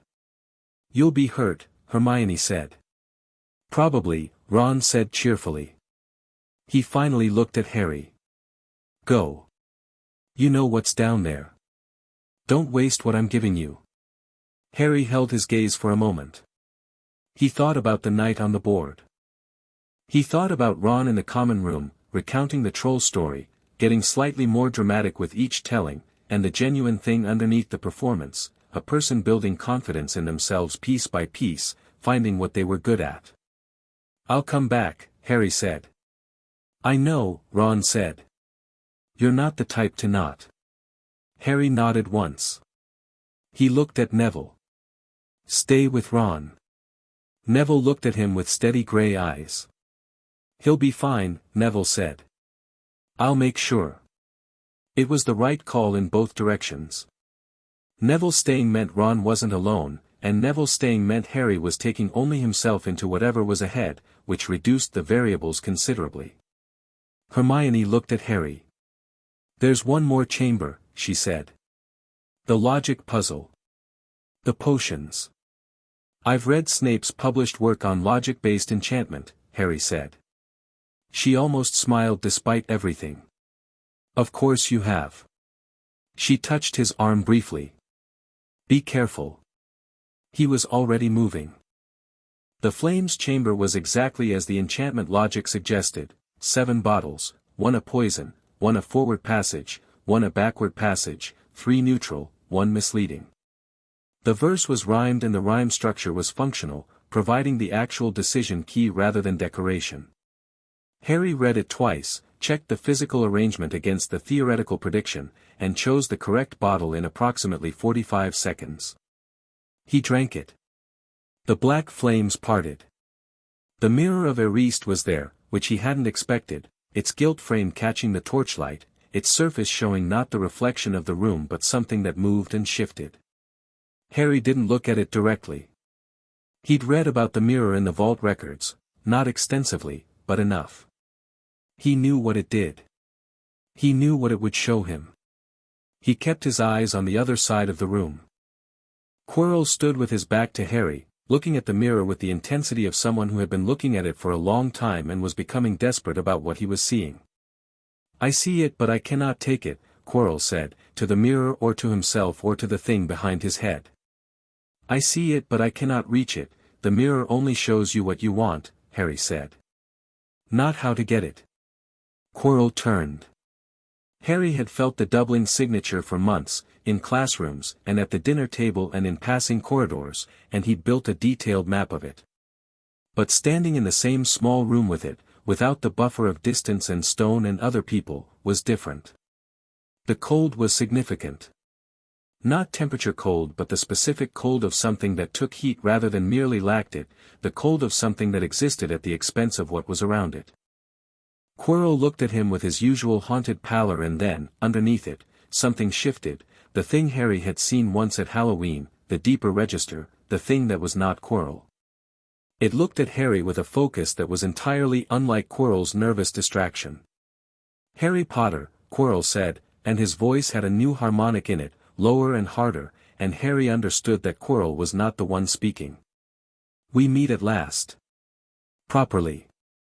We've met all year, Harry said. Every defense lesson. Across the Great Hall. You're harder to ignore than you think. A pause. Then Quirrell's mouth moved with an expression that was not Quirrell's, something older, something that had looked at people for decades with the specific gaze of someone who sorted them into 2 categories and took no pleasure in the one that was more populated. You have been waiting, Voldemort said, through Quirrell. Not running. Not hiding. I had reports, a pause, something adjusting, that you were unusual. The reports were accurate. I try to be, Harry said. He was taking stock simultaneously. The room. One entrance, the black flames behind him. Quirrell between him and the mirror.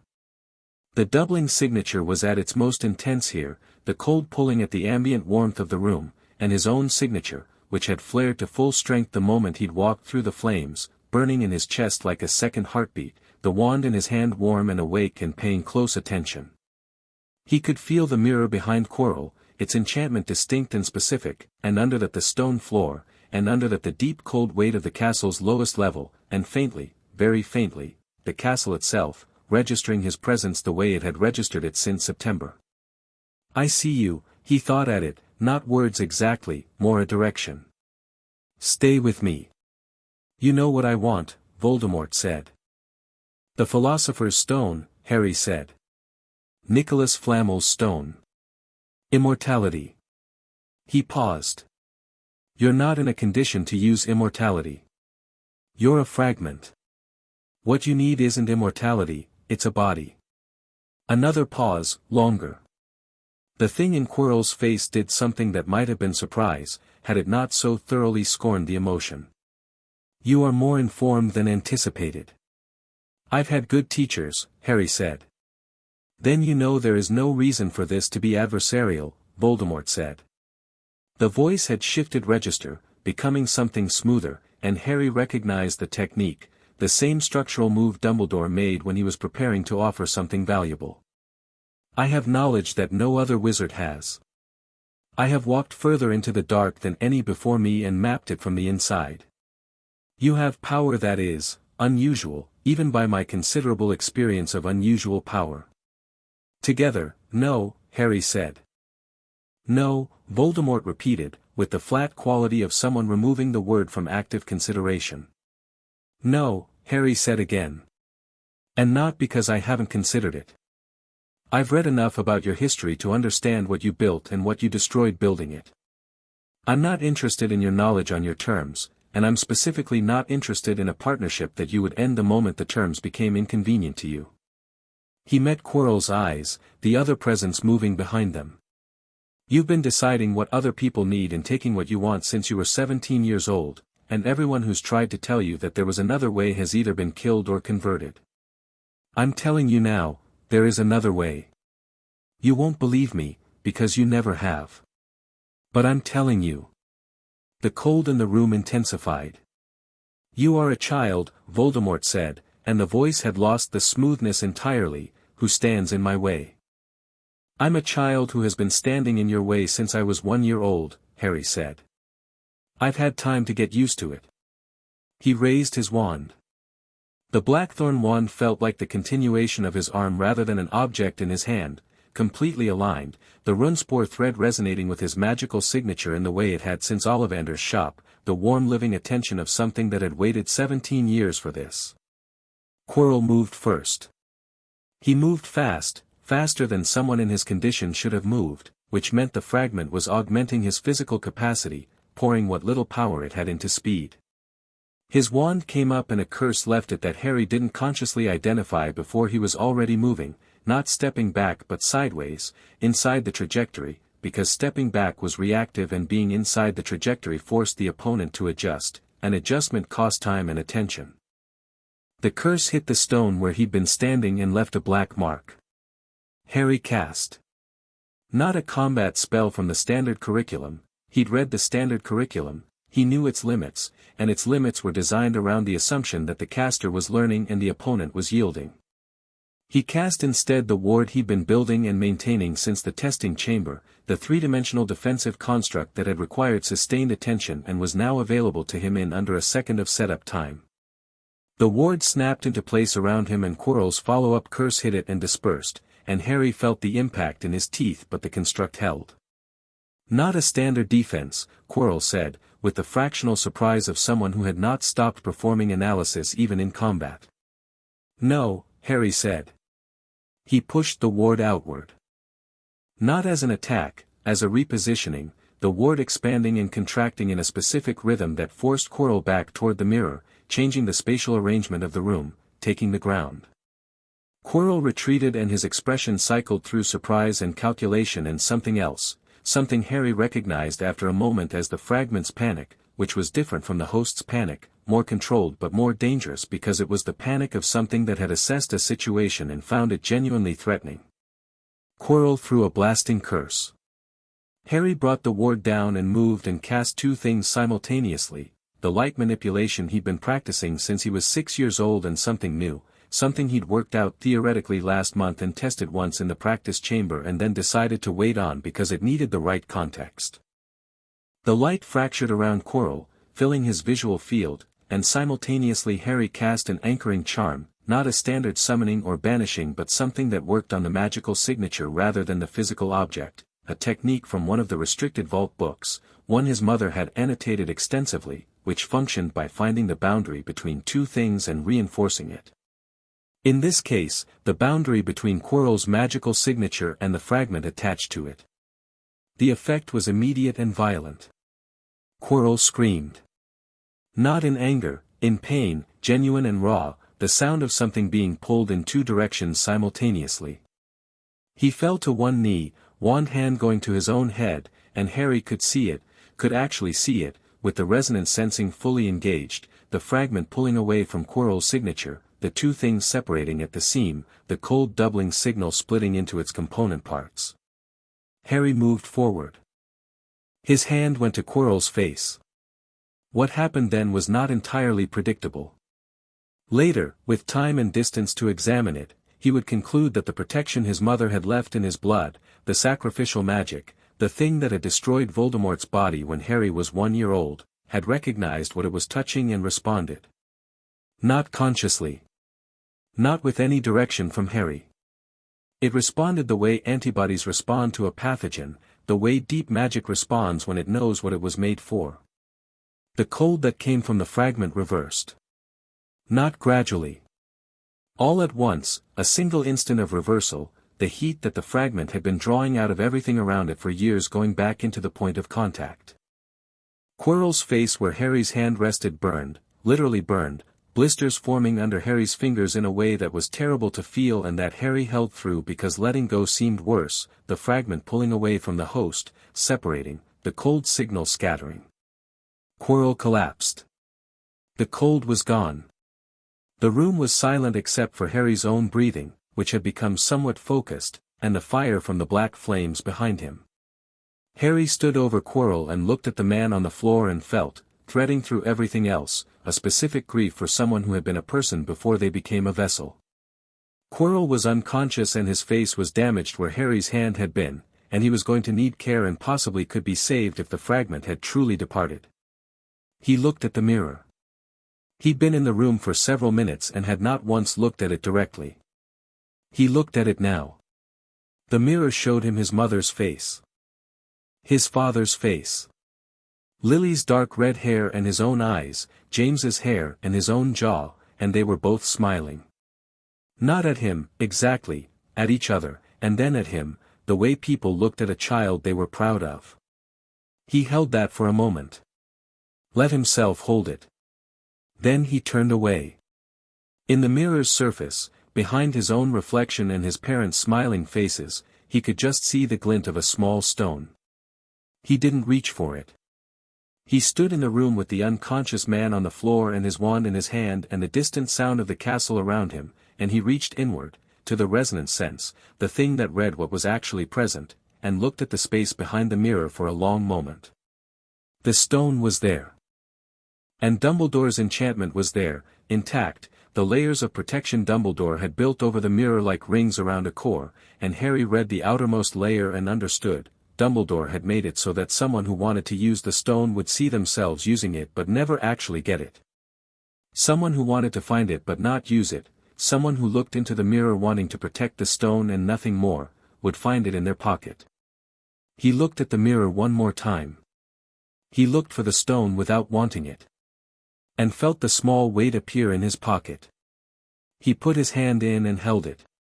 It was warm and smooth and much lighter than he'd expected, a small unremarkable stone that had ended everything it touched with continuation, and the thought of it was genuinely dizzying, not because he wanted it, but because wanting things to continue was the most basic want there was, and here in his hand was the distillation of that want, made solid.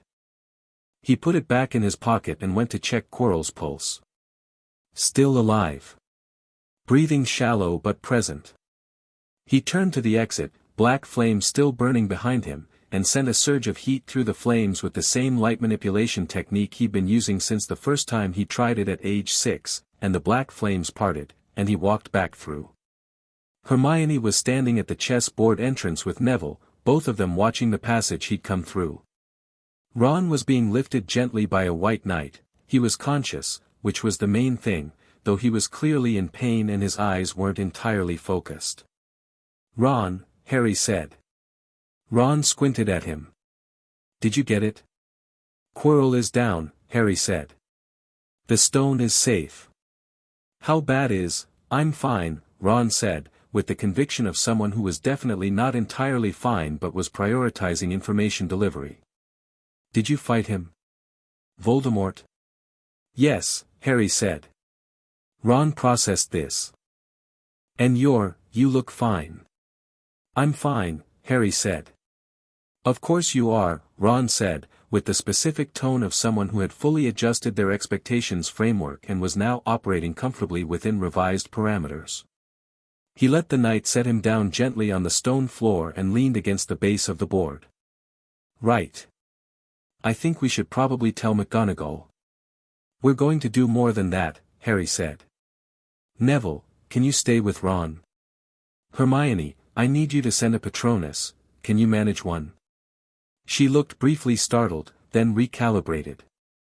"I've been practicing," she said. "From the book you gave me. Send it to Dumbledore. Tell him the stone is secure and Quirrell is down in the final chamber. He'll come fast." He turned. "I'm going up." "What are you going to do?" Neville said. "I'm going to write a letter," Harry said. Neville blinked. "Now." "Now," Harry said. "Some things have a specific window." He went up through the chambers, the flying keys, which he bypassed by walking under the edge of the enchantment rather than engaging it, because they were keyed to active movement in the target zone, the troll, which was still unconscious, the chess-board passage on the other side, and up through the trapdoor into the third-floor corridor, where the dog was awake and growling, and Harry put it back to sleep with a calm harmonic he'd figured out 3 weeks ago after noticing the dog's ears were responding to the music from the harp that was still playing in the corner. He sat down on the cold stone of the corridor and took out his parchment and wrote 2 letters. The first was to Ragnarok. Short and factual, the confrontation with the fragment, Quirrell's status, the stone, the outcome. He noted the anchoring charm's effect on the fragment's attachment and asked Ragnarok to have the goblin researchers review the technique because he wanted to understand what had actually happened at the point of contact. He sealed it and addressed it with the account seal. The second letter took longer. It was to Dumbledore.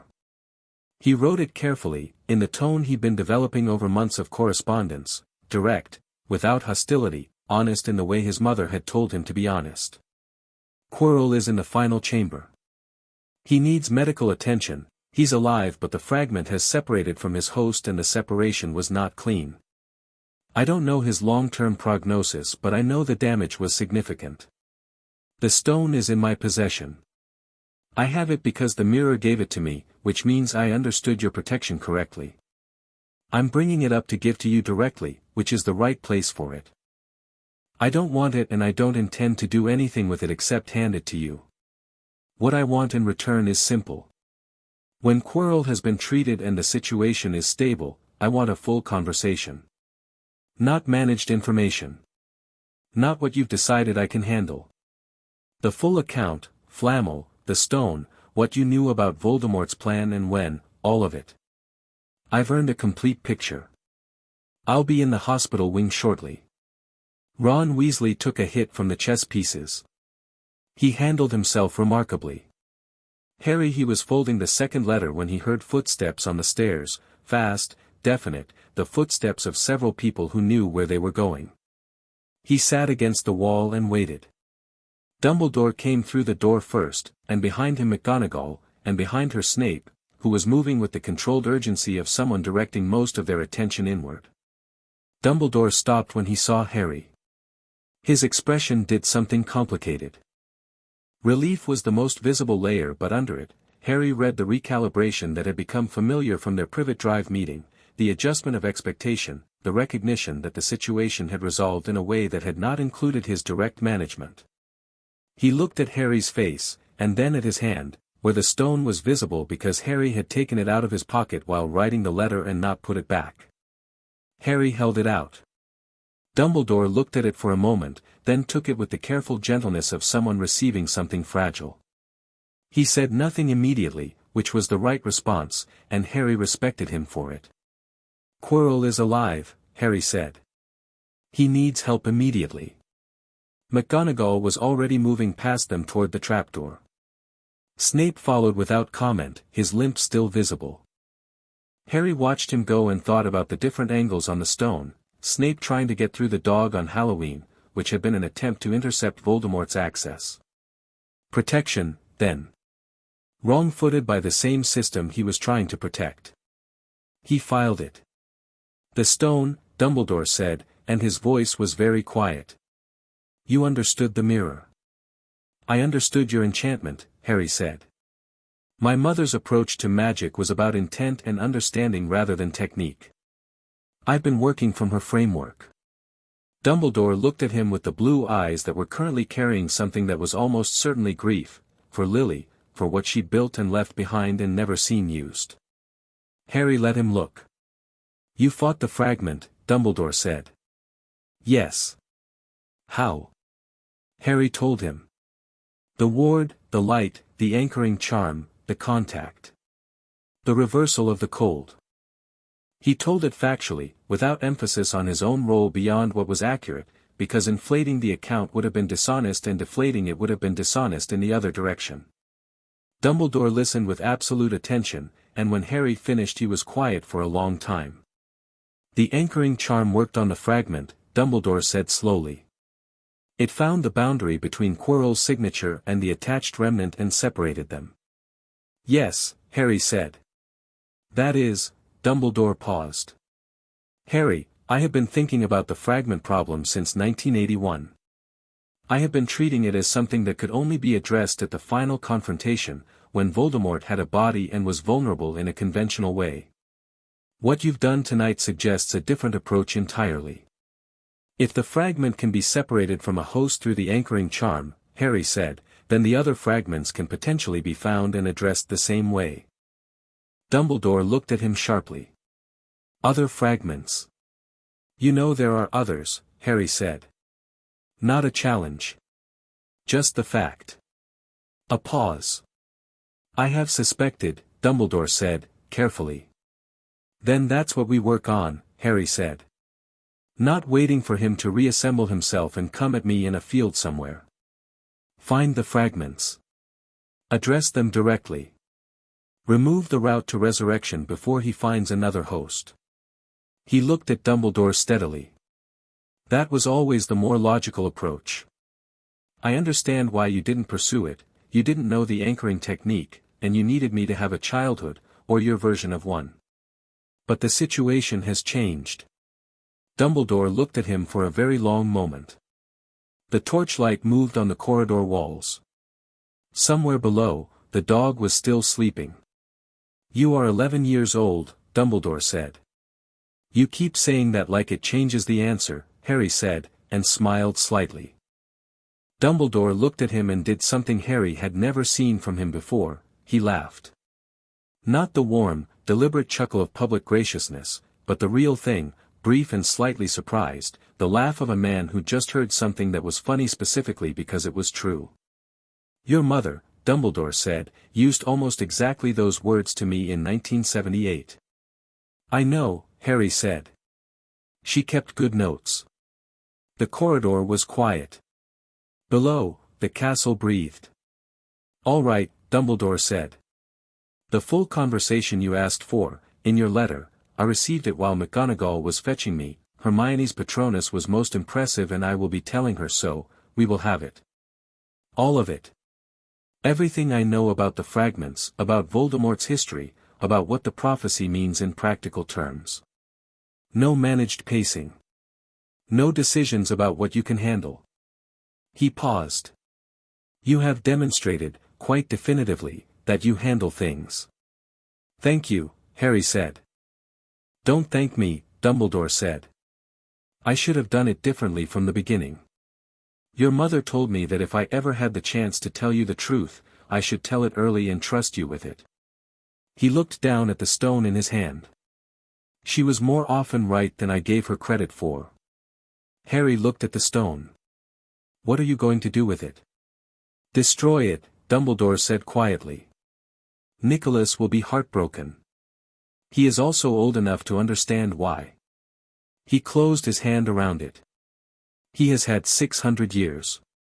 It was always going to end somewhere. Better here than in Voldemort's hands. He'll try again, Harry said. Voldemort. This was a remnant, a fragment.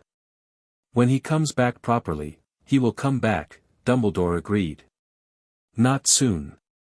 Tonight has damaged his access to the physical world significantly. But eventually. He met Harry's eyes.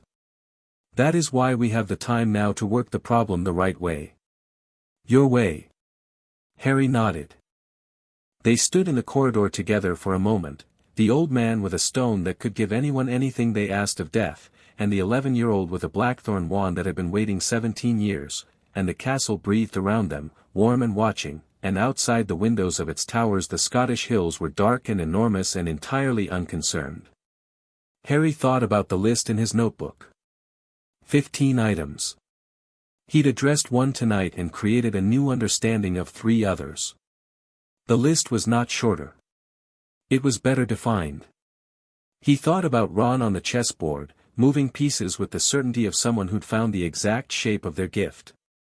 He thought about Hermione's notebook with its color-coded tabs, already being outgrown, already being rebuilt into something larger. He thought about Neville, sitting with Ron in the chess chamber, and the way Neville had said he'll be fine, I'll make sure, with a quietness that was not uncertainty but its opposite. He thought about Luna, who had told him the castle spoke back. He thought about Draco Malfoy at the end of the summer, standing in Diagon Alley with his father's instructions and his own unexamined question, and the way his face had moved when Harry had asked him what he actually wanted. He thought about Narcissa Malfoy's hand on her son's shoulder until the very last possible moment. He thought about Ragnarok in the records room, with a folder already prepared, waiting to see if Harry would reach the right conclusion on his own. He thought about his mother, 10 days before her death, hiding a tin soldier in a cupboard with a spell that would wait for the right person. I tried to build you the best exit I knew how. She had. She'd built several exits, and doors, and windows, and underground passages, and a network of protections that had kept a fragment of a killed soul from reaching full strength for 10 years. She'd built all of it in the dark, at speed, with the end already in sight, and she'd done it not because she expected to survive but because she expected him to. He stood up from the cold stone floor and pocketed his parchment and his wand. I should check on Ron, he said. Yes, Dumbledore said. He looked at Harry with the full weight of 60-some years of attention. Harry. For what it's worth, and I know it doesn't balance the ledger, and I'm not offering it as payment, I am very glad you exist. The world is better arranged with you in it. Harry looked at him. He thought about the audit. The quarterly payments. The cupboard. The years of decisions made in his name without his knowledge. He thought about the way Dumbledore had said that was wrong at the coffee table in Privet Drive without cushioning it. He thought about the fact that a person could be genuinely glad you existed and genuinely wrong about how they treated you, both at once, and that receiving one gracefully didn't require dismissing the other. I know, Harry said. Work on the ledger. Something in Dumbledore's face shifted, and what Harry read there was the expression of a man who had been very much in the habit of being forgiven and was being shown a different category of response, not forgiveness or its absence, but the simple, clear expectation of better. It was, in its way, harder to receive than either. I will, Dumbledore said. Harry walked to the stairs and went up. The hospital wing was warm after the cold of the lower floors, and Madame Pomfrey was the kind of person who expressed her emotional range through efficiency, which meant the ward was immaculate and Ron was already in bed with his right arm in something that was knitting his bones back together and a color in his face that suggested the worst of the shock had passed. Hermione was in the chair beside him with her notebook open and was ostensibly taking notes but actually watching Ron with the protective focus of someone who had very recently been frightened and was processing it through observation. Neville was on Ron's other side, sitting straight-backed in his chair with a quality of presence that was different from his first day at Hogwarts, less braced against the world, more genuinely in it. Ron looked up when Harry came in and his expression did the thing it did when something important had resolved, a loosening, a breath. Told you you'd be fine, Ron said. I told you I'd come back, Harry said, and sat on the edge of Ron's bed and let himself be in the room for a moment, just that. Hermione looked at him with the precise eyes that missed very little. What happened? Harry told them. All of it. The chamber, Quirrell, the fragment, the fight, the mirror, the stone, Dumbledore in the corridor. He told it straight through without pausing for reactions, because reactions could wait until the account was complete, and the people in this room had earned a complete account. When he finished, the ward was quiet. Ron said, "You held his face while it burned." "Yes," Harry said. "For how long?" "Long enough," Harry said. Ron nodded, slowly, with the expression of someone filing something under things Harry does that I will need more time to fully process. Hermione said, "The anchoring charm. You tested it in the Gringotts chamber." "Once," Harry said. On something much smaller. And it worked on a fragment of Voldemort's soul. Yes. Hermione looked at her notebook. Then she closed it. We need to understand that charm fully, she said. The theory behind it. If there are other fragments, there are, Harry said. I'm not certain how many yet. That's part of what the conversation with Dumbledore will cover. When? Neville said. Soon, Harry said. He agreed to all of it. Full disclosure, no managed pacing. He looked at Neville. You'll be part of those conversations. Your stake in this is real and I'm not going to manage it for you any more than I want it managed for me. Neville looked at him steadily. All right, he said, for the second time, with the same weight. Luna was in the doorway.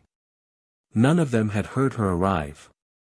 She was holding a copy of the Quibbler and her pale eyes were moving over the ward with the unhurried attention she brought to everything. The castle is very pleased, she said. It's making a sound like a cat purring, if cats were made of stone. She came in and sat on the windowsill and looked at Harry. You did something to the cold thing. It's gone. For now, Harry said. For a good long while, I think, Luna said.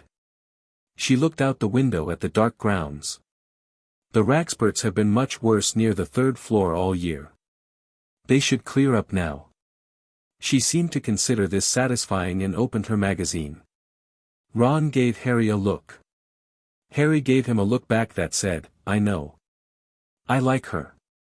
Ron's expression suggested he was getting there. Outside the hospital wing windows, the Scottish night was very dark and very clear, the stars doing what they always did with the indifference of things that have been doing it for a long time and will continue doing it regardless of what happens below. The castle breathed its slow old breath. Somewhere in the Ollery, Hedwig was asleep with her head under her wing. Somewhere in the dungeons, Snape was returning from wherever he'd been and thinking thoughts that he would keep to himself, as he always did. Somewhere in the lower chambers, McGonagall was overseeing Quirrell being carefully extracted from the situation, and the fragment was truly gone, dispersed, the cold signal silent. Harry sat on the edge of Ron's bed in the warm hospital ward with the wand in his pocket and his mother's initials on a book in his trunk in Gryffindor Tower and a list of 15 items in a notebook, 12 unresolved, 1 revised, 1 addressed, 1 new, and felt the particular quality of a day that had changed things. Not an ending. He'd told Neville that. He knew it was true for himself. First moves. That was what he'd written in his margin at Privet Drive, and it was still accurate. But the board was clearer now. He knew the pieces. He knew the terrain. He knew which players were adversaries and which were complicated and which were building something alongside him, maybe without entirely knowing it yet. He thought about a blackthorn wand that had been waiting 17 years for someone who'd been through things and kept going. He thought about a tree that had been struck by lightning 3 times and was still growing. He thought about what grew from struck things. He looked around the hospital ward, at Ron managing his bones back into correct arrangement with the equanimity of someone who decided pain was an acceptable transaction for having done the right thing, at Hermione already restructuring her notes into a new framework, the color-coded tabs evolving, the understanding deepening, at Neville sitting straight and present and no longer braced, at Luna on the windowsill, reading, entirely herself and entirely unconcerned with whether that was convenient. His people. Not assigned to him, not arranged by a man at the end of a road watching a house. Chosen. Built. Real. He reached into his robe pocket and felt the empty space where the stone had been, lighter now, lighter than it had ever been, the weight of everything that needed to happen still real but differently distributed, spread across the shoulders of people who decided to carry it. Get some sleep, he told Ron. You're not my mother, Ron said. No, Harry said. Get some sleep anyway. Ron settled back against his pillow with the expression of someone who had decided to be comfortable despite himself. You're going to be insufferable for the whole rest of our time at Hogwarts, he said. I can already tell. Probably, Harry said. Good, Ron said, and closed his eyes. Harry sat with them a while longer, the ward warm and quiet around them, the castle breathing, the night outside doing what nights did, moving toward morning, always, steadily and without drama, the way the best things moved. There was more to come. He knew that with the same certainty he knew his own signature, the same bone-deep clarity. There were fragments still out there in the dark, attached to objects and anchored to the world by the terror of a boy who had once stood in an orphanage and decided that death was the enemy and fought it with everything he had and built a horror in the building. Harry understood, in a way he couldn't have explained completely, that what Tom Riddle had feared was the same thing Harry had lived in, the smallness, the not matching, the sense of a door that only opened for other people. The difference was not strength. The difference was what you decided to do with the door when you found it. His mother had built him a door. He intended to build several more. He stood, finally, when Ron was fully asleep and Hermione had stopped writing and was looking at the ceiling with the particular face of someone organizing the inside of their own mind, and Neville had let his eyes close, and Luna had turned the last page of her magazine and tucked it under her arm. Harry walked to the window and looked out at the grounds. The dark lake. The edge of the forest. The sky beginning, very slightly, at the eastern edge, to consider the possibility of morning. The castle was warm against his back. Well done, it said, in the way it said things, not in words, not exactly, but in the specific quality of the warmth, the way a held hand communicated without language. Harry put his hand flat against the stone wall and said nothing back, because sometimes acknowledgement was enough, and he was learning when to speak and when to let the warmth do the work. He stayed there until the light changed. Then he turned back to his people, gathered his things, and walked out into the corridor and up the stairs and into whatever came next.